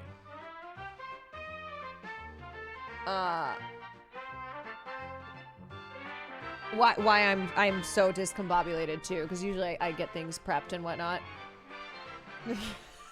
I wish you could have seen Will's face. Okay.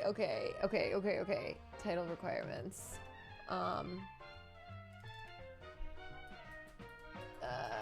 Okay. Oh my gosh.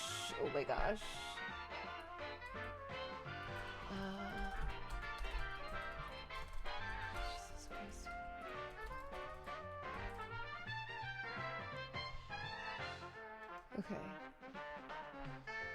Okay, and then hashtag ACE.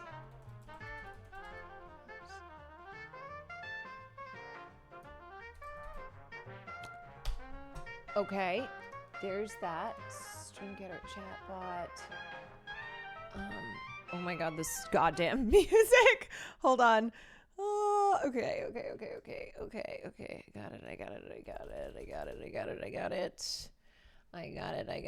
Got it. Oh my god, I truly cannot believe I wrote sponsor D's nuts. I've never even said that in my life. You know what I mean? That's like, people always do the D's nuts to me. I never do the D's nuts.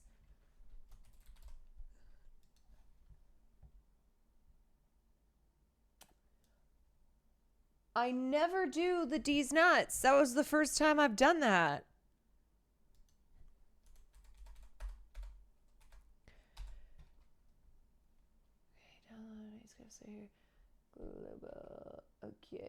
Okay, save, and then we go timer, we go sponsor, and then we go every 5 minutes, and then I go here. Okay. Brought to you by these nuts. Oh my god, I'm always on the ball. I literally thought this was tomorrow night. Okay, it's fine. We're getting it together. Cutie calling. Hello? Yes. Let me answer the call. Oh my god, hi. I'm so sorry. It's okay. What's up? Okay, so I knew it was the 4th, but I thought the 4th was Friday.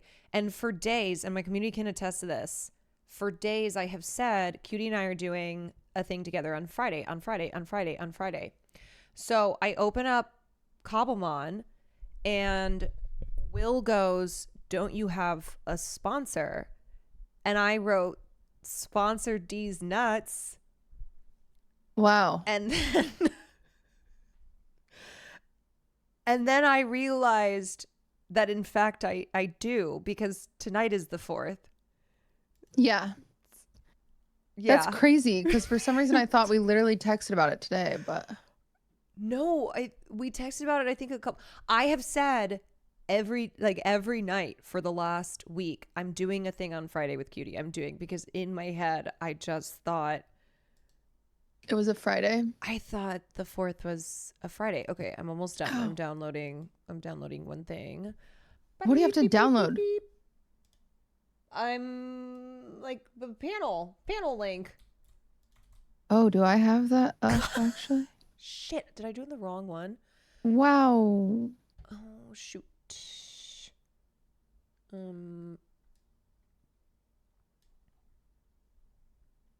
Two queens are prepared. Yes, we are. Wait, you haven't done any of this stuff yet either? Well, I'm checking. I have, as in Nico has. Okay. Yay. Okay, wait. Let me make sure I got this. And we've got my title. We've got. Okay, great. Okay, so we have exclamation point Ace. Wait, do you even have to do any of that? Yeah. You do? Yeah. Oh, okay. Okay. All right. Wait, let me just make sure. I think I got. Are we supposed to combine viewership, or are we good? No. Okay. All right, and then I think I have the game, except Nico sent me a login, but I didn't need to use it. Nico, interesting. I opened up the game, but it's not prompting me to log in anywhere, so maybe I did it wrong, but I don't know. Let me open it. Okay. We're gonna have so much freaking fun. Can you freaking believe this? We're gonna have so much freaking fun. We're gonna have so much freaking fun. When was the last time that we got a sponsor to freaking make us play video games together? Can you believe? To freaking freak. So freaking fun. You have to log out and log in. Where is it? Why is it not even letting me go? Did Will tell you what I did? No. I wore a Jets jersey and I poured motor oil all over myself. No, you did not. Yes, I did. That's iconic. It was chocolate sauce, but it looked like motor oil. Wait, you wore a Jets jersey? Yeah. Which one was it? It was just a random youth one that I bought off of Amazon, but then I bought him a nice one as an apology in case he got offended. But then he didn't even get offended, so why did I buy him a nice one? No, also, I feel as if you should never fear offending him over the freaking Jets. Over the freaking Jets. Also, you could never offend him in the ways that apparently I have.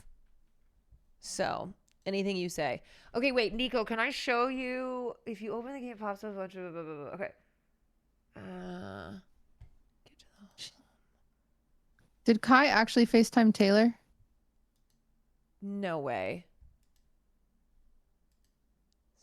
I'm hitting start. Nico, I'm going to show you my screen right here.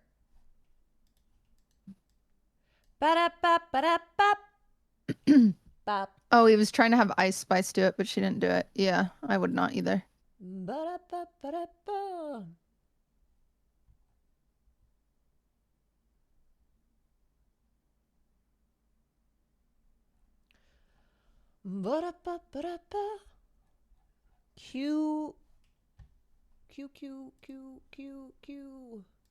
Q without the Q. Think of the ride. I was depressed today.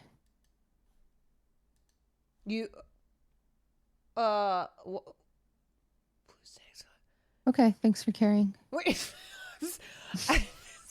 No, I guess I'll be fine. Oh, okay. Hold on. I have to give. Just give Nico Team Viewer, you freaking idiot. I have given it to him.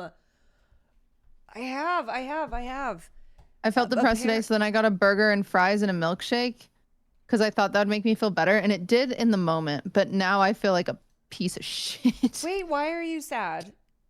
I don't know. Just my chemical imbalance, I suppose. Wait, you got a burger and fries? It was awesome. And a milkshake? Yeah. I know. That's kind of the thing about junk food is that it feels good and then it doesn't feel good. Yeah, and then you feel like you're freaking why have I been Pelotoning every day? Aw, you want to talk about it? No. No.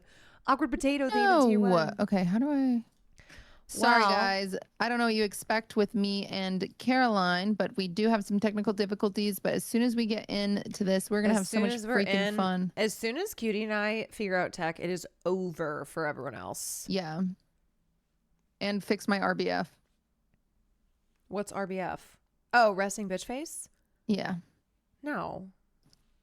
You don't, no, Log never out fix. and log Never back fix. in.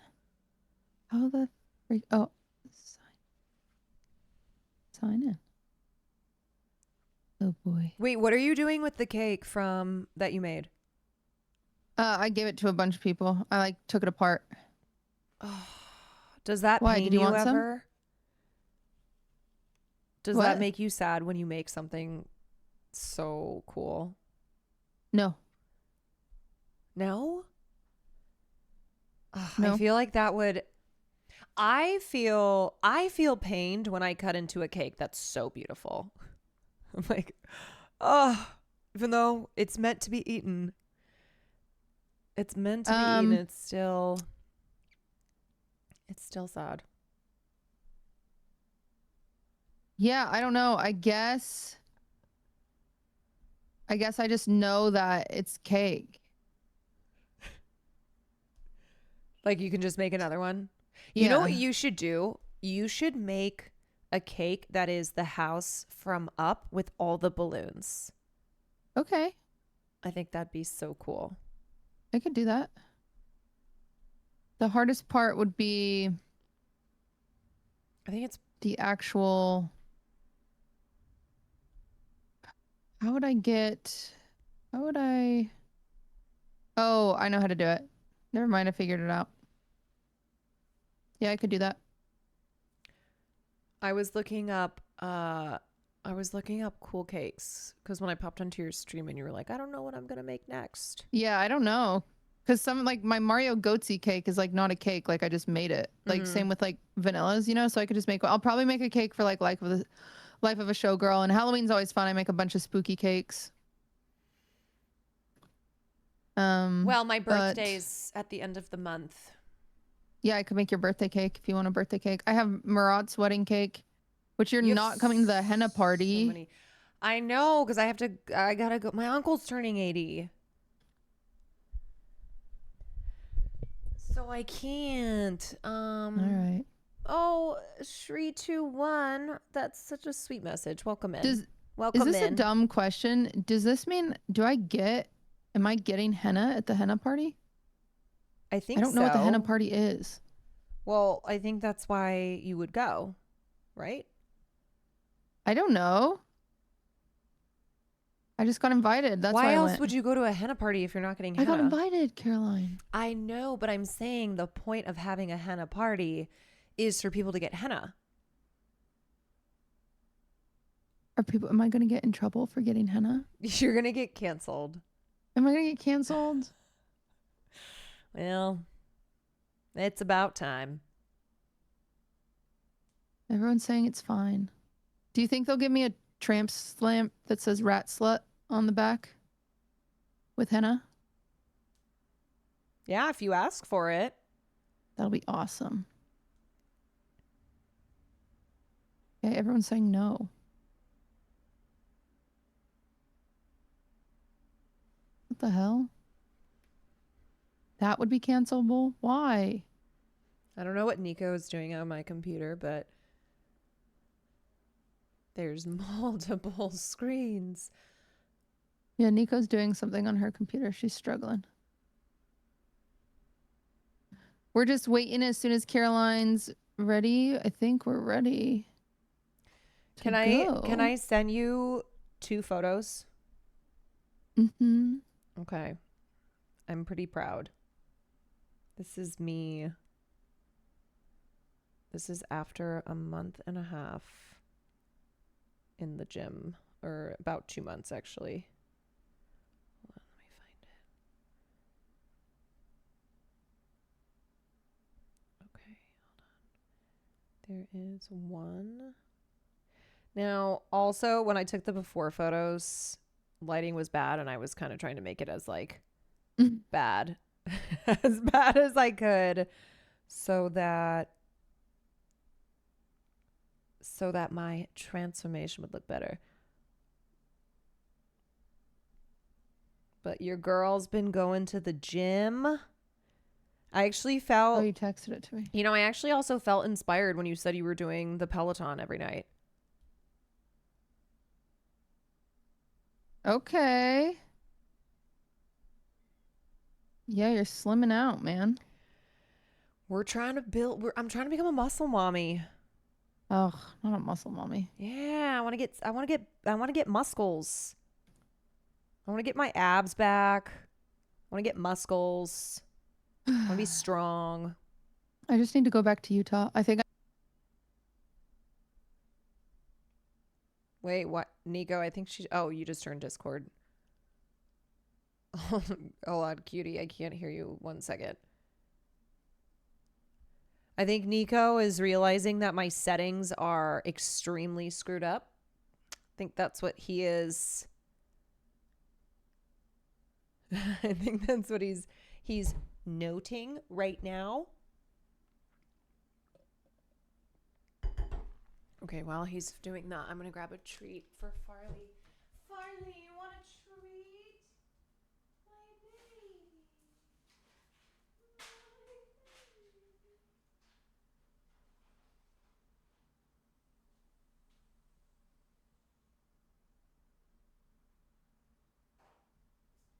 Last long enough?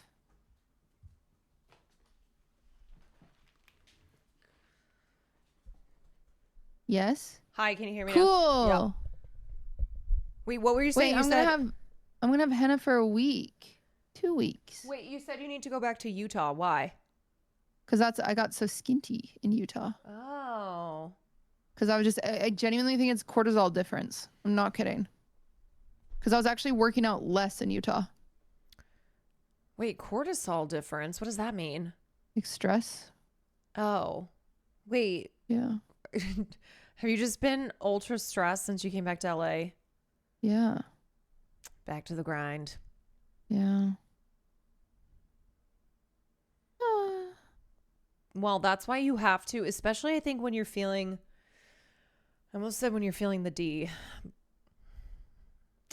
When you're feeling the D. When you're feeling the D. Yeah, you know what? I'm going to go with that one. When you're feeling the D, you got to maybe plan something nice Wait, for yourself. we never went to brunch. Wait. Weren't we supposed to go on Monday? We were supposed to go on Monday. Frick. Wait, no, we talked about it, but then we didn't. I don't think we actually confirmed. Booked it. No, we were both like, let's go to brunch on Monday, and then we didn't like decide where to go. Ah, and then neither of us said to each other. No, actually, I take it back. I was there. I was waiting for you. You didn't show up. I was trying to make you feel better. But now I'm going to make you feel bad. I sat there for 4 hours. 4 hours on Labor Day. Waiting for me? Waiting for you. Well. Waiting for Kudo. Well.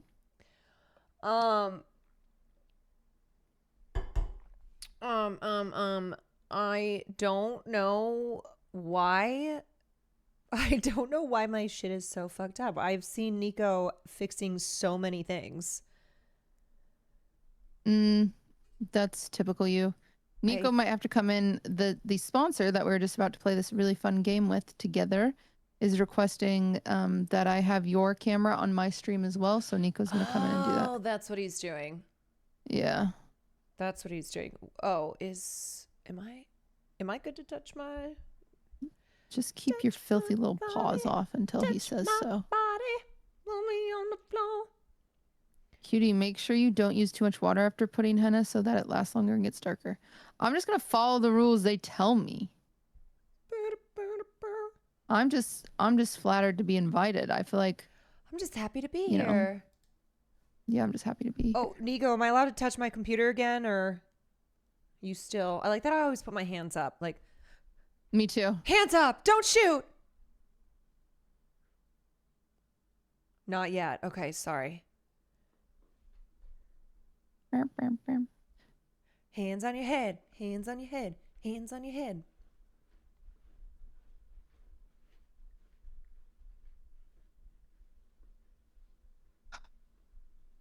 I got a text. Hack her. Who do You want me think to? it's You want me from? to hack into Cutie's computer? Well, we all know that I am quite the hacker.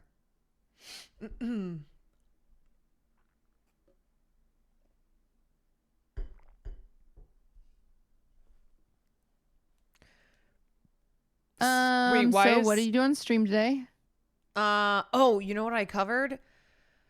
Have you seen that crazy piece in Wired magazine about this woman who hired a surrogate and now is trying to like sue her into the ground? It's wild. Here, I feel like I'm always sending you stuff. I'm like, hey, have you seen this? I have actually to- needed it today. Today, I on Fear and we had nothing to talk about on the Patreon, Bro, and so I I'm used the Selena Gomez always- thing. You use the scene. It's good. I also am always Yeah. telling Will stuff. No, send it. Tell me stuff. Well, it's always like in passing where I'll be like, oh, did you see blah, blah, blah? And then I'm like, and I kind of think in the back of my mind, oh, he can talk about this on the podcast. I'm just going to send it all to you from now on. Okay. At some point you have to read this. You have to read this article in Wired. It's crazy, Tron. Okay. So you talked about the Selena Gomez thing. It's crazy to me that you guys have 4 people on that podcast. How could you not have anything to talk about with 4 people? Everyone's just kind of like, I think part of it was we just got like, I got like weird depresso mood, and I feel like I haven't done anything, so I've just been in my kitchen. And Austin had like one thing to talk about, and then Hassan didn't have anything to talk about, and then Will came with a bunch of stuff this week. what did he have to talk about? He talked about the Jets. He talked about football in general and the Eagles. And what else did he talk about? He talked about, there was something.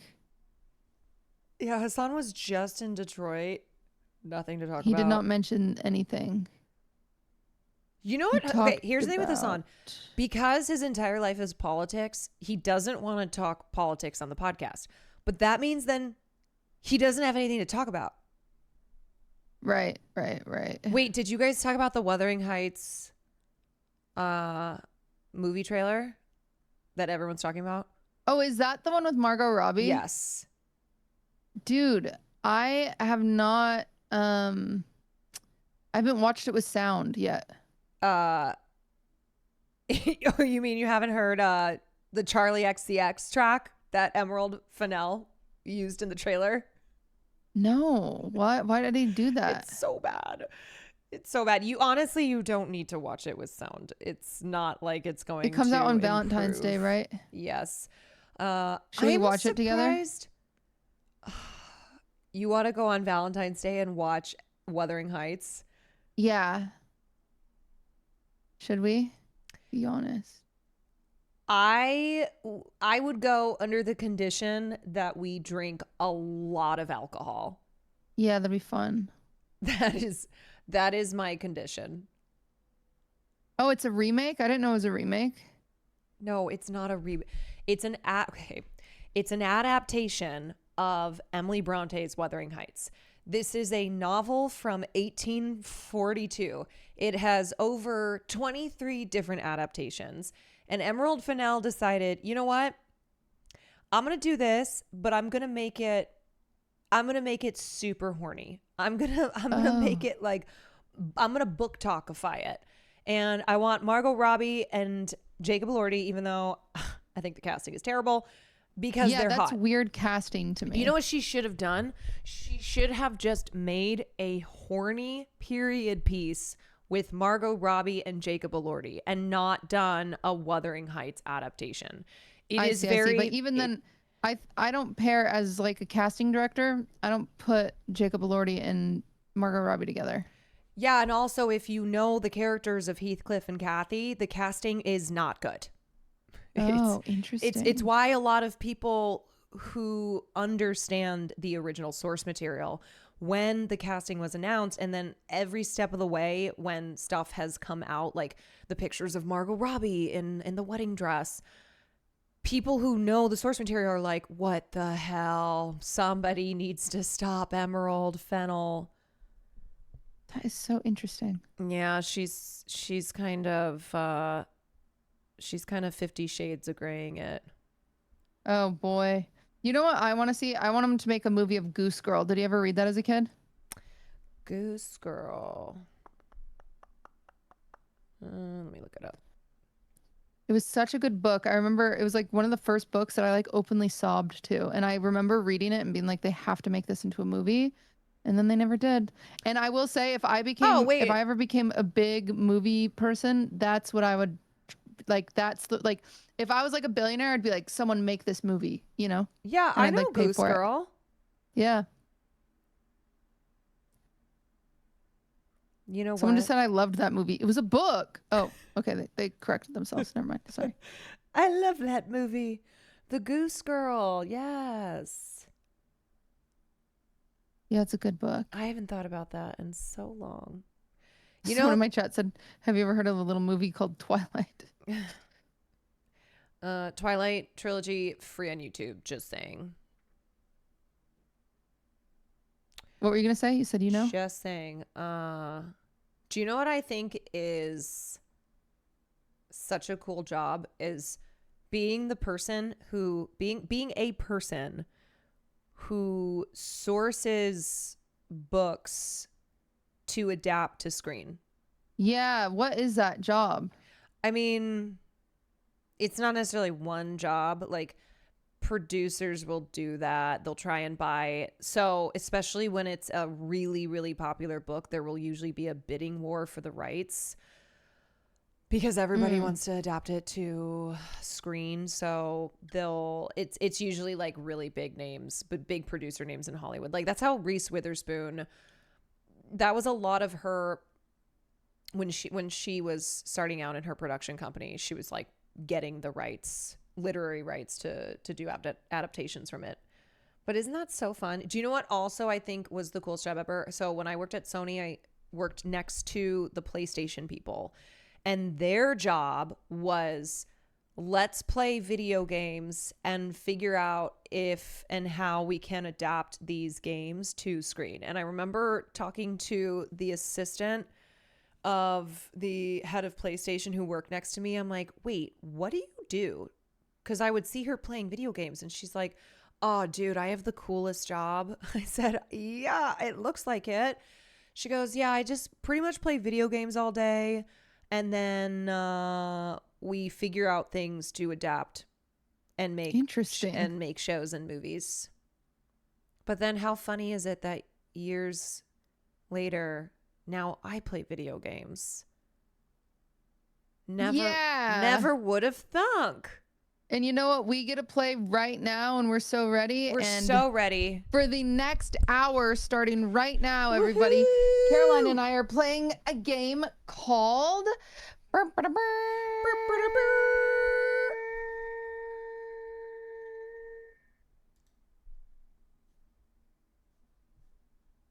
Wait, Sorry, I just see so many different things to call our challenge that I'm making sure I'm saying. We're playing Are you waiting for me to ACECRAFT, finish that? but we're doing the Ace No Grumps challenge. We're doing the Ace No Grumps challenge. Yeah, so Ludwig and Atrioc did this yesterday. They did Ludwig did the Ace No Grumps challenge. And he was like, I'm gonna crush it, and so I'm here to prove that Caroline and I are the bigger and better gamers. Ooh. Also, Nico, is this right? Nico. I don't know what's happening on Nico's like about to go. It looks so good. I don't know.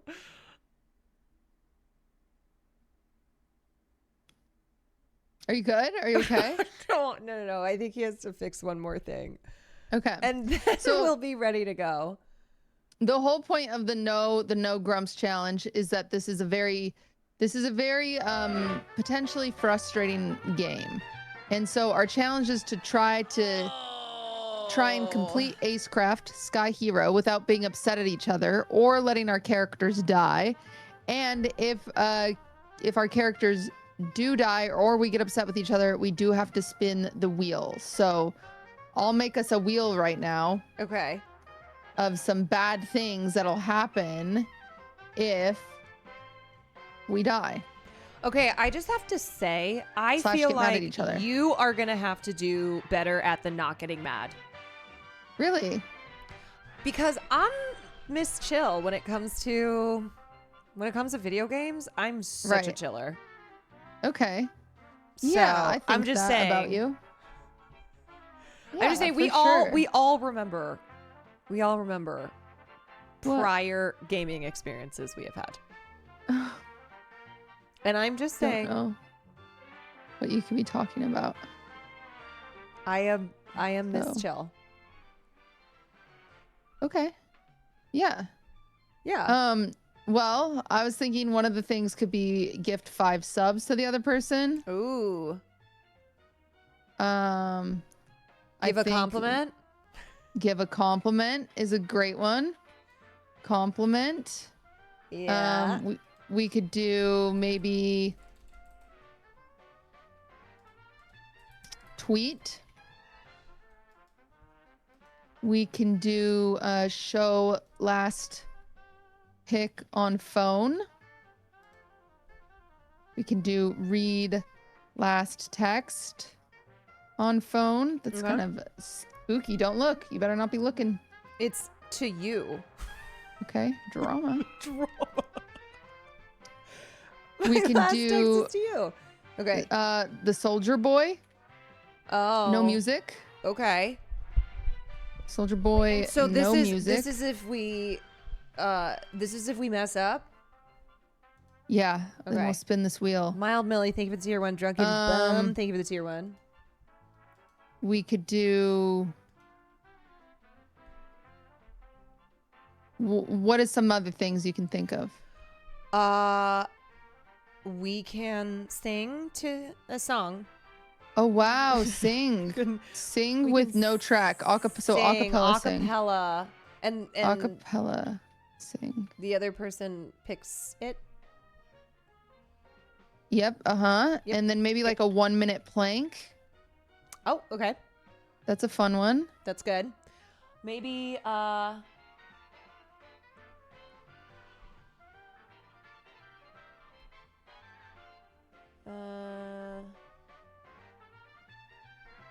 what else? I feel like that's probably good. I don't think we're gonna amount. die or get that frustrated that often, you know? Yeah. So I've got the wheel spin. I think we're gonna be okay. Okay. All right. Let me just triple check and make sure that we are like, that everyone's happy with us. Okay. Yes. Okay. Everything is good. Excited. Okay. Are we missing any other wheel things? Like, just like you guys off the top of your freaking head. Let me show you the wheel. Oop, that's not the one I want to show you, actually.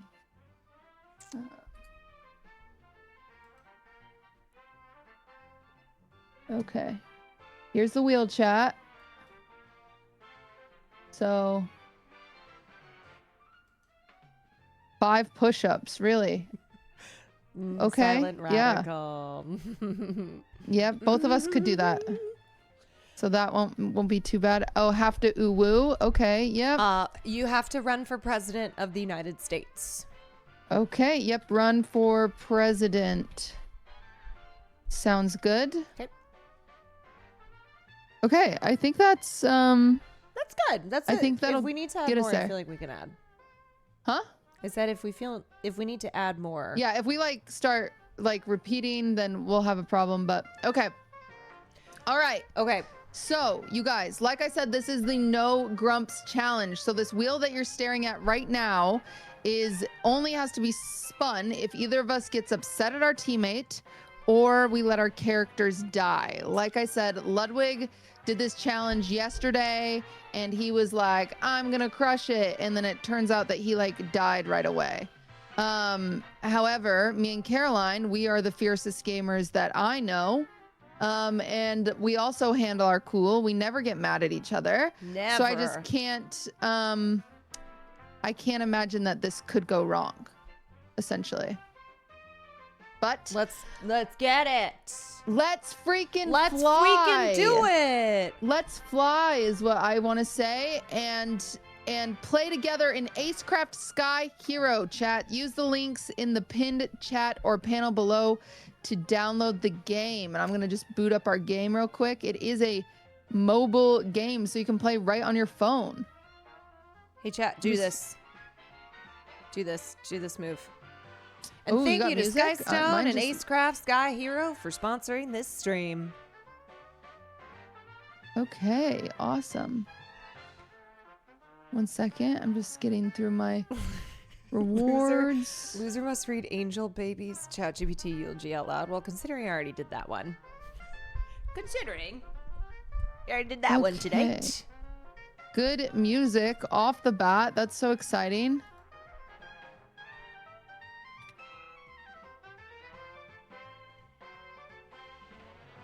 Okay. Ba-da-ba-ba-ba-ba. It's so cute. It's such a cute game. Mine's a little loud. It is one of those, though, that I think the cuteness is obscuring how hard it's going to be. How much it's going to make you want to die. Hey. See if I can figure out how to turn this down. Chat, I know you can't see. I can't hear.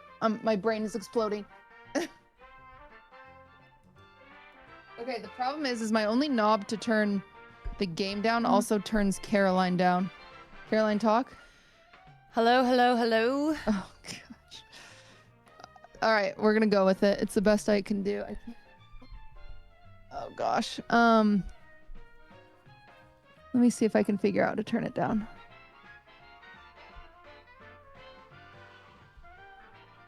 1 second, well, everybody. It's Ashley. I have not. No, I have stayed away from that. Use the one USB slider thing.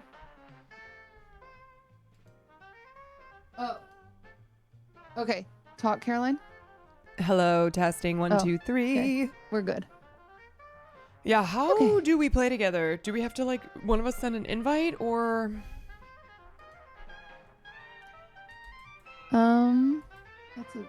That's a Great GQ. question. That's a good question. That I am I think working on right now for sure. Let me try something. Let me try something. Friends. It already says that I have you as a friend. Okay. So Okay. How do I invite? Claim to reward. Okay. Okay.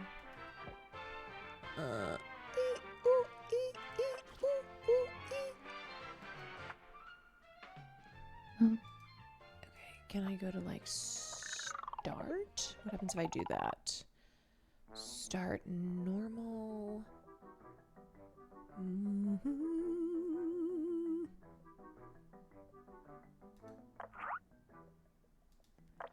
trying to see if it lets me send an invite. No. Okay.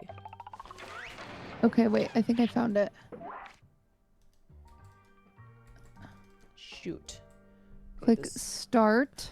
It's just hee hee. Uh-oh. Uh-oh. It put me into...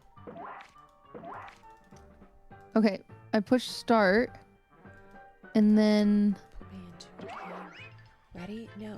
Let me get out. Let me get out. I have to get out of this game.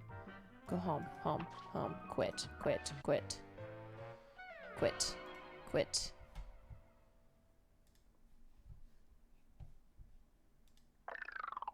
Okay, wait. Did you figure it out?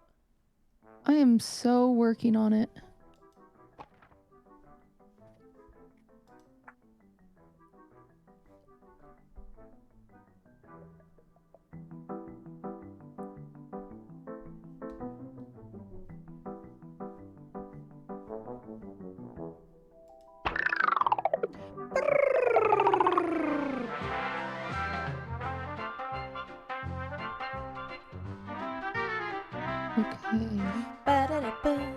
I know we have the co-op mode unlocked, but... Oh, there we go. What about the key of justice? Has it fallen to nightmares too? A judicial advancement initiative has phased out that obsolete key. We've streamlined the process with new procedures. Okay. I'm inviting you, my friend. I'm inviting you. Did you get my invite? I'm accepting. Okay. Okay. Okay. Are you in here? Goal 1, victory. Goal 2, take less than 10 hits. Goal 3, win within 480 seconds. Okay. Oh gosh, I'm stressed already, but I'm gonna be so nice and kind. You're gonna be so this is nice the and kind. Actually, you know what? challenge. Be mean. No. Be mean. Do it. Spin that I'm wheel. not gonna... Spin Okay, that ready? wheel. Okay, I'm ready. Okay, I'm pushing start. Okay. Oh, I gotta choose my pilot. I'm picking Elsa. She's cute. Okay, you got Elsa. She's cute. I'm going Echo. And then, do we just pick one of these, or? Yeah. What is that? Is that a cannon? Okay, of all... Okay. Oh boy. That was so fast. That was so fast. Okay. Choose attachment. Launches fireworks that track down enemies. Okay. Sure. Okay. Single target. I'm gonna do the single target airstrikes. Oh boy. Wait, but are we working against each other? Which one is me? I think I'm the big one. No, I'm the... Okay, I see it. I'm the... Oops. Wait, Launches a massive what did I do? Tesla. Did I unequipped it? Wait, how? I clicked on it though. How did you do that? Okay. Didn't I? Okay, we're kind of crushing it, no? Okay, I'm moving. Wait, I'm confused. Which one are you playing as? I'm almost dead, unfortunately. You're almost dead? Okay, do I have to spin the wheel? Okay. Okay. Yeah, bad start for me. Okay. Choose attachment.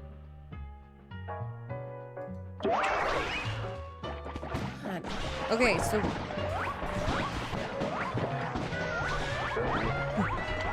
Oh boy. Uh-oh.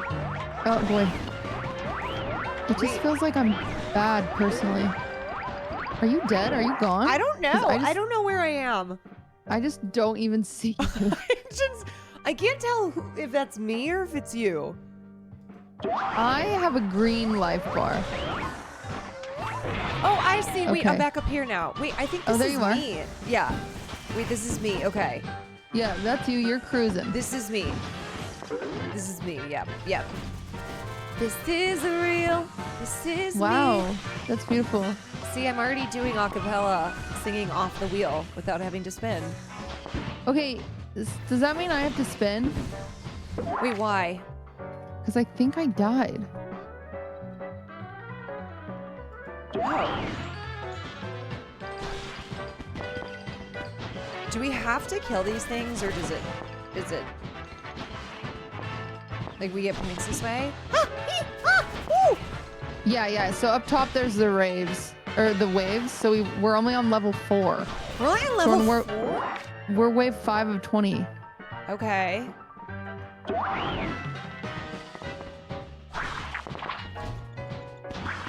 You're crushing. You're really carrying us right now, Caroline. Wow, thank you. Thank you. Oh my god. These... I like how you're just dodging some of them. I know, because... Okay, you're gonzo for sure. Okay, that was a warm-up. That one didn't count. That was just a warm-up. We're just figuring out what this game Yes.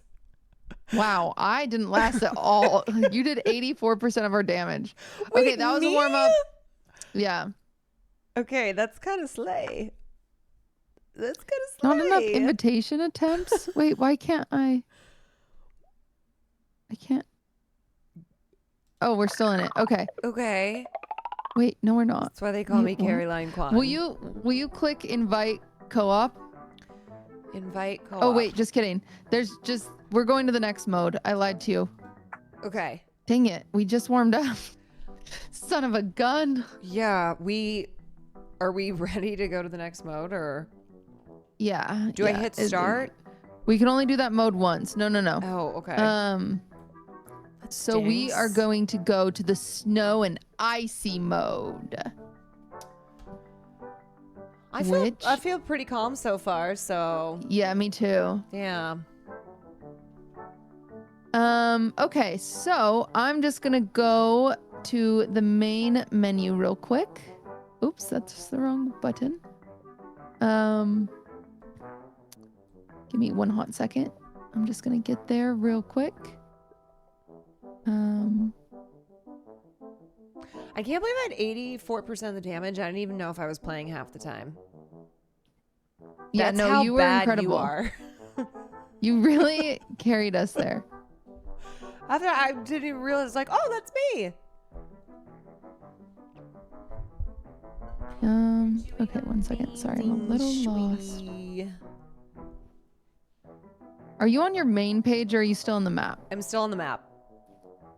Okay. Should I go back to main? Yes. Okay. Oh.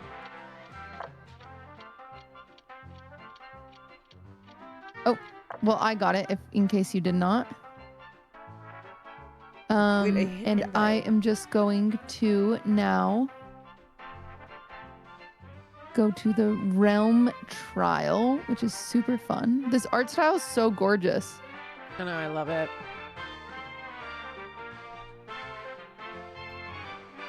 Okay.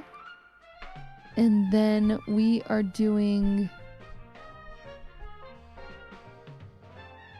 this beautiful one here.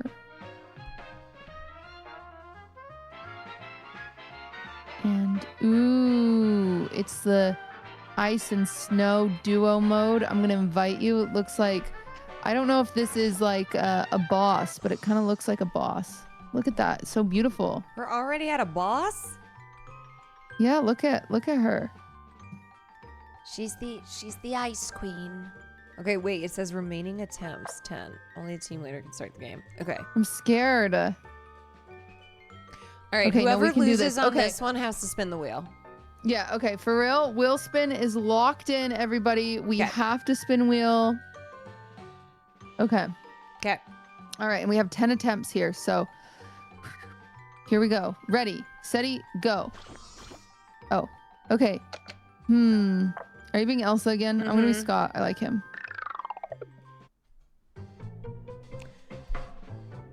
I like how it gives you a tip and then it's so fast. Oh my gosh, he's terrifying. Oh my god. Hello? Hello? Hello? Okay. Hello? This is so hard. Oh my gosh. Oh my gosh. Okay, watch out for his massive head. Oh. Yeah, this Oh. ain't no joke. How are you supposed to get out from that? Wait, I'm gonna die. There's no way. There's Wait, I no healed. way. Wait. Are you dead? No, I'm still alive, but I genuinely do not know how you're even supposed to. Wait, I don't know if I'm healed or not. I think we both died. Okay. Wait. Okay. How did you have more damage on that? Okay. Are we sure that's not how much damage you've taken? Yes, we're sure. Okay, I feel like I Wait, but learned a lot at Cutie least. died first on that. Did I die first again? So. All right, let me just spin the wheel. Let me just see hypothetically where it would land if we counted this. Hypothetically. Okay, hypothetically. Okay. Yeah. Hypothetically, just a quick little wheel spin.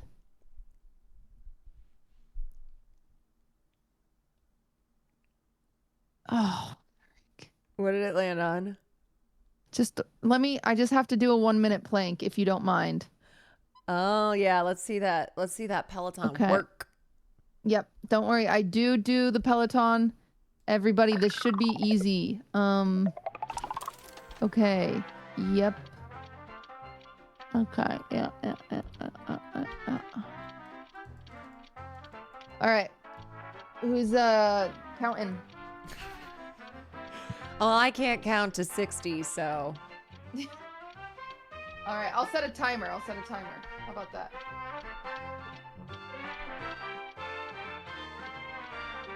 Okay. Oh my gosh. I almost did 60 minutes, not 1. Okay. Because I was thinking 60 seconds. All right, I got this. Okay, are you doing hands or are you doing forearms? Which one's harder? I think forearms. All right, then we're doing forearms. 1 second. Let me just.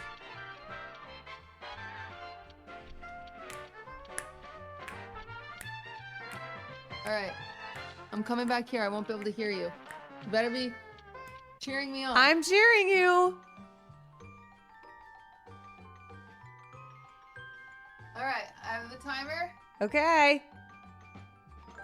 What? They're puffing it. I'm not wearing a diaper. It just looks like I am. They poof. It's not a diaper. They're just poofy. It's not a diaper. It's just. Look, guys, sometimes when you're streaming, you can't get up and use the bathroom, I okay? can't hear you, but I just want everyone to know I'm not wearing a diaper. You guys, just because she's wearing a diaper doesn't mean that is cause to make fun of her. In fact, like a diaper, it's really quite it's economical. It's very economical. Wow, this is gonna be so much longer than I thought it would be. Sometimes you're in the middle of a game and you're sweating it out and you just can't get up to go to the bathroom. So that's why I use these gamer diapers. They come in different colors. Some of them glow in the dark.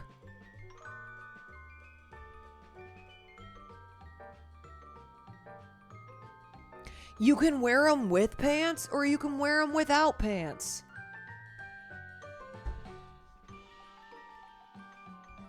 God, this plank is long. A 1 minute plank is no joke. Do you think the diaper is making it harder? 5, 4. Hashtag sponsor D's nuts. Wow, good job.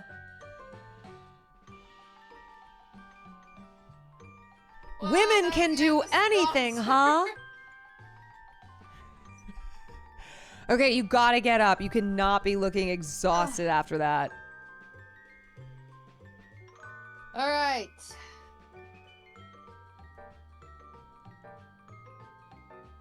Not bad. Wow. Well, I will say the collapsing to the ground afterwards. I don't think there was any other option. Yeah.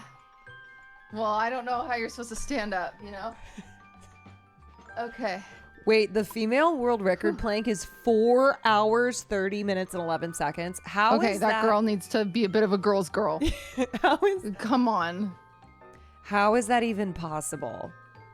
Do you just go into a different... You just I go had in to a go different into some zone? places in my mind there, Yeah. so I couldn't imagine. You just go into the dark place. Okay. Wait, we got rewards. Oh, wait. Ah.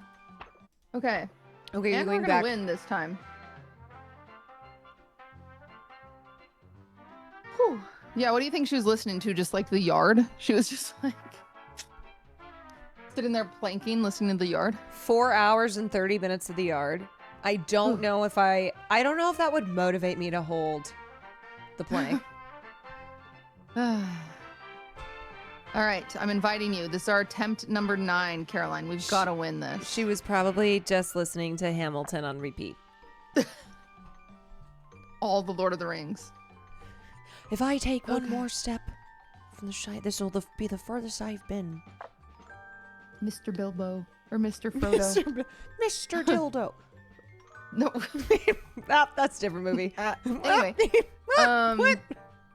Okay, attempt number 9. Here we come. Okay, let's go.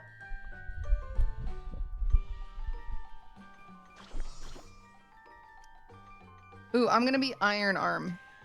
I'll change it up. I'll go Echo. Okay. I'll go Echo. I'm a little out of breath from that plank. Wow, wait, Iron Arm is cool. Okay, this is hard. Okay, I this don't is a different understand. boss. I don't understand. How do I? I don't know. I don't know. Like, what are you How are- supposed to do on those ones? Watch out. That's God, the impossible. ball, really- It's impossible. Hi, yeah. Dude, I Like, just dude, don't feel dude. like I can dodge anything at all. Okay, I'm almost dead. Again, I'm dying. If you can dodge a wrench, you can dodge a ball. Okay, I really cleared you on that one. Okay. So We unfortunately, lasted 28 seconds, by the way. okay, that felt like a bit of a harder boss than the last one. Okay. Are we really this bad? Like, genuine question. I actually think I'm doing okay. Oops. All right. Well, time for me to spin this wheel again. Spin that wheel. How about if you get the plank again, I will do it for you. Okay. I will I'm like that, you know. Okay.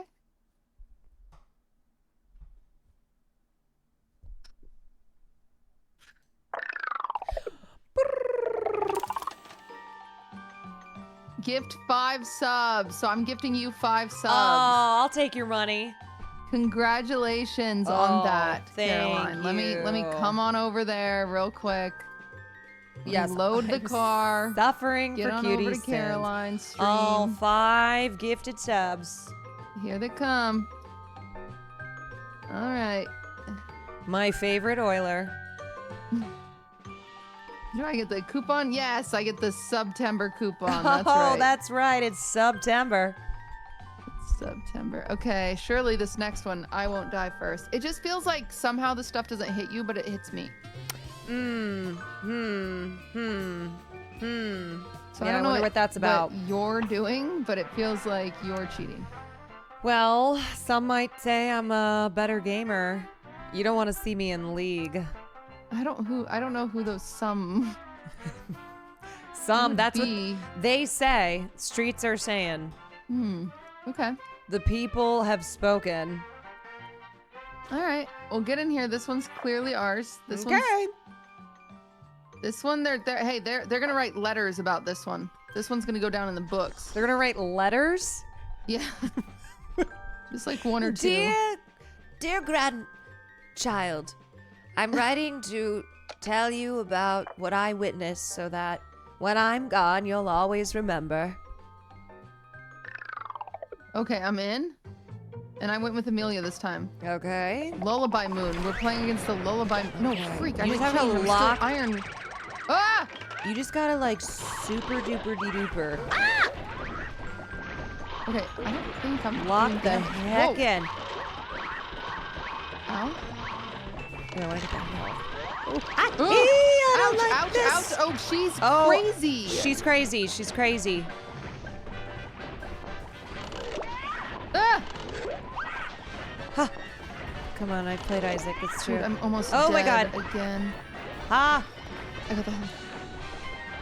Oh gosh. Oh god, I it touched her. hurts. I touched her. Uh-oh, she touched me. Ah! Ah! Touch me. Come heal me. Ah. Oh, you died. Oh. Dude. Ooh. Okay.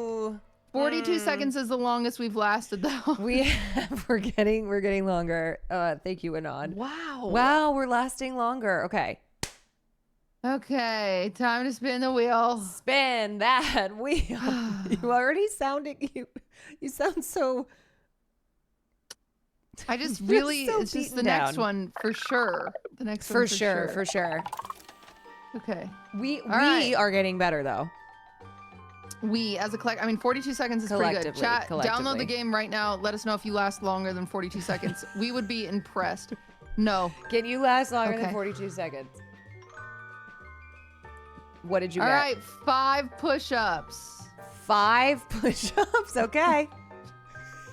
This is Can I do this girl whole ones? stream is just Cutie having to do things. I would appreciate if you would take one for the team, Caroline. It just feels like I you. had offered you on the plank. I'm not doing push-ups because you haven't done push-ups yet. I said I would do the plank because you had just done one. All right, I'm doing my 5 push-ups. You can be on your knees. What if I can't do 5? Well,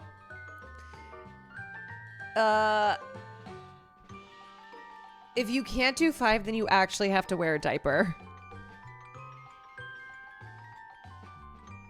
There's no way. Come on, just The rug is slipping. no excuses.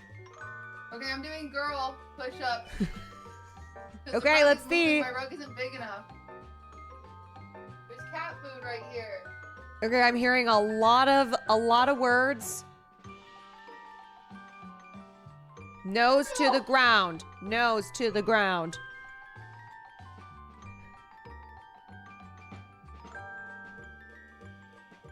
Okay, just one more. There you go.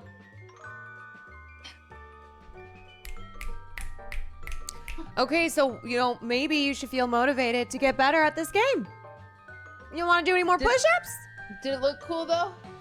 Did it look cool? Absolutely Yeah. not. Oh. Absolutely not.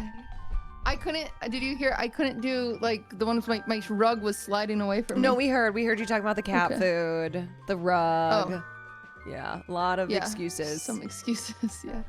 Just a I few, should get so. popcorn and just sit here and watch as she has to do all this stuff. No, it's awesome. It's great. Okay. All right. Okay. Okay. Do you feel warmed up? Because I feel like I feel finally. good. I think I'm like in my swing of it now. Okay, let's go. Let's do it. Okay. All right. Huge. Huge. Okay. Invite you. Wait, the lady that Invited. holds the plank record also holds the push-up record? Oh, come on. 1,500 push-ups in 1 hour. She's 59. Oh. He is. You know what? Really pissing me off. Some people need to get better hobbies. Yeah. Okay, here we go. All right, all right. I just really feel confident now.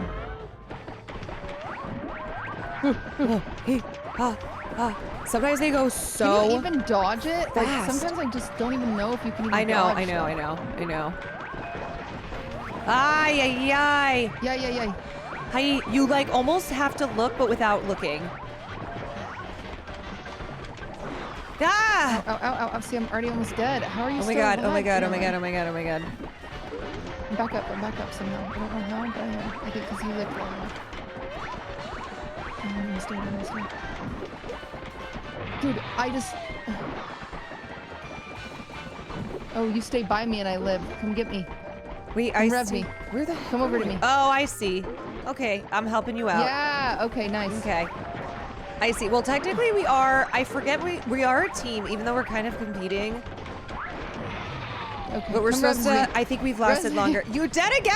Okay, I have to wait for these Yes. freaking books to pass. Ah! Oh my gosh. Oh, no, I'm dead. I'm dead. Okay. But a minute 4 is our new record. All right. If you can beat a minute 4. If you can beat a minute 4. I don't know how to explain it aside from like I'm looking, but I'm also not. I don't know. I'm trying to. Yeah, like I'm way not, to lock you in. have to be like a good multitasker, and I'm not that right now. Yeah, you can't look at like one thing. All right, well, let me spin the wheel again. Surely it's just... Surely you'll get one that's not a physical activity. What did you get? I got 5 push-ups. Again?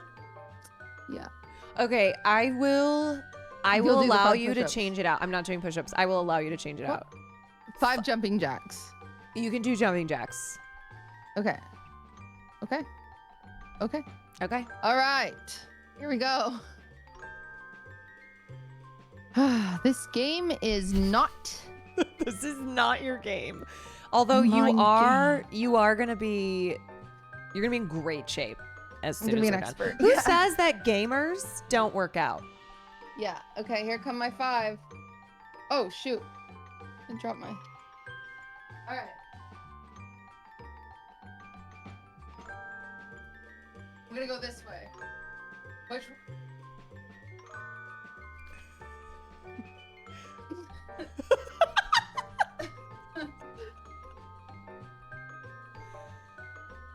Wow, good job. My room is so small, I had to go Good to job. diagonal. Did you get the ick from that, be honest? I'm past getting the ick. I've been there, done that. Okay, this time I live. This time you live. But we are, honestly, as a unit, we Getting are better. improving. We're getting Yeah, I better. agree. Okay. I've invited you. Okay, this next one, no wheel spin. Because we're like halfway through, so it's like we deserve a little treat, you know? Oh, do we? We deserve a little treat? Yeah. Oh, okay. we. So we'll just like see. Yeah, we'll just see. Okay. I guess. We'll, Yeah. like, we'll just see how it goes. Yeah, totally. Well, maybe if I live, well, we'll just see. Yeah.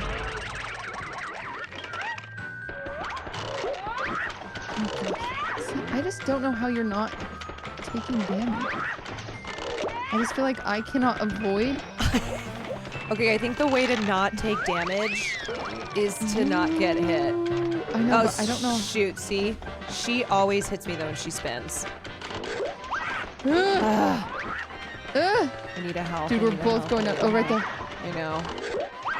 Oh my god. Oh, revs me. Okay, I'll res you. Hold on. And I'll survive us.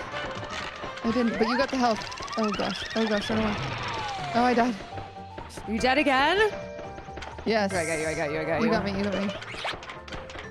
Dude, see, how do you avoid those kissies? Dude, Oh, you just gotta move. You have to move. Okay, so ready? You know she's gearing up for something.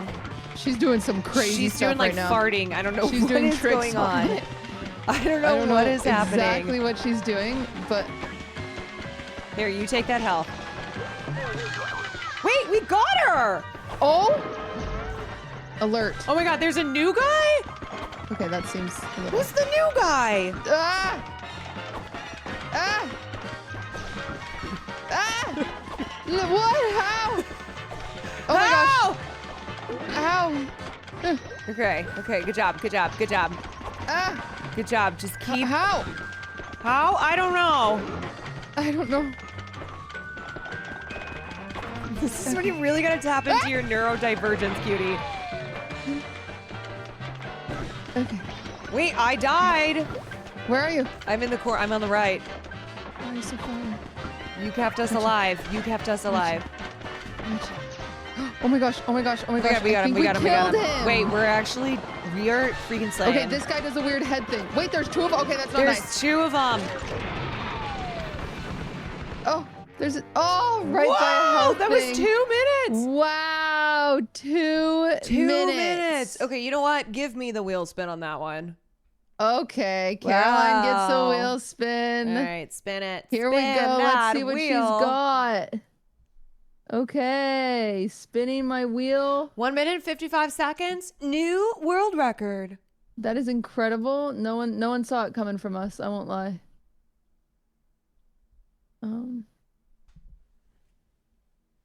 What did I do? Okay, there we go. All right, I'm spinning the wheel. You spin me right round, baby, right round. What is it? You've got to give us your best ooh woo. Oh no. Oh, I've never done this before because it makes me want to die. Mm-hmm. So you have to do the finger thing. You have to do, isn't it like the like? Oh God. Okay. Oh, it's this. It's this. Like, is there something specific I'm supposed to say, or do I just ooh woo? Ooh woo.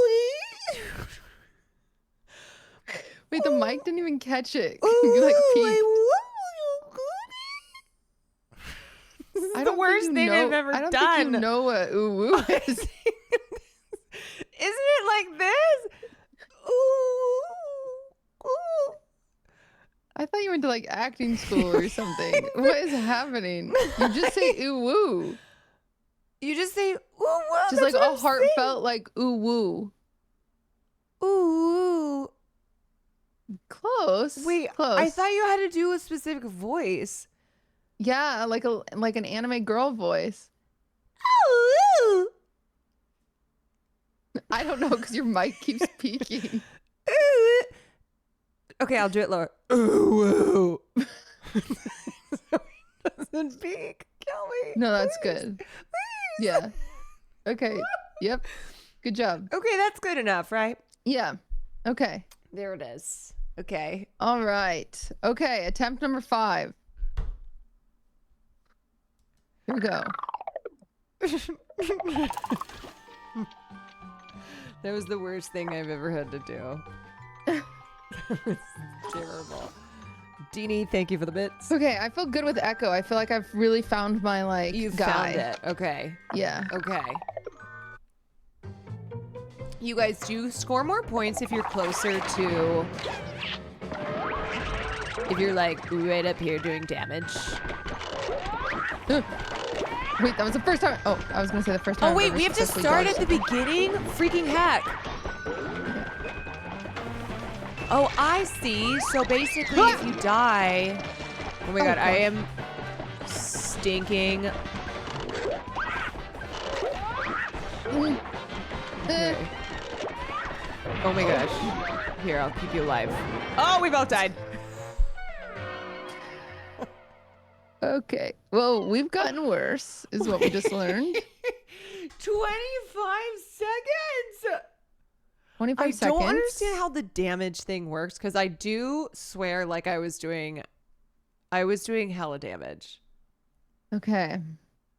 All right, let's just see where the wheel goes. Technically, I died first. Let's see where the wheel takes us. Yeah, but is it damage or is it dying first? Let's just see where the wheel takes us. Okay, read last text on phone. Okay, we can both do that one. Okay. Mine is to you, and then beyond that, it's Nico. Mine is Vanilla Mace. She sent me a video of chicken soup that she made because I sent her my recipe, and she said, "Did I do good, chef?" And I said, "Hell yeah, how is it?" And she said, "It was so good. Yours was better though. Also, I took a COVID test. It was positive." No. Oh no. Wait, I want the recipe. Okay. Will you send it to me right now? Yeah. I wonder if she got it from... Oh, no. Vanilla Mace, no. Where do you think you got it? Maybe... I mean, Ludwig was sick, but I didn't get sick, so I don't think she got it from Ludwig. Somehow it's Ludwig's fault, though. I feel like it's Tara always... Yummy's DJ set. You had to get COVID in order to join the club. Here, I'm sending you the recipe. Those disease-filled Zoomers. Also, I do like extra dillweed. Extra dillweed. Extra dillweed. Okay. In my chicken noodle soup. All right. Good. That was an easy one. Now, if we roll this again, I will go to my next combo and read my next combo. Okay. Okay. All right. Here we go. This time for sure. This is the one for sure. We were so close that one time. How close do you think we were? Well, I don't know. It feels like they probably bring 2 people out and then they bring like all 3 of them out is what my gut would say. Oh, we were wave 3 of 5, so it sounds... That's pretty good though for us. Wait, we were only wave 3 of 5? Oh.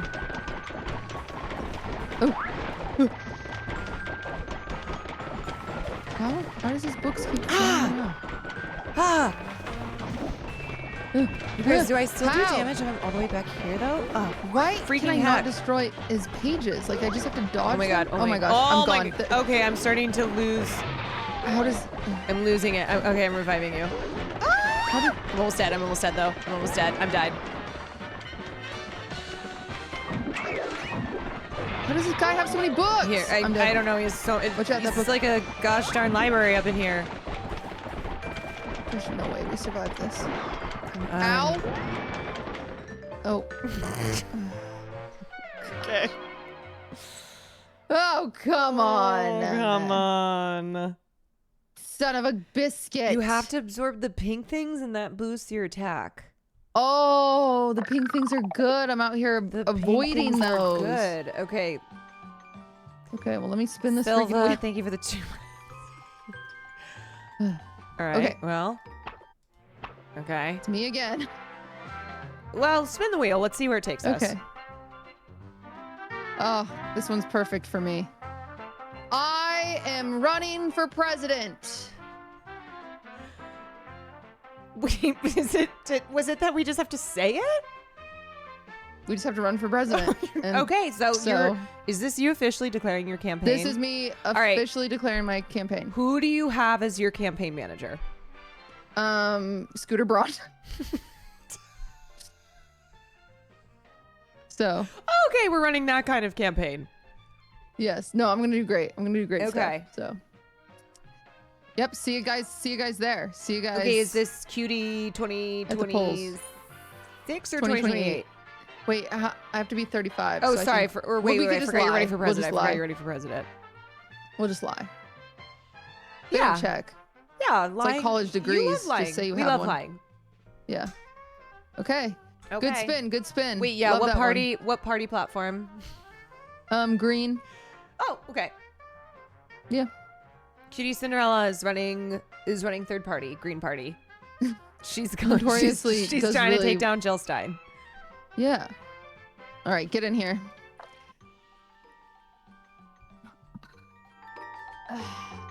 Queen party. Wait, it says we only have 3 attempts left? Yes, we've got this though. Oh my god. Dude, we've gone backwards though. We've regressed. Yeah, no. This one's our more This is definitely the one. Okay, so This what is are gonna the be- okay, these so are the get pink ones. things Get that the we pink want to ones. absorb. Okay. It feels like I still took damage from him though. Okay, why is this ball? This ball. This freaking ball. So, oh, I see. Okay, so like the pink. Oh my gosh. Oh, this is so hard.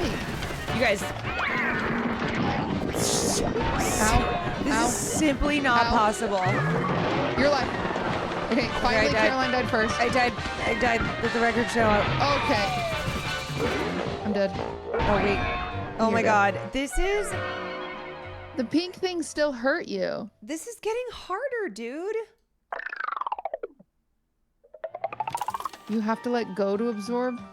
You can't touch the screen at all. Okay, well that's... It's difficult. You guys to understand? That's hard. All right, all right, well, I'm excited to spin the wheel this time because it's for Caroline. Spin that freaking wheel. All right. What does Caroline get? Spin that wheel.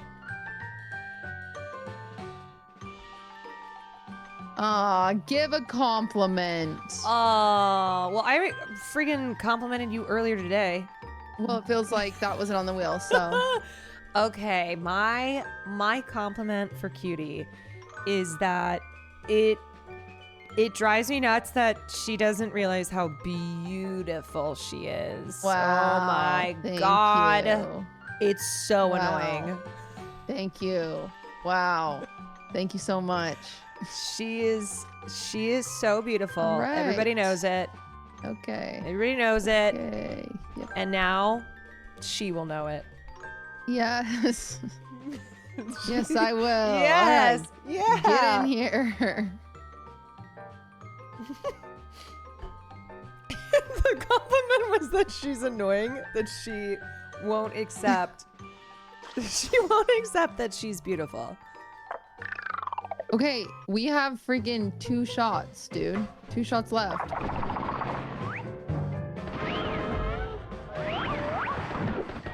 Oh my god, I was not even playing, dude. What do you mean you're not playing? Wait, I was looking down. I can't. Okay, wait, I'm locked in. I'm locked in now. I didn't realize it started. Okay, I cannot do the pink things. I can't figure them out. I'm almost dead. The pink things are way too hard. There's just too much going on here. I got you. Oh, uh-oh. You're also dead. Uh-oh. I did a lot of dammy, though. I don't understand the dammy. Okay. All right. Well. Okay. Well. Let me just spin this wheel. Let's just spin it. Let's just see. Just see what it is. Let's see it. All right. Now I have to give Caroline a compliment. Yay! My compliment is that, you know what? You're kind of good at this game. And I am surprised. Why is everyone always surprised when I manage to be decent at gaming? Do you want us to answer that honestly and earnestly? Yes. Oh, well, it's because you're usually inept at most things like technologically advanced, including like even using your own cell phone. So it's like an interesting prowess at the idea that you could accomplish anything where you have to use a keyboard, a mouse, and a monitor all at the same time. You know, so it's just like, it's really surprising. The compliment was so much shorter than whatever the hell this is. Really? Well, you asked, and I asked if you wanted to know. Okay. All right. You know what? Yep. Nope. I got. Okay. True. Okay. Okay. True. All right. Well. All right. Okay. This is our last attempt. This is our last attempt. Oh, it's so over. Okay. No. We got it this time for real. We've got it. Okay. Okay. Okay. I'm going in Echo. This is my boy. Echo's my boy. Echo's your boy. I'm going in. Oh, we got the weird head guy. God. I think. No, we didn't. Oh, gosh. Okay. Ow. Okay. Oh, okay. Gosh. Okay. Oh, the ball. The ball is so freaking annoying. I'm almost out of here. Oh my god. Okay, I got you. Wait, I have to back up. Sorry. Okay. Death. Okay, I got you. How are you so full health still? Ah! Are you using me as a barrier, be honest? No, I'm not using you as a barrier. Also, I took damage by reviving you. You're welcome. Thank you. How do I avoid this stuff? I'm dead. Hold on. I'm coming.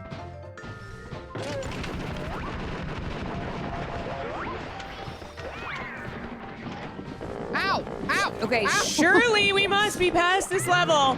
Come on, die! Please. Please, sir. Dude, I am taking the pink things. It's killing me. I'm not doing the pink anymore. I'm trying to absorb the pink. You, but I'm dead. Hold on, I'm trying to absorb the pink. It's not working. Okay, I got you. Bro, die. Why is this cat? He's got 9 lives. See, the pink? I keep trying to... I know. Who told us to take the pink? I don't know, just someone in chat. Who told us to take the pink? It just felt like the ball was chasing me. Gaza is our home. Thank you so much for the raid. All right, spin that ding dang wheel. Not grumpy. I'm not grumpy. See. That's it. That was our last try. Sweet. This one feels bad because I'm currently a bit on a roll on Twitter. Oh no. Is it tweet? Yeah. You can just... You know what you should tweet about is the Jets. Okay. Okay, and wait. Say what? Okay, hold on. I'll know exactly where to go to tell you what to say. Okay. Hold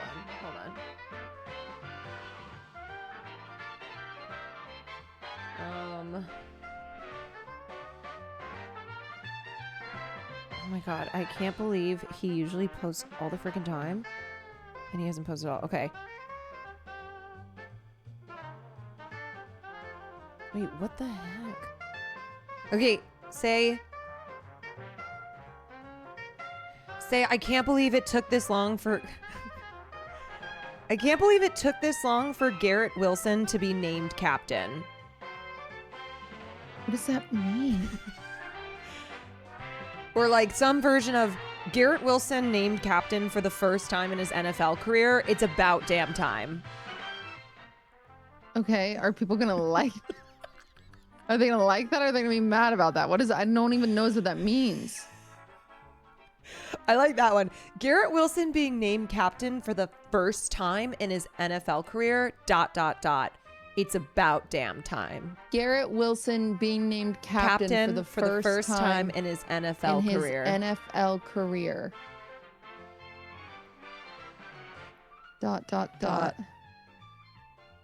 About... Or if you want to piss off Jets fans, then you say the opposite of what I just told you to say. Okay, I would prefer not to piss them off. Okay. Instead, we're just going to confuse a lot of people. Instead, you just say, it's because it's a Jets tweet. That's what you're tweeting. Okay.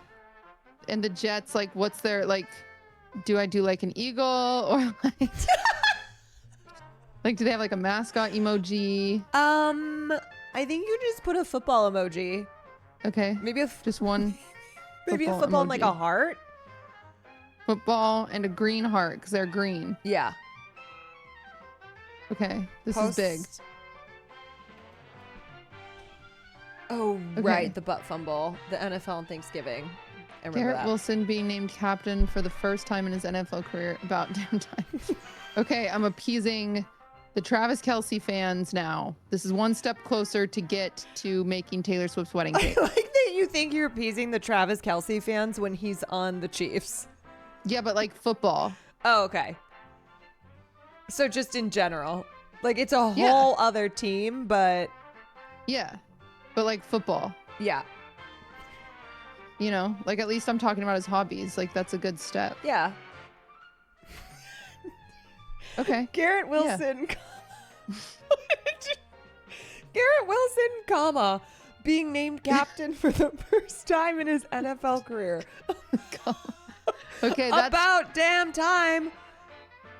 That's speech to text's fault that there's a comma there. I didn't check that.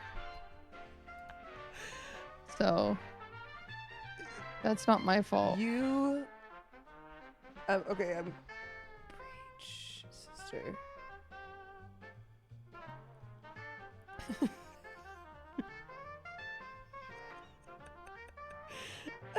Okay.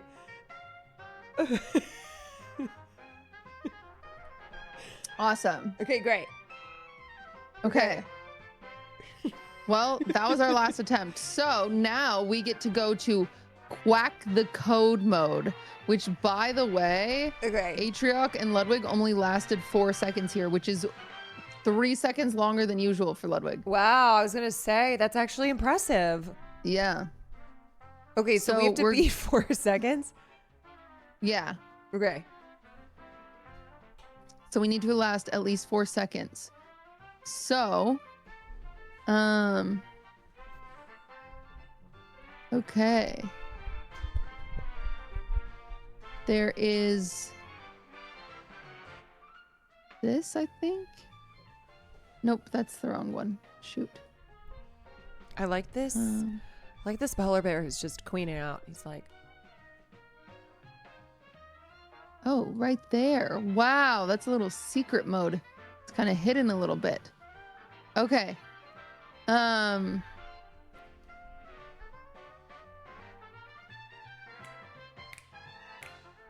Okay, I'm gonna invite you. okay. All right. Are you ready? What is this?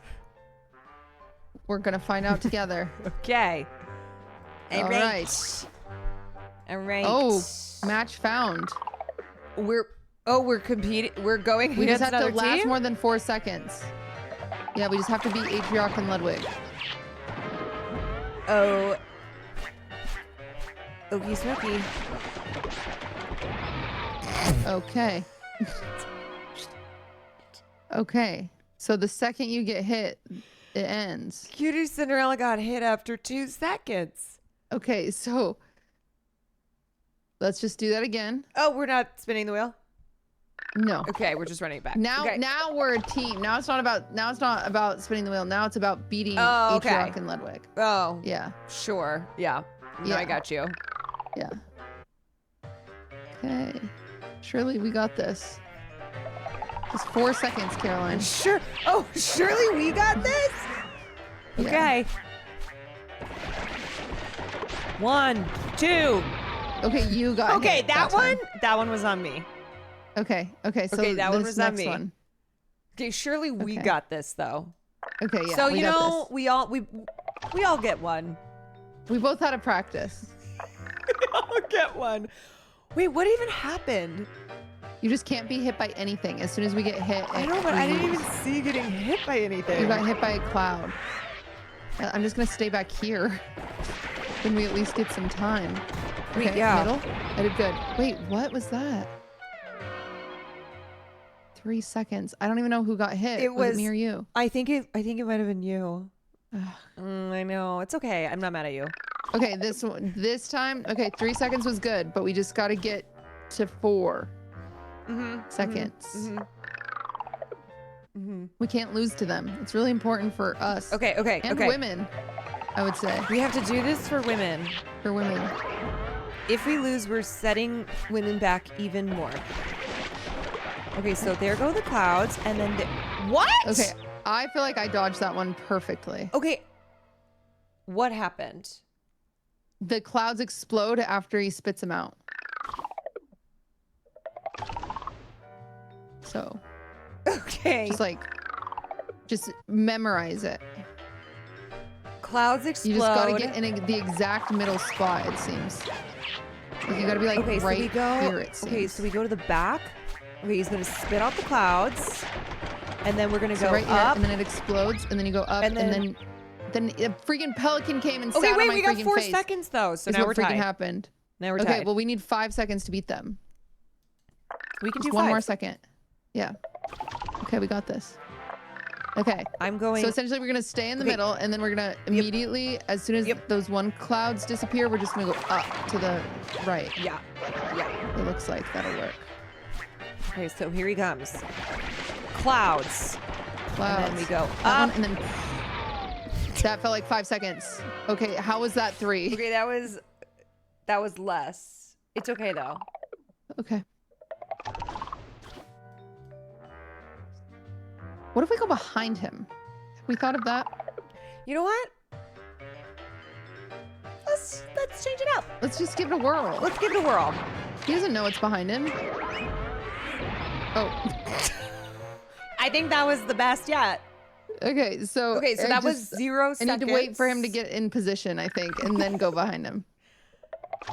I love your way of doing things different than anyone else. Thank you. Okay. I'm just gonna kind of like...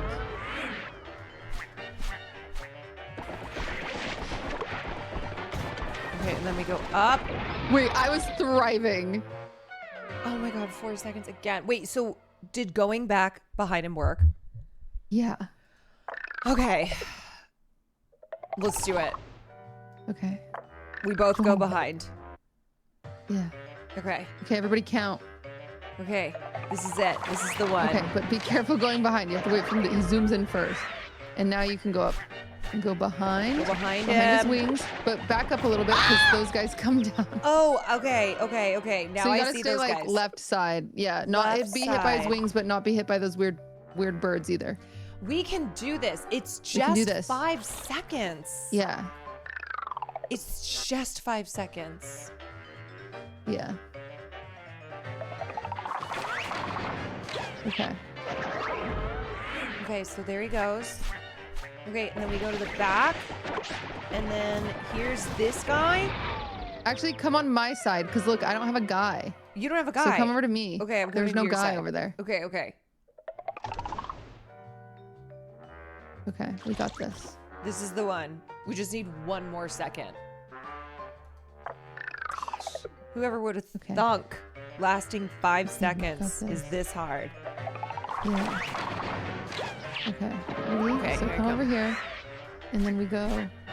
Okay, we go up. And then down. Oh, there wasn't a guy. I don't know what happened. I don't know where he came. There Wait, literally why wasn't a did the guy last guy- round.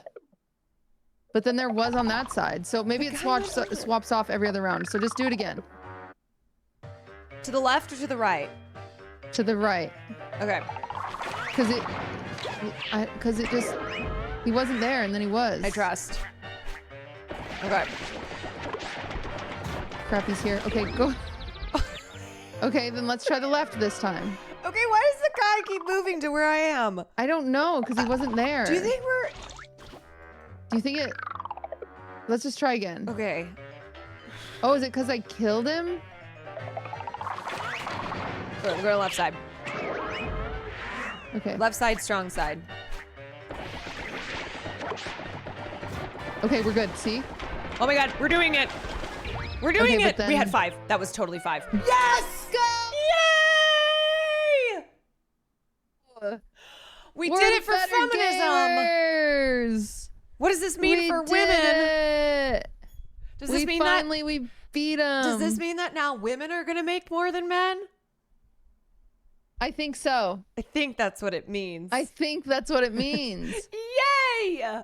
Should we That's do one last awesome. wheel spin just for the heck of it? Really? Let's just see. Let's just see what Let's it says. just see. Let's just see Let's what the wheel just see spin what the wheel spin says. would have been if case we do it. Okay? If case we do it, let's just see. Yeah.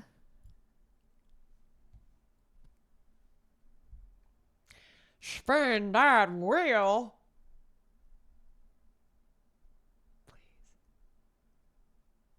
It's singing, isn't it?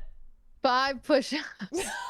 So we're just gonna go ahead and skip that one. We're gonna skip that You one. know what because the I think it wheel was actually said, you guys?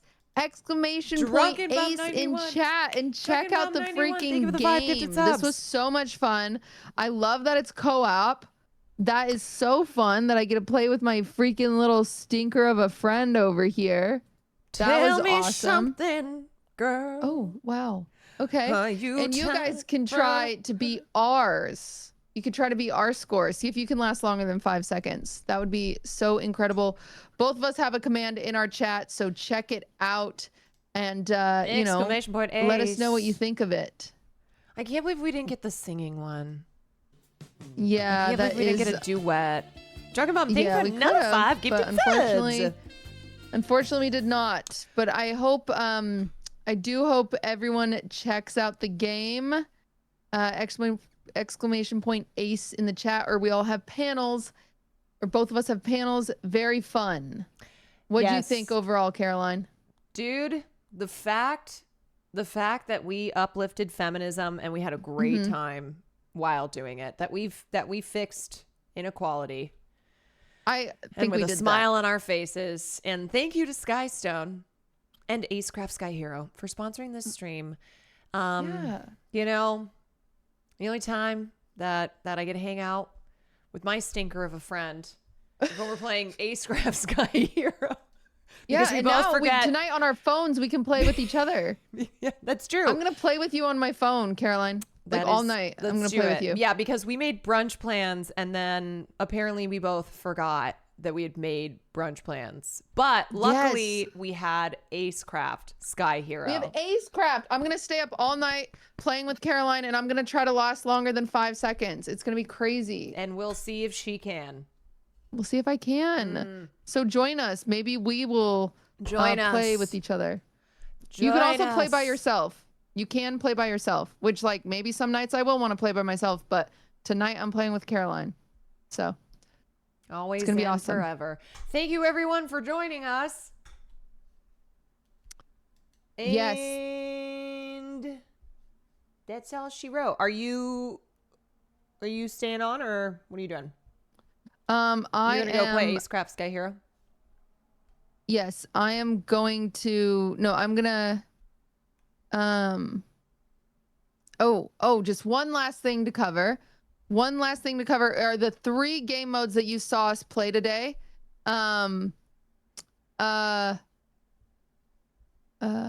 Was that last one we just played was in Quack the Code. You and a friend team up as detectives and unlock co-op mode, tackle tough levels together, bringing back that old school arcade teamwork vibe. That was really hard for me and Caroline. But ACECRAFT Sky Hero uses classic 1930s rubber hose cartoon style, like the old black and white animations, giving the game a unique nostalgic look that feels fresh and instantly recognizable. So let's fly, laugh, and play together in ACECRAFT Sky Hero. Use the links in the pinned chat or panel below to download the game and join us. God, I love hearing Thank you you say all. words. Thank you one and all. Thank you, everybody. Bye. Oh, are you saying bye to me like that? Or Oh no. you ending? Oh, I was just saying it. Oh. I'm still right. here. Yeah, I noticed. I was just, I just noticed we didn't get the singing wheel one, so. Right. Yeah. Sorry. Maybe next time though. For that way. I'm on the deep end. Come on. Please. Watch as I dive That's right. in. I'll never leave the ground. Ah, that's what it's all about. I don't know the words. Didn't you sing this for your... I did, but Yeah, I you didn't still know don't it. know. Remember Okay. how I called you and I was like, I don't know this song. And you were like, it's hard. And I was like, is it? And then I was like, oh shit. Yeah, it's really hard. That's why I don't let Jonas convince me to sing things with him. Yeah. Do it, lady. All right. I'm getting off. Really? Yeah. I'm done. Are you gonna keep streaming?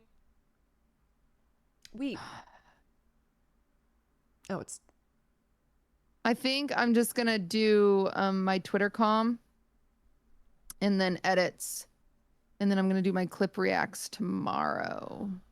So I'm gonna stream for a little bit longer, but not an incredibly long time. So don't raid me, raid somebody else who deserves it. Are you sure? Yeah. Okay. Great. I'll raid Kaisenap. Oh.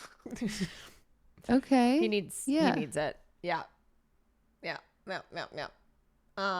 I mean, do you have any small streamer recs? I always like Oh wait, Marsh let is me live. s- I'll raid that bozo. Who? Marsh, you heard of him? Oh, I thought you said Trish, and I was like, who's Trish? Trisha Paytas now streams on Twitch. All right. Well, thank you everybody. Thank you, Cutie, for playing with me. Peace and love to you all. I will see you tomorrow. And go Jets. You know what I'm saying? Wait, let me check. Go Wait, I gotta check it Jets. on your tweet. Hold on. Let's see how it's doing. Let's see how the Cutie Jet Street. Garrett Wilson, comma, being named captain for the first time in his NFL career. About damn time. So true, Queen. When did he get captain? Just happened. Just Oh, happened really? for the first time. Yeah, It'd be no, funny I if he got literally captain like 2 weeks ago. I went on the Jets Twitter page and I just looked to see whatever news there was. Oh, that's awesome. Yeah. See, Okay. that's what it's all about. You just get your football takes from Twitter. We all knew Yeah, Cutie that's a knew good ball idea. more than Will. Yeah, you know what? Cutie, here's the thing, y'all. Cutie can talk about the Jets. Will Neff can't talk about Taylor Swift. Exactly what I've been saying. That's what's up. That's what I've been saying. talking about. That's what I've been saying. I can talk about the Jets all day, every day. So Taylor Swift could play professional football. Professional football players could not become world-class superstars. You know what's up. yes, exactly. Yeah. That's what I was saying. Yeah. No, Taylor Yeah. could throw a ball. Patrick Mahomes could not bust it down like a Tatiana. That's what I'm Yeah. saying. Yeah. All right, dude. I will talk to you later. Let's plan a brunch that we both All right. remember. Yeah, well, we're also technically going to Joshua's Tree with each other next weekend, so. Oh, we are doing that. Okay. That'll be our brunch.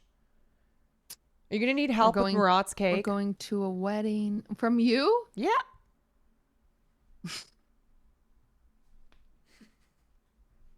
Oh.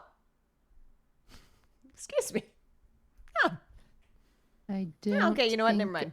Forget that I will need help. Forget that But I you can offered. come supervise if you No, want that's fine. to. Yeah. No, sure. Sure. It's going to be weird because I'm going to have all this henna and you're not going to have any. I'll just put some on. I'll just draw some on. I'll just draw it on. do it. I'll just do something. We're going to. I'll have like beautiful filigree. You'll just have like squiggles. It'll be fine. It'll be good. Yeah, Cutie and I are going to the Better Piker Brothers wedding next weekend. Yeah. Yeah. All right, everybody. Night. Good night. Thank you to Nico for getting everything set up. Bye. Bye. Okay, my team. I'm gonna send you guys to Marsh. I'm tapped out. Sorry, I was gonna jump into Kalmamon, and then I remember that I had a sponsor. So Quan Uwu, I can't look at this. I can't. Why?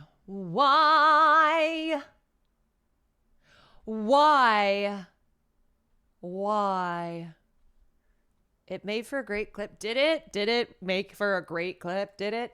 Oh, you mean the sponsor D's Nuts. Oh, wait, Will wasn't live. Shit, we don't get to see his reaction. Damn it.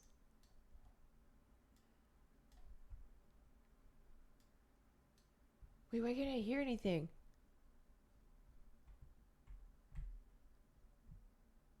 Why can't I hear shit? Hold on. Did Nico move some? Why can't I? Hold on. Beep. Is it this? Wait. Did Miko change what's on my Go XLR? I don't know why I can't hear. No, that doesn't make any sense. Why wouldn't I be able to hear it? Refresh? Wait, shoot. Okay, I have to. You guys are about to be sent over to Mars. I gotta figure out why I can't hear any sound. Give me this clip tomorrow. Give me this clip tomorrow so I can watch it. All right, y'all. Night, night, night, night. I will see you tomorrow.